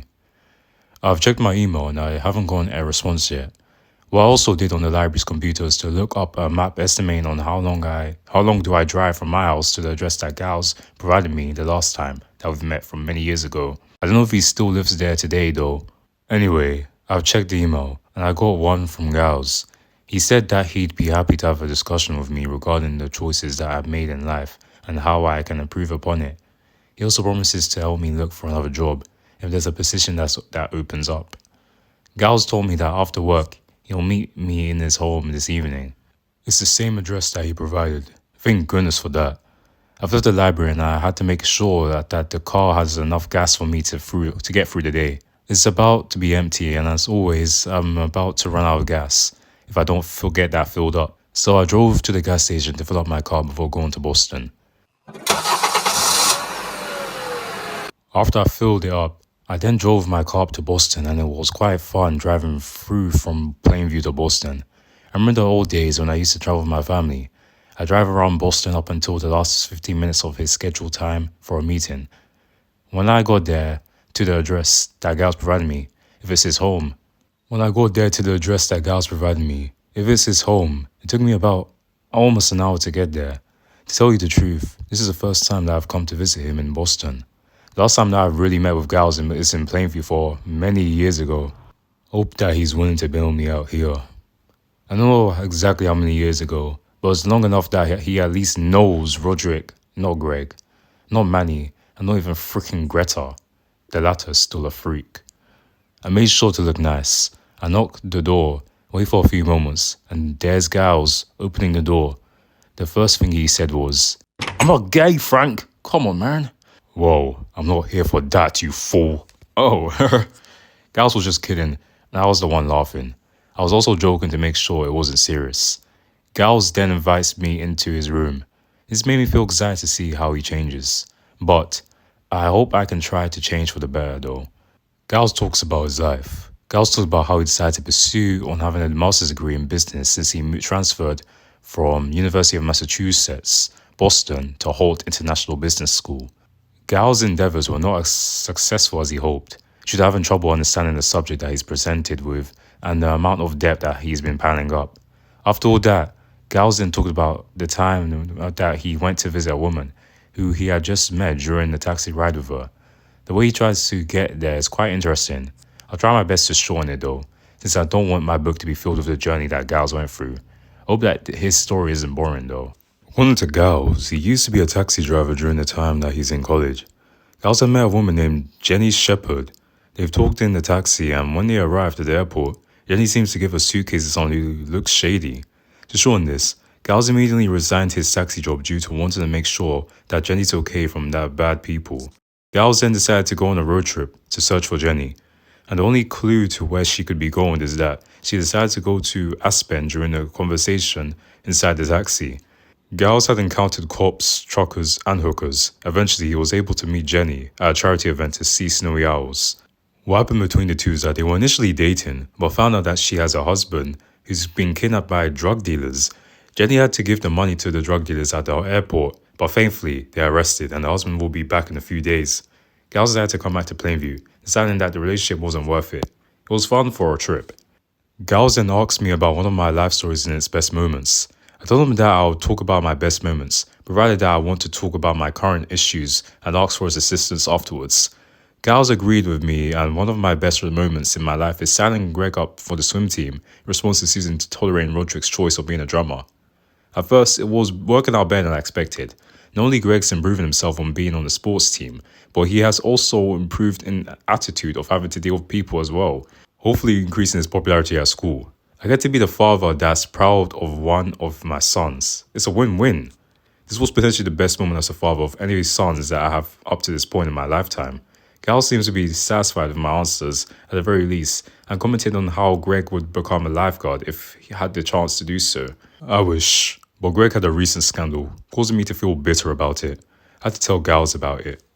I then started off admitting that my son, Rodrick Heffley, has recently passed away in Afghanistan thanks to Spag Union being recently corrupt. Gals doesn't seem to look impressed and question my integrity of my fatherhood. I defended that Greg hasn't really been doing great at school, so much so that he needed to have a proper discipline that I couldn't provide enough as a current father. Mr. Heffley, you'll be sitting in this chair next to my desk. Yes, the teacher had told me about on why Greg was treated this way, and I proved it to avoid Greg from turning into Rodrick. I told Gaus that Susan had grieved the loss of Greg so much that she allegedly took a girl named Greta Williams, and to my surprise, we successfully adopted her as Gregoria Heffley. I added that Susan had recently become delusional, so much so that she believed that Greta Williams is actually Greg Heffley. Gaus became skeptical, and I'll admit that I've partially lied about Gregoria by omitting the fact that Greg had transitioned into Greta, which is messed up in my opinion. I don't want Gaus to actually think that part was okay at all. I see to his advice on how to not only get Susan to change her attitude, but also improve on changing Greta's overall attitude as well. Gaus then tells me off about why Spag Union was a horrible place. Gaus had history with that place, to which I did not even know about that. Instead of disciplining teenagers like they're supposed to, it's a place where the older ones do bully the younger ones to compliance, and how it affected him for his entire life. Gaus tells me a story that when he was on vacation, his parents had sent him to Spag Union because he was perceived doing drugs, when in reality, he didn't know that they have drugs in one of his friend's cars. That must have been bad. Our officers dropped the charges and his friend's parents reassuring him that it's not his fault. His parents, on the other hand, didn't buy it, and he was sent to Spag Union. I'm starting to understand fear. Wake up, you fat maggot. I'm sorry, sir. When Gaus is in Spag Union, it was not fun and very helpful to become a better person according to him. First, they did more homework, ate only once a day at the evening, and was yelled at not only by the adults, but his peers as well. Gaus was there until his high school year had started. I wish I've done due diligence by researching more about Spag Union. That would have stopped Greg from transforming from a boy into a girl. That's a downgrade there. Gaus then claimed that he had recently heard on how Spag Union in the last few years weren't making any profit from itself. I think I'm starting to understand how Spag Union became corrupt. In the news, Spag Union have started accepting money from some corrupt organization, and as a result, they're sending kids to an actual war in Afghanistan. Spag Union claims that kids were meant to do reconnaissance, but I can tell that Rodrick Heffley, aka Otis Watson, has already died from the battle. As a result, Spag Union has shut down and they're facing a lawsuit from unnecessary deaths of kids, including me. Gaus confirms everything, that what I just know up to this point. Then Gaus started to criticize me for sending my son to Spag Union as a resolution to a problem instead of getting Greg tutoring. Honestly, I messed up and deserve it. Gaus accuses me of not only forcing Greg to do things that he didn't want to do, but ending up dead as a result. Gaus then questioned me whether I felt any remorse, shame, or guilt of doing this as a father who hasn't let go of the past, of not being able to become a soccer player. I've definitely lost my opportunity of doing so. I was about to object, but Gaus became angry by stating the fact that I was really a horrible father. He only cares about having a good reputation and nothing else. Gaus also made an accusation that while he had managed to live alone in an apartment, deal with his status, he He also looks towards the future, whereas I looked back. Gaus tells me that I had a wife, 2 kids, a friend, a car, and a house, yet I'm not happy with my reputation. Even after Greg's death, I'm still not gracious. Honestly, it's more complicated than that. But Gaus had a very different view of me nowadays compared to back then. 25 years later, Gaus and I have changed in the time that we're supposedly to establish our own life. Wait a minute. Wait, is this it? Gaus then starts telling me off that not only I'm ungrateful for the life that I worked with my wife, but I'm jealous of one of my bosses having lived in a wealthy lifestyle that I wanted as well. It tells me off that what I really want was to be the authority towards everyone in my life, without actually respecting others' opinions and just tell them they're wrong. Gaus tells me that he doesn't want to help anyone for selfish gains and tells me to get out. I complied and left. I guess I can safely say that Gaus isn't the same person anymore. One minute I was expecting some sort of support from him, and the next minute I was kicked out for being a terrible father to Greg. As much as I wanted to yell and beat up Gaus for disrespecting me, he's not wrong about what I've just said.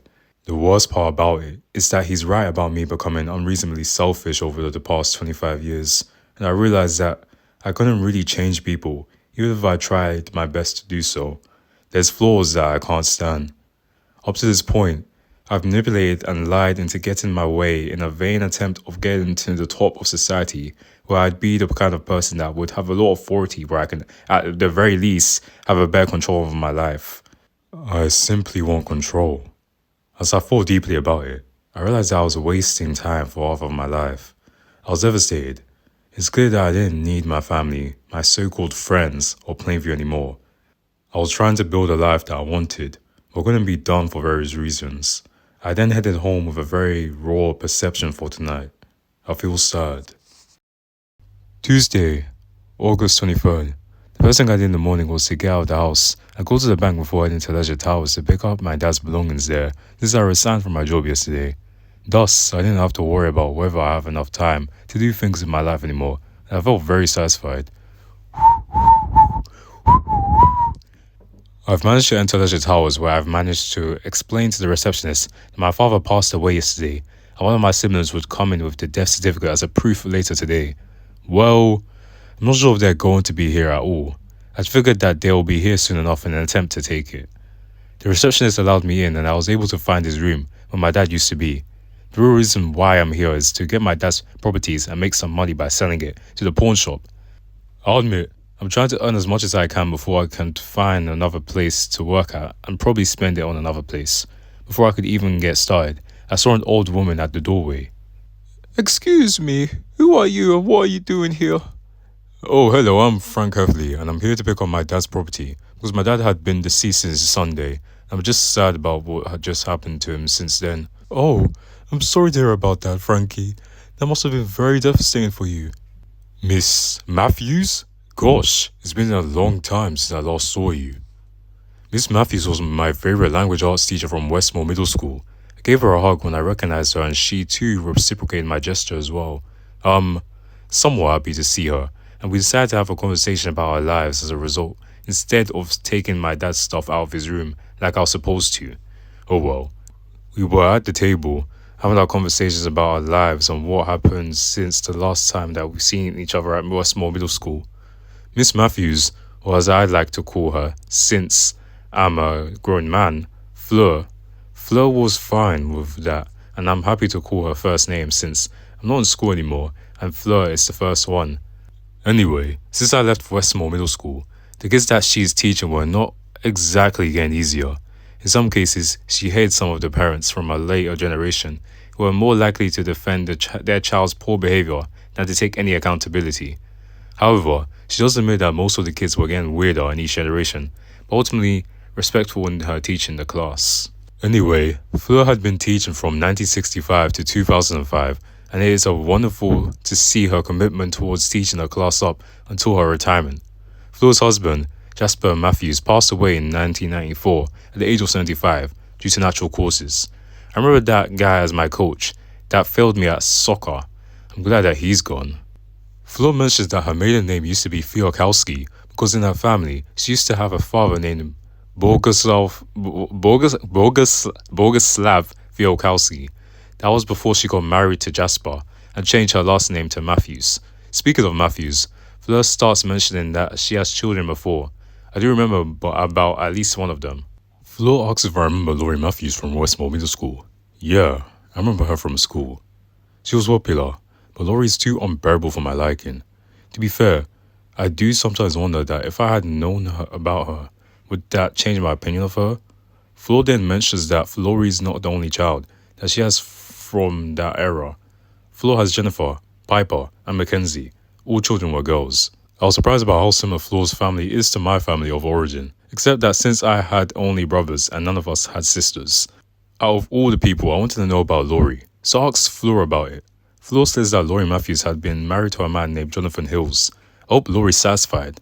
They have about 3 kids, all girls. Dang, my family have 3 boys only as well, until it went down to 2 recently due to factors.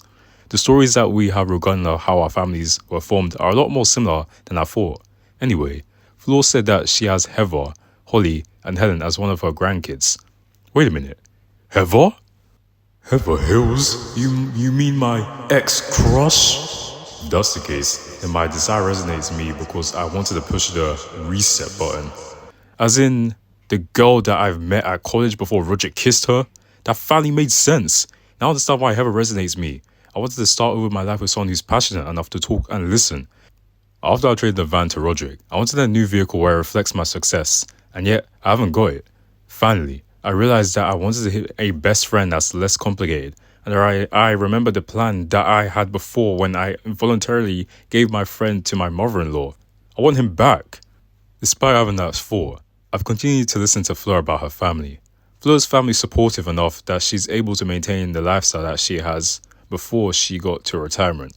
Admittingly, it helps that Fleur's family must have been a perfect family for her, while mine were currently not great anymore. However, Fleur says that despite on how she mentions her family, it's not all good news. Recently, she didn't like 2 of her granddaughters having boyfriends in school at all, due to fears of them dropping out of school for no good reason, just like her friends. Fleur didn't like the idea that Heather was hooking up with Rodrick because Rodrick himself isn't a good role model towards her eyes due to failing grades. Heather insisted that she can make her boyfriend and be successful at school, but she laughed at that, thinking that she has a strong influence over Rodrick. Fleur got a point there. That shirt makes Rodrick's arm look so sexy. Oh my gosh. Bro, why is Bill mad? Honestly, I agreed with Fleur, because Rodrick's not the kind of guy that Heather should be dealing with. I told her the problem about Rodrick, except the fact that he's my son. I'm done being a father. Instead, I told Fleur that I'm one of the neighbors who's annoyed with Rodrick drumming that attracted the teens around his house. Fleur felt sorry that I had to deal with that. Now, the reason why I decided to lie about the status is because the lifestyle that I had before with my family, including Greta, does not represent on who I wanted to be, what I wanted to do, when should I commit to my family, where I live in, what I have a purpose, and how I wanted to live anymore. It was a heap of problems that I had enough of my ex-family shenanigans. Greta is the last straw. Fleur then mentions that her other granddaughter, Holly, is currently dating with her boyfriend, Bryce Anderson. Fleur distrusted Bryce because she perceives him of trying to dominate Holly's decisions from time to time. Fleur also mentions that Bryce seems to be dishonest about his actions. That's exactly how I used to feel for 3 of my sons. Bryce, what the heck are you planning to do with my granddaughter Holly? What an idiot. If you ask me, this is how Fleur might have ended up in a retirement home. There was a time that he does a Christmas donation, only to find out that the toys were given to his friends and their relatives. Fleur sees it and tries to warn Holly about because she's worried that she's going to be taken advantage of by Bryce and his friends, but Holly unfortunately dismisses her. I wish Holly understood the past. I have no comment about Bryce Anderson, but I agree with Fleur despite not knowing about Bryce. Fleur then asks about how's my life. For a moment, I had to think of an answer on how I approach it. I did feel like my life was unsatisfying after I visited Gaus, but I don't want her to think that I can't handle it. So I decided to exaggerate my problems about my life and lie about my status too. I don't know what this guy said to mention the Illuminati, but... Oh, I'm really sorry to hear that happening towards you, Frankie. Fleur was stunned and felt sorrier than ever. I told Fleur that things have gone out of control, that I had to consider taking a vacation by using my emergency funds that I've saved up with years ago for that purpose alone. It's true, I had it in the bank.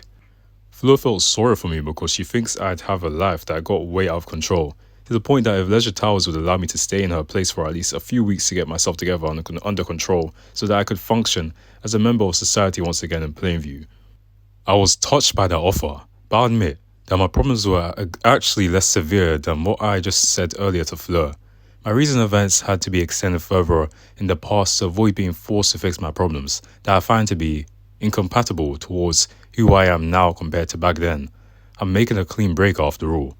I was reluctant to bring up the idea that Greg had died in the Afghan war because it sounded unbelievable, and it's hard to like my 3 kids on how they've turned out and continue to care for them. Susan and I fell out of love 5 years ago due to her focusing a little too much on Manny. Both of us were quite out of shape, and my life prospects were not being met. It's just not the same anymore. Bro, she looks exactly the same. Yeah, she looks exactly the same. I don't see any difference.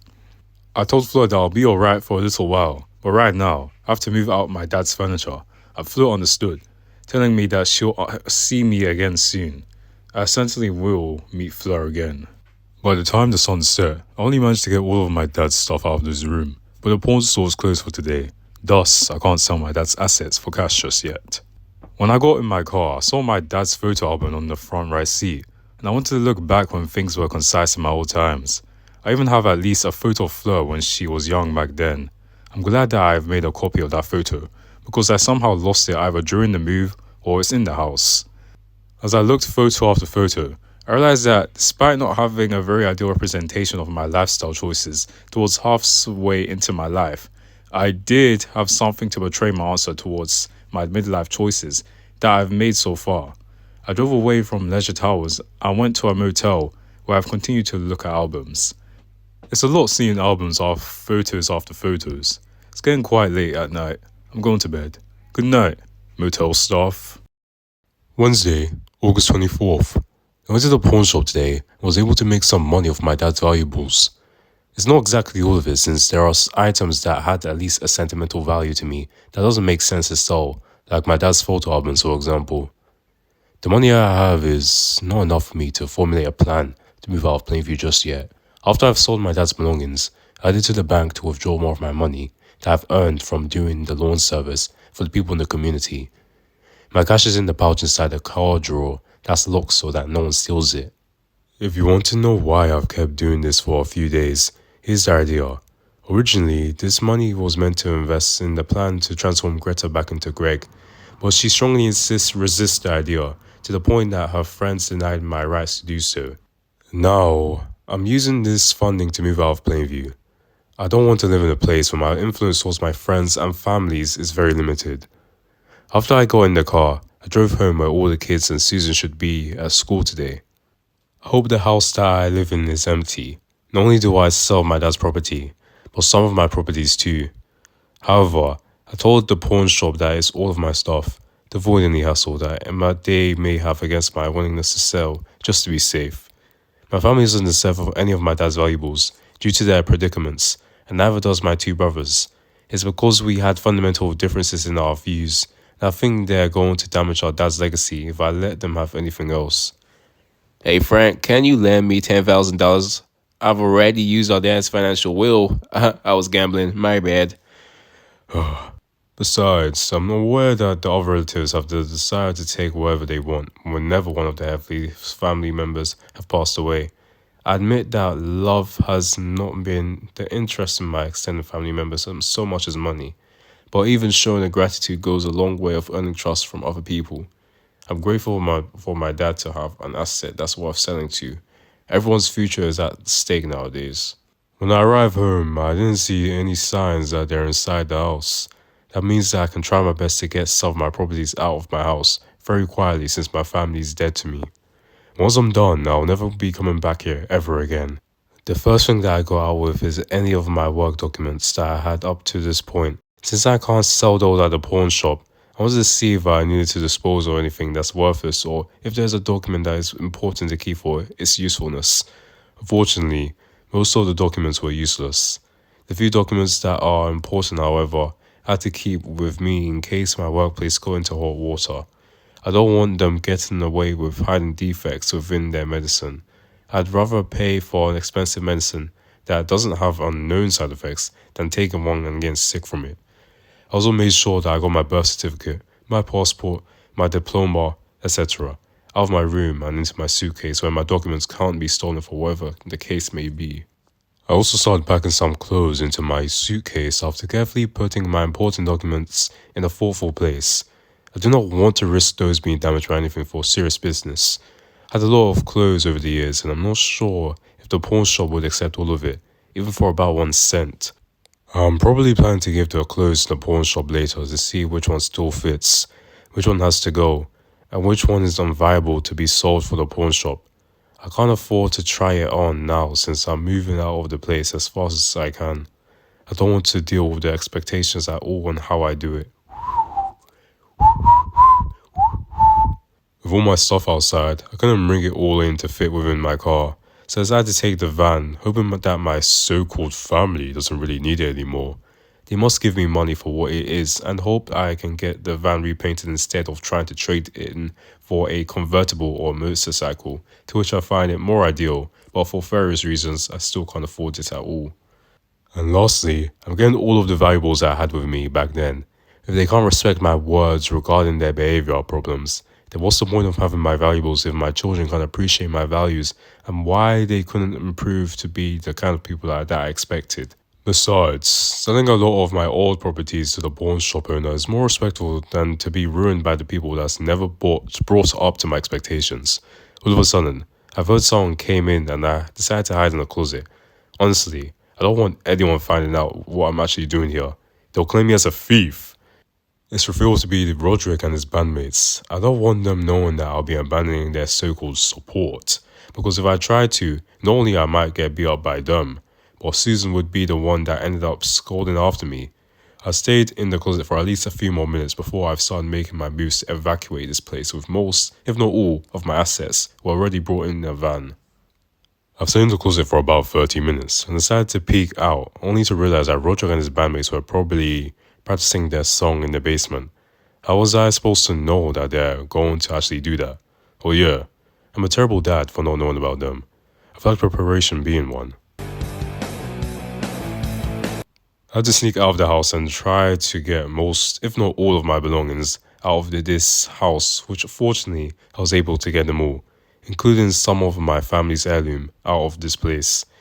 To be fair, there are some huge furniture inside the house that was originally mine, like my TV for example, but decided that this couldn't be done out of practicality. I could probably replace a better version of my old furniture when I move out of Plainview to somewhere I haven't decided yet. I just want to move out. When I was out of the house, I managed to pull all of my valuable assets in the car when suddenly someone had approached behind me. Hope it's not who I think it is, because I'm already feeling unhappy. It was Mr. Sneller himself. I thought it was one of my family members, but to be fair, I wasn't too enthusiastic of seeing him either, as his entire immediate family won the contest last Saturday. I hate him now. As expected, Mr. Sneller seems excited that he won and tells me off that I should be in his videos more often because the audiences that I got from it have liked me. Mr. Sneller then assures me that he'll be throwing more Snellers half-birthday parties more often, just so that I don't have to keep missing out on it. Besides, he thinks that it's crucial for me to be in his videos since it helps him win after all. Come on, Mr. Bonk, don't be such a wimp. Come to one of my son's half-birthday parties and be in my videos where you'll be laughed at by everyone. Ha ha ha. I even have makeup for you, so you can be as entertaining as a creepy clown towards children. Mr. Sneller suggested that I stop being a baby about it, or otherwise I'll be dressed like one the next time that they had another half-birthday parties, and gave me a condescending goodbye. That guy. I'm really starting to get annoyed by Mr. Sneller's condescending flamboyant mannerisms. Mr. Sneller better watch out because I hope he has another place to stay after what I'm planning to do with his place. I hope Mr. Sneller has some dang insurance for his house. Anyway, I did it into my car and looked at the home for one last time. I missed the way that we live and how we do errands back in the day. Now I couldn't recognize the changes that they've decided to make. I wish Susan realized how I felt. Right now, I'm back at the pawn shop, selling some of my late family heirlooms, as a way to make more money. The pawn shop owner then asked me why I'm selling some of my family heirlooms, and I answered that I was moving away from Plainview to New York City. Of course, that was a lie, and the manager seems to accept my answer. The manager did end up supporting me until the end, where I've gotten more money than I ever had working as a loan service. I've driven back to the same hotel and I thought about divorcing Susan, but I realized that our marriage has lasted long enough to the point that I'd ended up permanently paying alimony if I tried to do it in this state, so abandoning them is preferable, where she had no idea where I am. I got a call and it was from Susan. I rejected the call and she kept calling me. Susan kept calling me so much that I decided to turn off my phone for the night, so I can at least continue my plans to plot out on the last days that I'll be doing in Plainview before leaving this place forever. It wasn't worth holding myself back for a long time. I don't know when the Santa family are leaving for vacation, but there's one thing that I wanted to show them how I really feel. I wanted to burn the place down. Maybe I should do the same thing to Crossland High School, where the school shall be burnt down, giving them the wrath that I held onto for a very long time. Their inactions back then would hopefully affect this community, thus warming my heart. Am I evil? I don't know anymore. I'm just struggling to get the kind of help that I wanted, and I wanted the solutions that I'd agreed to do so. The only friend that I want was the one that agrees with me on everything, like Sweetie. I need to get Sweetie back into my life. He's my dog, and Susan just gave it to her mother, like without a care in the world. I miss him. I hope that my mother-in-law still has Sweetie. I should probably rename him to Sweetest, since I'm worried that he won't pay attention to me if I gave him a completely different name. It's true that Susan gave him the girl's name, but I did try my best to alleviate it by giving him a somewhat masculine name. After all, he's a boy. Sweaty. Rodrick spelled his name incorrectly. It's Sweetie under Susan's given name. I will rename him to Sweetest. I couldn't afford more time to train another dog due to my willingness to leave Plainview, and thus I had to take back Sweetest. I could try to swap seeds with another dog, but I had to buy a sleeping medicine in order to take effect of doing an undercover swap, which is at night if my mother-in-law still has him. Sweetest will be more obedient than Greta. Speaking of nighttime, I realized that all my major plans would be taken at the place in the nighttime. I hope I have enough money for all the trouble that I'm going through alone? No. Just no. Remember what I wrote earlier that I was going to meet Fleur again? I think I want to bring her along, right after I sleep for the night. Good night, and goodbye to my old family. Thursday, August 25th. When I woke up later in the morning, I've turned on my phone and realized that my wife has left so many voicemails in my inbox. As more messages played out, my wife started to sound desperate. Honestly, I couldn't care less about what our lives used to be anymore. I had to be honest about what I really thought of our so-called children, but they seem to be willing to become more dismissive of my criticism as time goes on. It's not the same anymore if my family decides to show their bad behaviors in general. I'm not putting up with their reactionary behavior. Never mind about them. I had to go get dressed, which I'm glad I don't have to constantly wear the suit anymore. Right after I take a shower. I probably didn't mention about that because of the current situation that I'm dealing with, but it's good that I'm able to finally clean up myself up. For once. What a relief. Look at this guy's armpit hair, fam.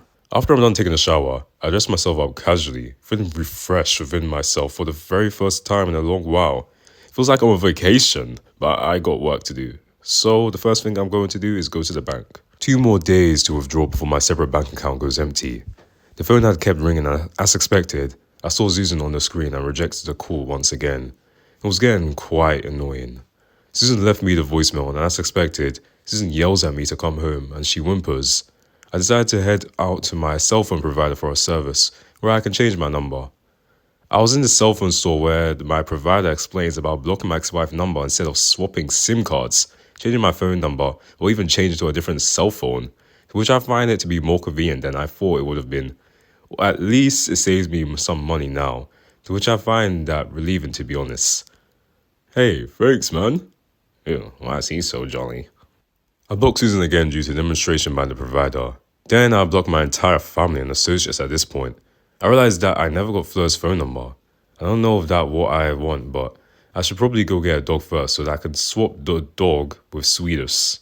Yeah, I'm finally using that name. I felt bad about having to take away Sweetest from my mother-in-law, but as long as I replace Sweetest with another dog, everything's fine. I got a dog that looks similar enough to be Sweetest. I explained to the handler that my mother-in-law would love to have another dog because our old dog had recently passed away. It's actually the truth. I just want Sweetest back while I'm sure that my mother-in-law wouldn't notice the difference, besides the demeanor. The shelter was sympathetic to my requests and answered that he does have similar dogs that look like the dog that I've brought before. However, there's an issue. I either get a female one or I get the dog that's a little bigger than expected. I thought about it, and the female one would work better in the long run. Okay, who's a good girl? Yes. I asked the handler if there's sleeping pills that I could use on dogs. I told the handler that my mother-in-law lived in another state and wanted to travel out of the state without making the dog sick. Understandably, I was told to go to the veterinarian for that, and probably a good idea to neuter my dog while I'm at it.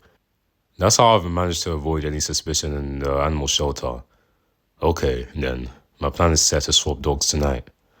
I headed to the veterinarian to ask for neutering a dog, whom I'll be calling her Sweetie, and ask for the sleeping pills for travel while I'm at the veterinarian's office.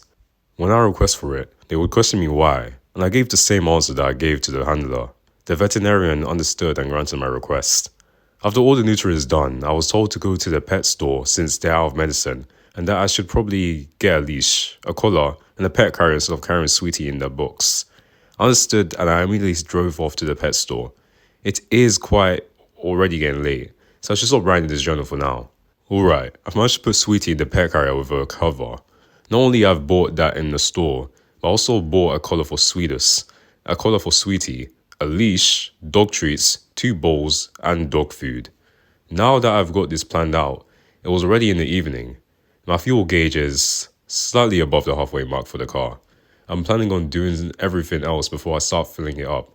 I have not felt this excited for pulling off a scheme in years, and I'm all for it, especially the idea of swapping Sweetie for Sweetest back to me.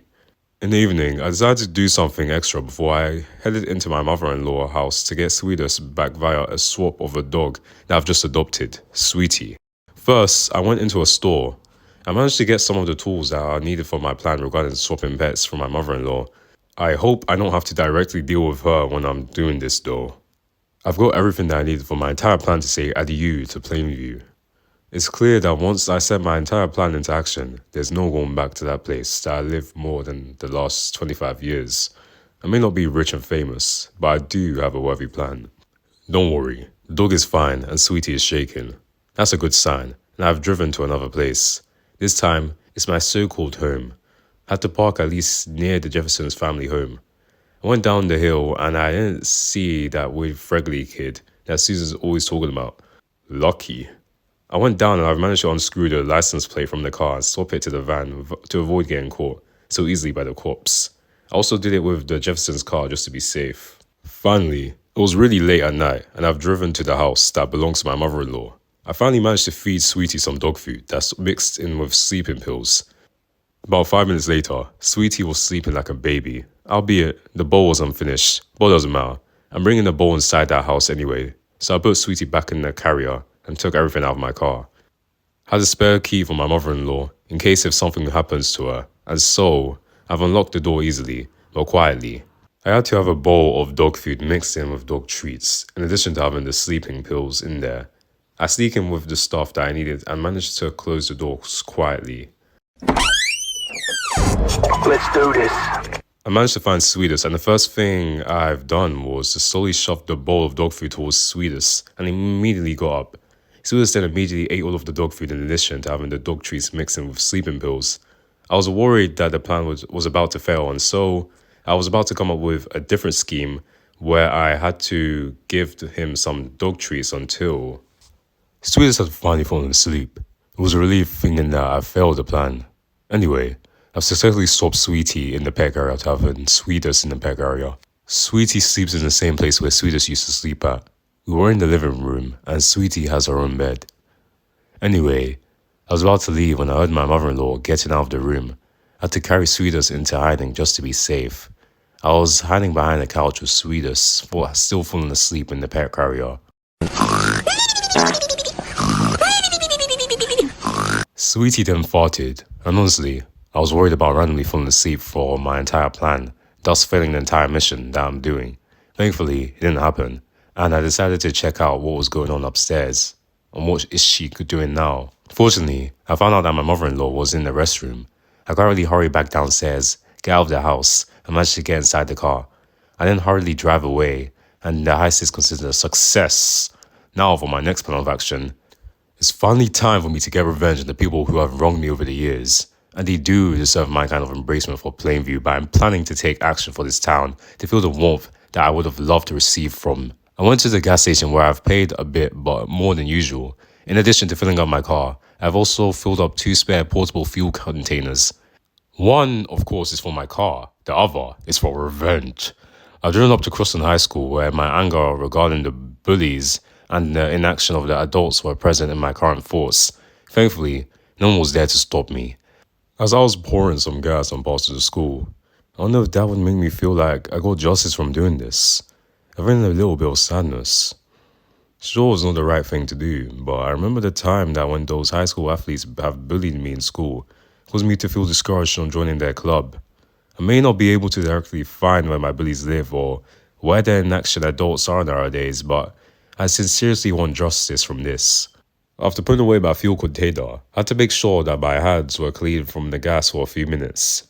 After drying up, I was able to light a match and dropped where I poured the gas, and there was fire. After that, I had to drive away immediately so I wouldn't be caught by the cops.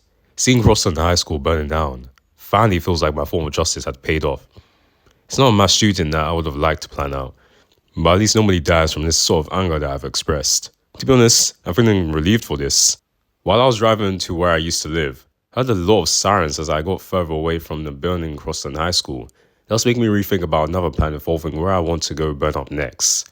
This time, I've parked where the Sneller family lives, and I know just what to do. I'm going to give the Snellers what they deserve. Bro, Frank has become a villain, bro.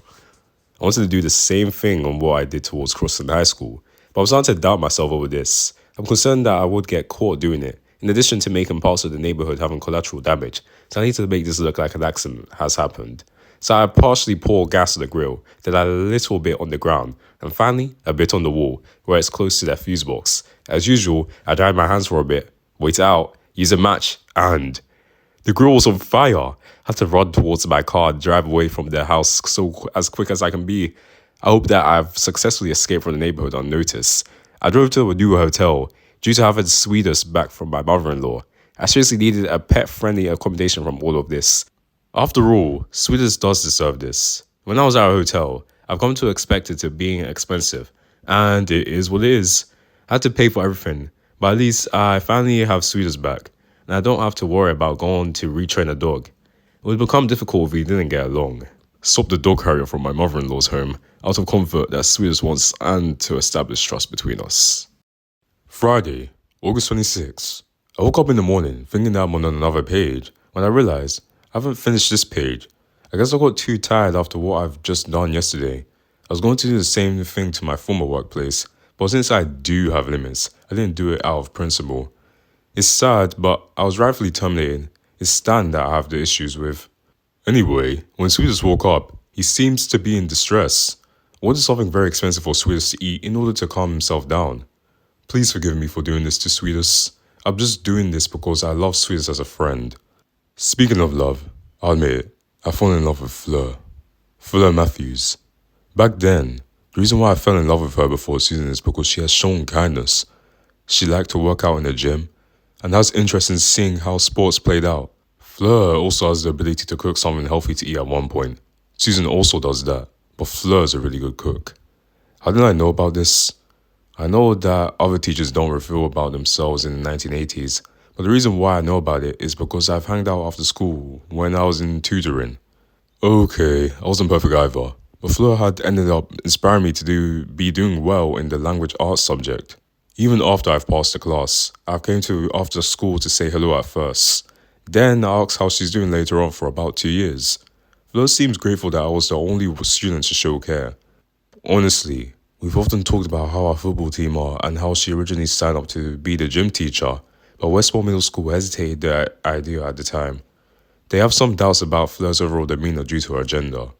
Fleur herself wasn't a perfect teacher by any means. First of all, Fleur was a very strict teacher. It's good that she doesn't take bullying lightly, and the school administration at the time were unhelpful. They think it's just a ritual that the kids have to face when they have encountered bad people. Fleur does quietly lower down their letter grade by 1 for whoever is generally the bully in the school. It did cause me to make sure that I couldn't afford to fail in class and make sure that I have to earn some respect from Fleur. Hey, get off me, get off me. Look at you, Tubby. Caught you. It's a C- for you, little bully. Sorry, man. Fleur can get physical with some of my classmates when they're so disruptive that she slapped the ruler on one of the students' hand, warning them that if they disrupt her again, she will spank the student's butt over it. It happened to Billy Staples, of the bullies that I've remembered before my parents have met him. Despite her having a reputation as a mean, grouchy, and stern, I had strong respect to Fleur as a teacher, being willing to discipline students compared to other teachers that just do their jobs. When I first met Fleur, it was clear that we had a strict student-teacher relationship. Asked how I could improve the grade for my work. It was just how I expected. Fleur didn't seem to care at first. I was showing appreciation towards Fleur. My parents just gave me praise when I did things properly, and when I didn't, I just got a huge punishment while my 2 younger brothers have lesser punishment when they did it wrong. It's sad that my family's a hypocrite regarding on how they treated me, causing me to not trust them enough for my major problems later on.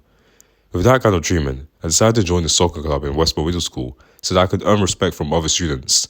During the time that I've played soccer for Westmore, I wasn't doing too well. I practiced it nearly every day and I still lose. As a result, we still lost and I got pelted on. Frank, you're costing us the game.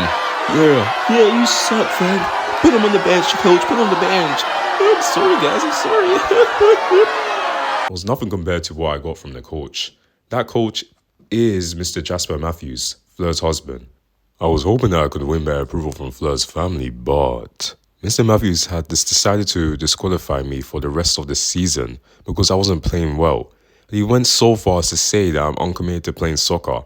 I was peed off hearing about it from him, knowing that I spent money on the equipment that I needed for. I also spent countless hours practicing soccer with my team. What's worse is that Mr. Matthews thinks that it's important for the team to win because not only do we get the recognition for Westmore Middle School, but they also get the funding towards our school and the potential to be recruited as a future FIFA soccer players by the United States Soccer Federation. I hate my coach. Come on, Heffley. You gotta be faster than that. We need to be able to win this soccer match, alright? This stinked since I got disqualified, and it was the day that I had enough of pursuing soccer as my dream career. I distancing myself from Fleur from then on.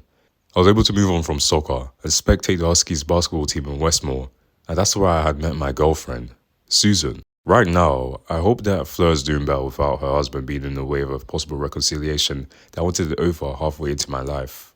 Now that her husband is gone, I don't have a grudge against Fleur anymore. I know that Fleur had her daughters. One of her daughters I knew is Laurie, and like I said before, she's the kind of queen bee in Westmore and is popular enough to at least attract enough boys at the time. Would a strong girl like Laurie want to go out with me as a failed soccer player? Probably not. To be fair, I did think that she had an interest in me, but I doubt that the relationship was going to work back then. Nowadays, planning a date with Fleur would be a fair shot for a possible work relationship. Besides, I'd rather go out with Fleur over Laurie. I've made another plan, and this time, I'll be buying some roses for Fleur and giving to her, asking her out on a date. I'm ready to propose to Fleur about everything that I've just planned. If Fleur doesn't agree with me, I'll just leave Plainview without causing more harm. If she agrees with me, then I'll be happy to have Fleur along my road trip before moving into another place to stay. I decided to head out after we ate our breakfast. Sweetest felt better about the situation that he's in and that he's quiet about it. I'm glad that Sweetest had remembered about me. It's just that my mother-in-law needs a dog and that I want him back. I didn't completely agree with my wife's idea at all about how to deal with Sweetest and Greta. After I got prepared, I went to the bank, then went to the garden section of the store. I grabbed, paid, and put a bunch of roses in the seat. I immediately drove to Leisure Tower as quickly as I could. I'm hoping that they will let me really talk to Fleur. When I got to Leisure Towers, I told the receptionist that I was still here to pick up my dad's properties, and they immediately let me in since I haven't told them that I'm done yet. I asked them if it's okay that I could bring my dog, Sweetest, along into the leisure towers. They said yes, and I've brought Sweetest with a dog carrier in my hands. I've hidden my roses in one of my many duffel bags to avoid confiscation, just so I can give it to Fleur. When I got back to my dad's old room, I immediately left Sweetest in the room, assuring Sweetest that I'll be back for him. There were a few remaining properties inside here, but I took most of them out on Tuesday. All that's left is some of my dad's clothes, towels, and bedding materials. I covered the pet carrier with one of my dad's lighter quilts, even though it already has a cover as a feature. I don't want to risk losing Sweetest to anyone else after what I've been through in the house that belongs to my mother-in-law. I got a bunch of roses from one of the many duffel bags that I had and carried it over to where Fleur might be. I was about to knock on the door when Fleur had come out of her room, looking surprised. This is for you, Fleur. Would you like to go on a date with me? Well, why, of course, Frank. I'm surprised that you're asking me out on your recent events. I can see your motivations. With that said, I also have my own motivations for accepting this. You're the real man in my eyes. Not a lot of men would put up with my kind of behavior, but you're brave enough to understand it. Surprisingly, she accepted my proposal, but I did admit that she couldn't really go out on a date with me, so much as having a very long conversation due to her age. Honestly, I did not mind having somewhat of a really long conversation with Fleur, and I asked if she likes dogs. Fleur loves dogs and asks if I have one. I'm glad that Fleur likes dogs too. It's a relief. I admit that I do have a dog named Sweetest, but it's in a pet carrier, and it's in my dad's room. Fleur tells me to go get Sweetest, and I immediately hurry to get Sweetest from under the quilts, and put the quilts inside the duffel bag. I brought Sweetest over to Fleur, and took him out. Sweetest seemed to like her. I did it just to be safe. Fleur appreciates me for bringing Sweetest out, and we've played with Sweetest for a bit. Sweetest and I have gone along so well for the very first time since I took him out of my mother-in-law's house. I was worried that it wasn't going to be the case out of aggression.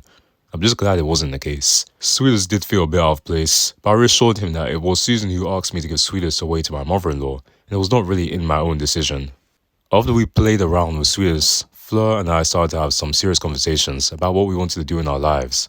Fleur asked me questions about the resolution that I made in my life, besides asking her out, telling me that she said yes because she's also interested in knowing about my life. I'll keep it simple. Could someone please get rid of this man? God darn little rodent. I started telling Fleur about my willingness to move away from Plainview to the western part of the United States, looking for a better career of rising opportunities, a rejuvenating lifestyle, and most of all, making new connections towards newer people for improving our new relationship. Fleur seems to get it. I proposed to her that we can try to move out of leisure towers together. Fleur stopped me for a moment. Fleur said that while she approves of it, she didn't want anyone in the family to know about it either. Understood that I don't want my soon-to-be broken family to find out either. Both of our families would really tear our new relationship apart, and so we've planned this in secret. I can't help but wonder. I don't know if someone here would tattletale to them. It's probably nothing. Even if someone knows, it'll probably be too late. Later at night, the receptionist that's supposed to keep an eye for some people coming in and out have fallen asleep. Thankfully, every 10 minutes I must bring one duffel bag out at a time. When I do that, I wanted to know how long they would be sleeping through it, and I found out just the perfect time to be able to sneak out of leisure towers with Fleur. All of the receptionists have fallen asleep at a point where they don't notice me for the next 10 minutes, and it's safe enough to bring Fleur out of the retirement home by walking with her side to side.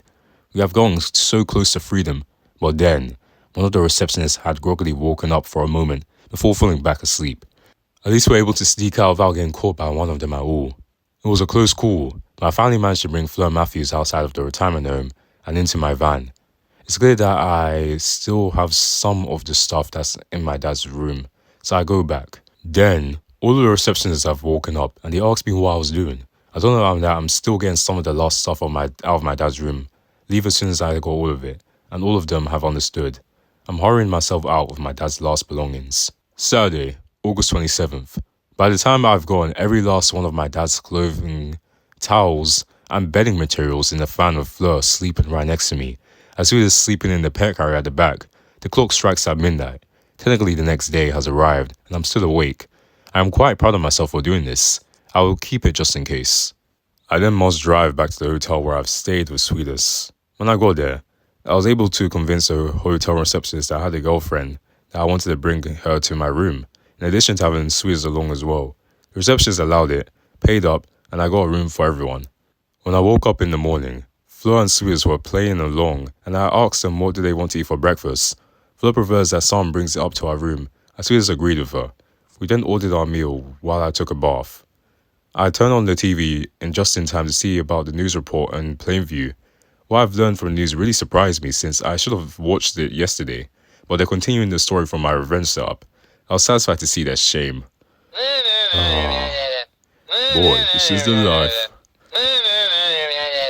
What happened to Crosstown High School students is that they're going to be temporarily transferred to Westmore Middle School after I've shown my revenge on it, although they have no idea that I did it. Greta is sure going to end up being bullied by everyone, not only from her middle school classmates, but high schoolers as well. I simply told Greta that it wasn't a good idea for her staying as a girl, instead of the willingness to transform back into the son that I knew. I'm sure that will teach Greg a very hard lesson for being so disrespectful. Thanks a lot, Greg, you B. My fame at school was ruined because of you. You're so sissy, Greg. You stay off the ladies' restroom, you pervert pig. Oh my days, just look at Manny just kicking him in the little background over there. Oh my days. What also happened to the home of the Stenner family is that they were really upset that they had to end up spending all their winnings on fixing their home that was burnt up instead of going on a vacation due to having a lack of house insurance. It made me feel better for a bit. Then I laugh at them for being such terrible people in my opinion. I immediately got upset when I heard an update that the Stenner family has gotten donations from the community, thanking everyone in their process, and telling everyone that they're going on a vacation after all. I was livid over this, and then I turned it off the TV and I tried to hide it. I had to calm myself down by finishing my breakfast. When we were done eating breakfast, Flo asked me what I was so upset about. I told her that there was a fire from both places and it makes me mad that someone might have attempted an arson for the purpose of crime. Flo shook her head in disapproval and tells me not to worry. Yeah, I shouldn't worry about it. Flo asked me to go to a bank as well, wanting to withdraw all of it and close the account. I was thinking the same thing for my situation as well. I told her that after I went to a bank, I'll be going to my bank to withdraw before leaving Plainview, and Flo agreed with that. We all understood that we needed the money badly. I put Sweeters back into the pet carrier and we both headed back into the van. I drove to the bank where Flo withdraws the money and closes her account. From how much Flo withdrew, she's actually prepared. After Flo's done, it was my turn to do the same thing. Headed into my bank, withdrew all of the cash, and closed down the account. At this point, I got in the van and drove. We're both done with Plainview for the rest of our remaining life. I'm glad we're moving on. We were in the restaurant that's serving some apple pies. It was really one of the best pies that I have ever eaten with my recent girlfriend, Fleur. Fleur also likes how the apple pie tasted, so much so that we ordered a second one to eat for our trip. We have been heading west for a while from Plainview to Interstate 90. I'm going to be honest with you. I was planning to go to Alaska to go see Bus 142 on the Stampede Trail and move to Anchorage afterwards. But Fleur didn't like the idea at all because she didn't like the idea of moving too far. Fleur admits that she's tired of being a nobody to almost anyone besides me. Fleur wants to be happy. Fleur wants to go to California. We've argued before we came up with a compromise. Vancouver, BC, Canada. I like the idea of starting over in a new country, while Fleur likes it for having tons of sights to see that made her felt like she is just as important as a teacher and has extended family living there. Whoa, looks like I've reached the last page of this journal. I'm guessing this is the end. Wow, we finally reached the end of Journal of a Frustrated Father. Wait, Journal of D. Oh my days, I thought it said A Frustrated Father all this time. I'm gonna have to change that in all the titles. But you finally reached the end. Well, first thing first, Frank was just a terrible person from beginning to the end. Like, wow. First, he was just hating on his child. Like, bro, you can't necessarily control like how someone wants to live at certain points. Like, everyone has their free will. Like, you just have to respect that at the end of the day. And two, this guy was low-key moving like a nonce, bro. Trying to move to Heather. They started tweaking when Rodrick started moving when Rodrick was dating her. Like, bro, they're the same age, and this guy's like, what, pushing 40 or something? Or, actually, I don't know how old he is, but he's pretty old, isn't it? And yeah. And, okay, one part where I did feel bad for him was like when he didn't get to go to the university, okay, I actually kind of felt bad because, like, all of a sudden, like, when he decides to want to, and Susan says, oh, yeah, I want to go, and yeah, it's kind of sad that he's pretty much stuck in the job that he eventually does get fired from. What else? Yeah, Frank was just a terrible person from beginning to the end, and like I really like how the author made us detest his character so much. It's like very well written because like it shows that he never necessarily redeems himself, but he will just do whatever it takes to get his own way. Whether that's art, like actually most of the stuff he did was just completely optional. Like the whole arson thing, like yeah, it was just I mean there was other stuff, but I don't really remember. But yeah, it was completely optional. And yeah, him hating on people that don't agree with him. And like he knows that he was wrong when he was having that conversation with Rouse. He agreed with everything he was saying. He knew that he's a terrible person. That he's just selfish and all that. So yeah, it just shows how really much of a dislikable character he really is. And yeah, I think that's what makes it really good because it makes us, the audience, just dislike this character so much. But yeah, just so you guys know, the author, E.B. Crazy 2, he does not necessarily condone any of Frank's actions. He'll just write it from a point of a fiction, from a fictional standpoint. He doesn't agree with any of this. He wrote it somewhere. If I can find it, I'll put it up. But yeah, he doesn't agree with anything Frank was saying. But yeah, this is a really, really well done fanfic. 270 pages as well, so it's pretty close to like how the original books are. So yeah, it feels very, very realistic as well. Like this feels like a good part of a really good, like a actual book as well. So yeah, I think it was a really good fanfic. So yeah, I can finally start on with DOAWK Doggone It. And yeah, well, I finally finished it after a third of a year. For the third of a year. It's been 4 months now. I started this in like November, I think. I actually don't remember. Depending, I have to check. But yeah, we finally done, guys. I started in November, December, but I don't remember. But yeah, have a great day, guys. Stay safe.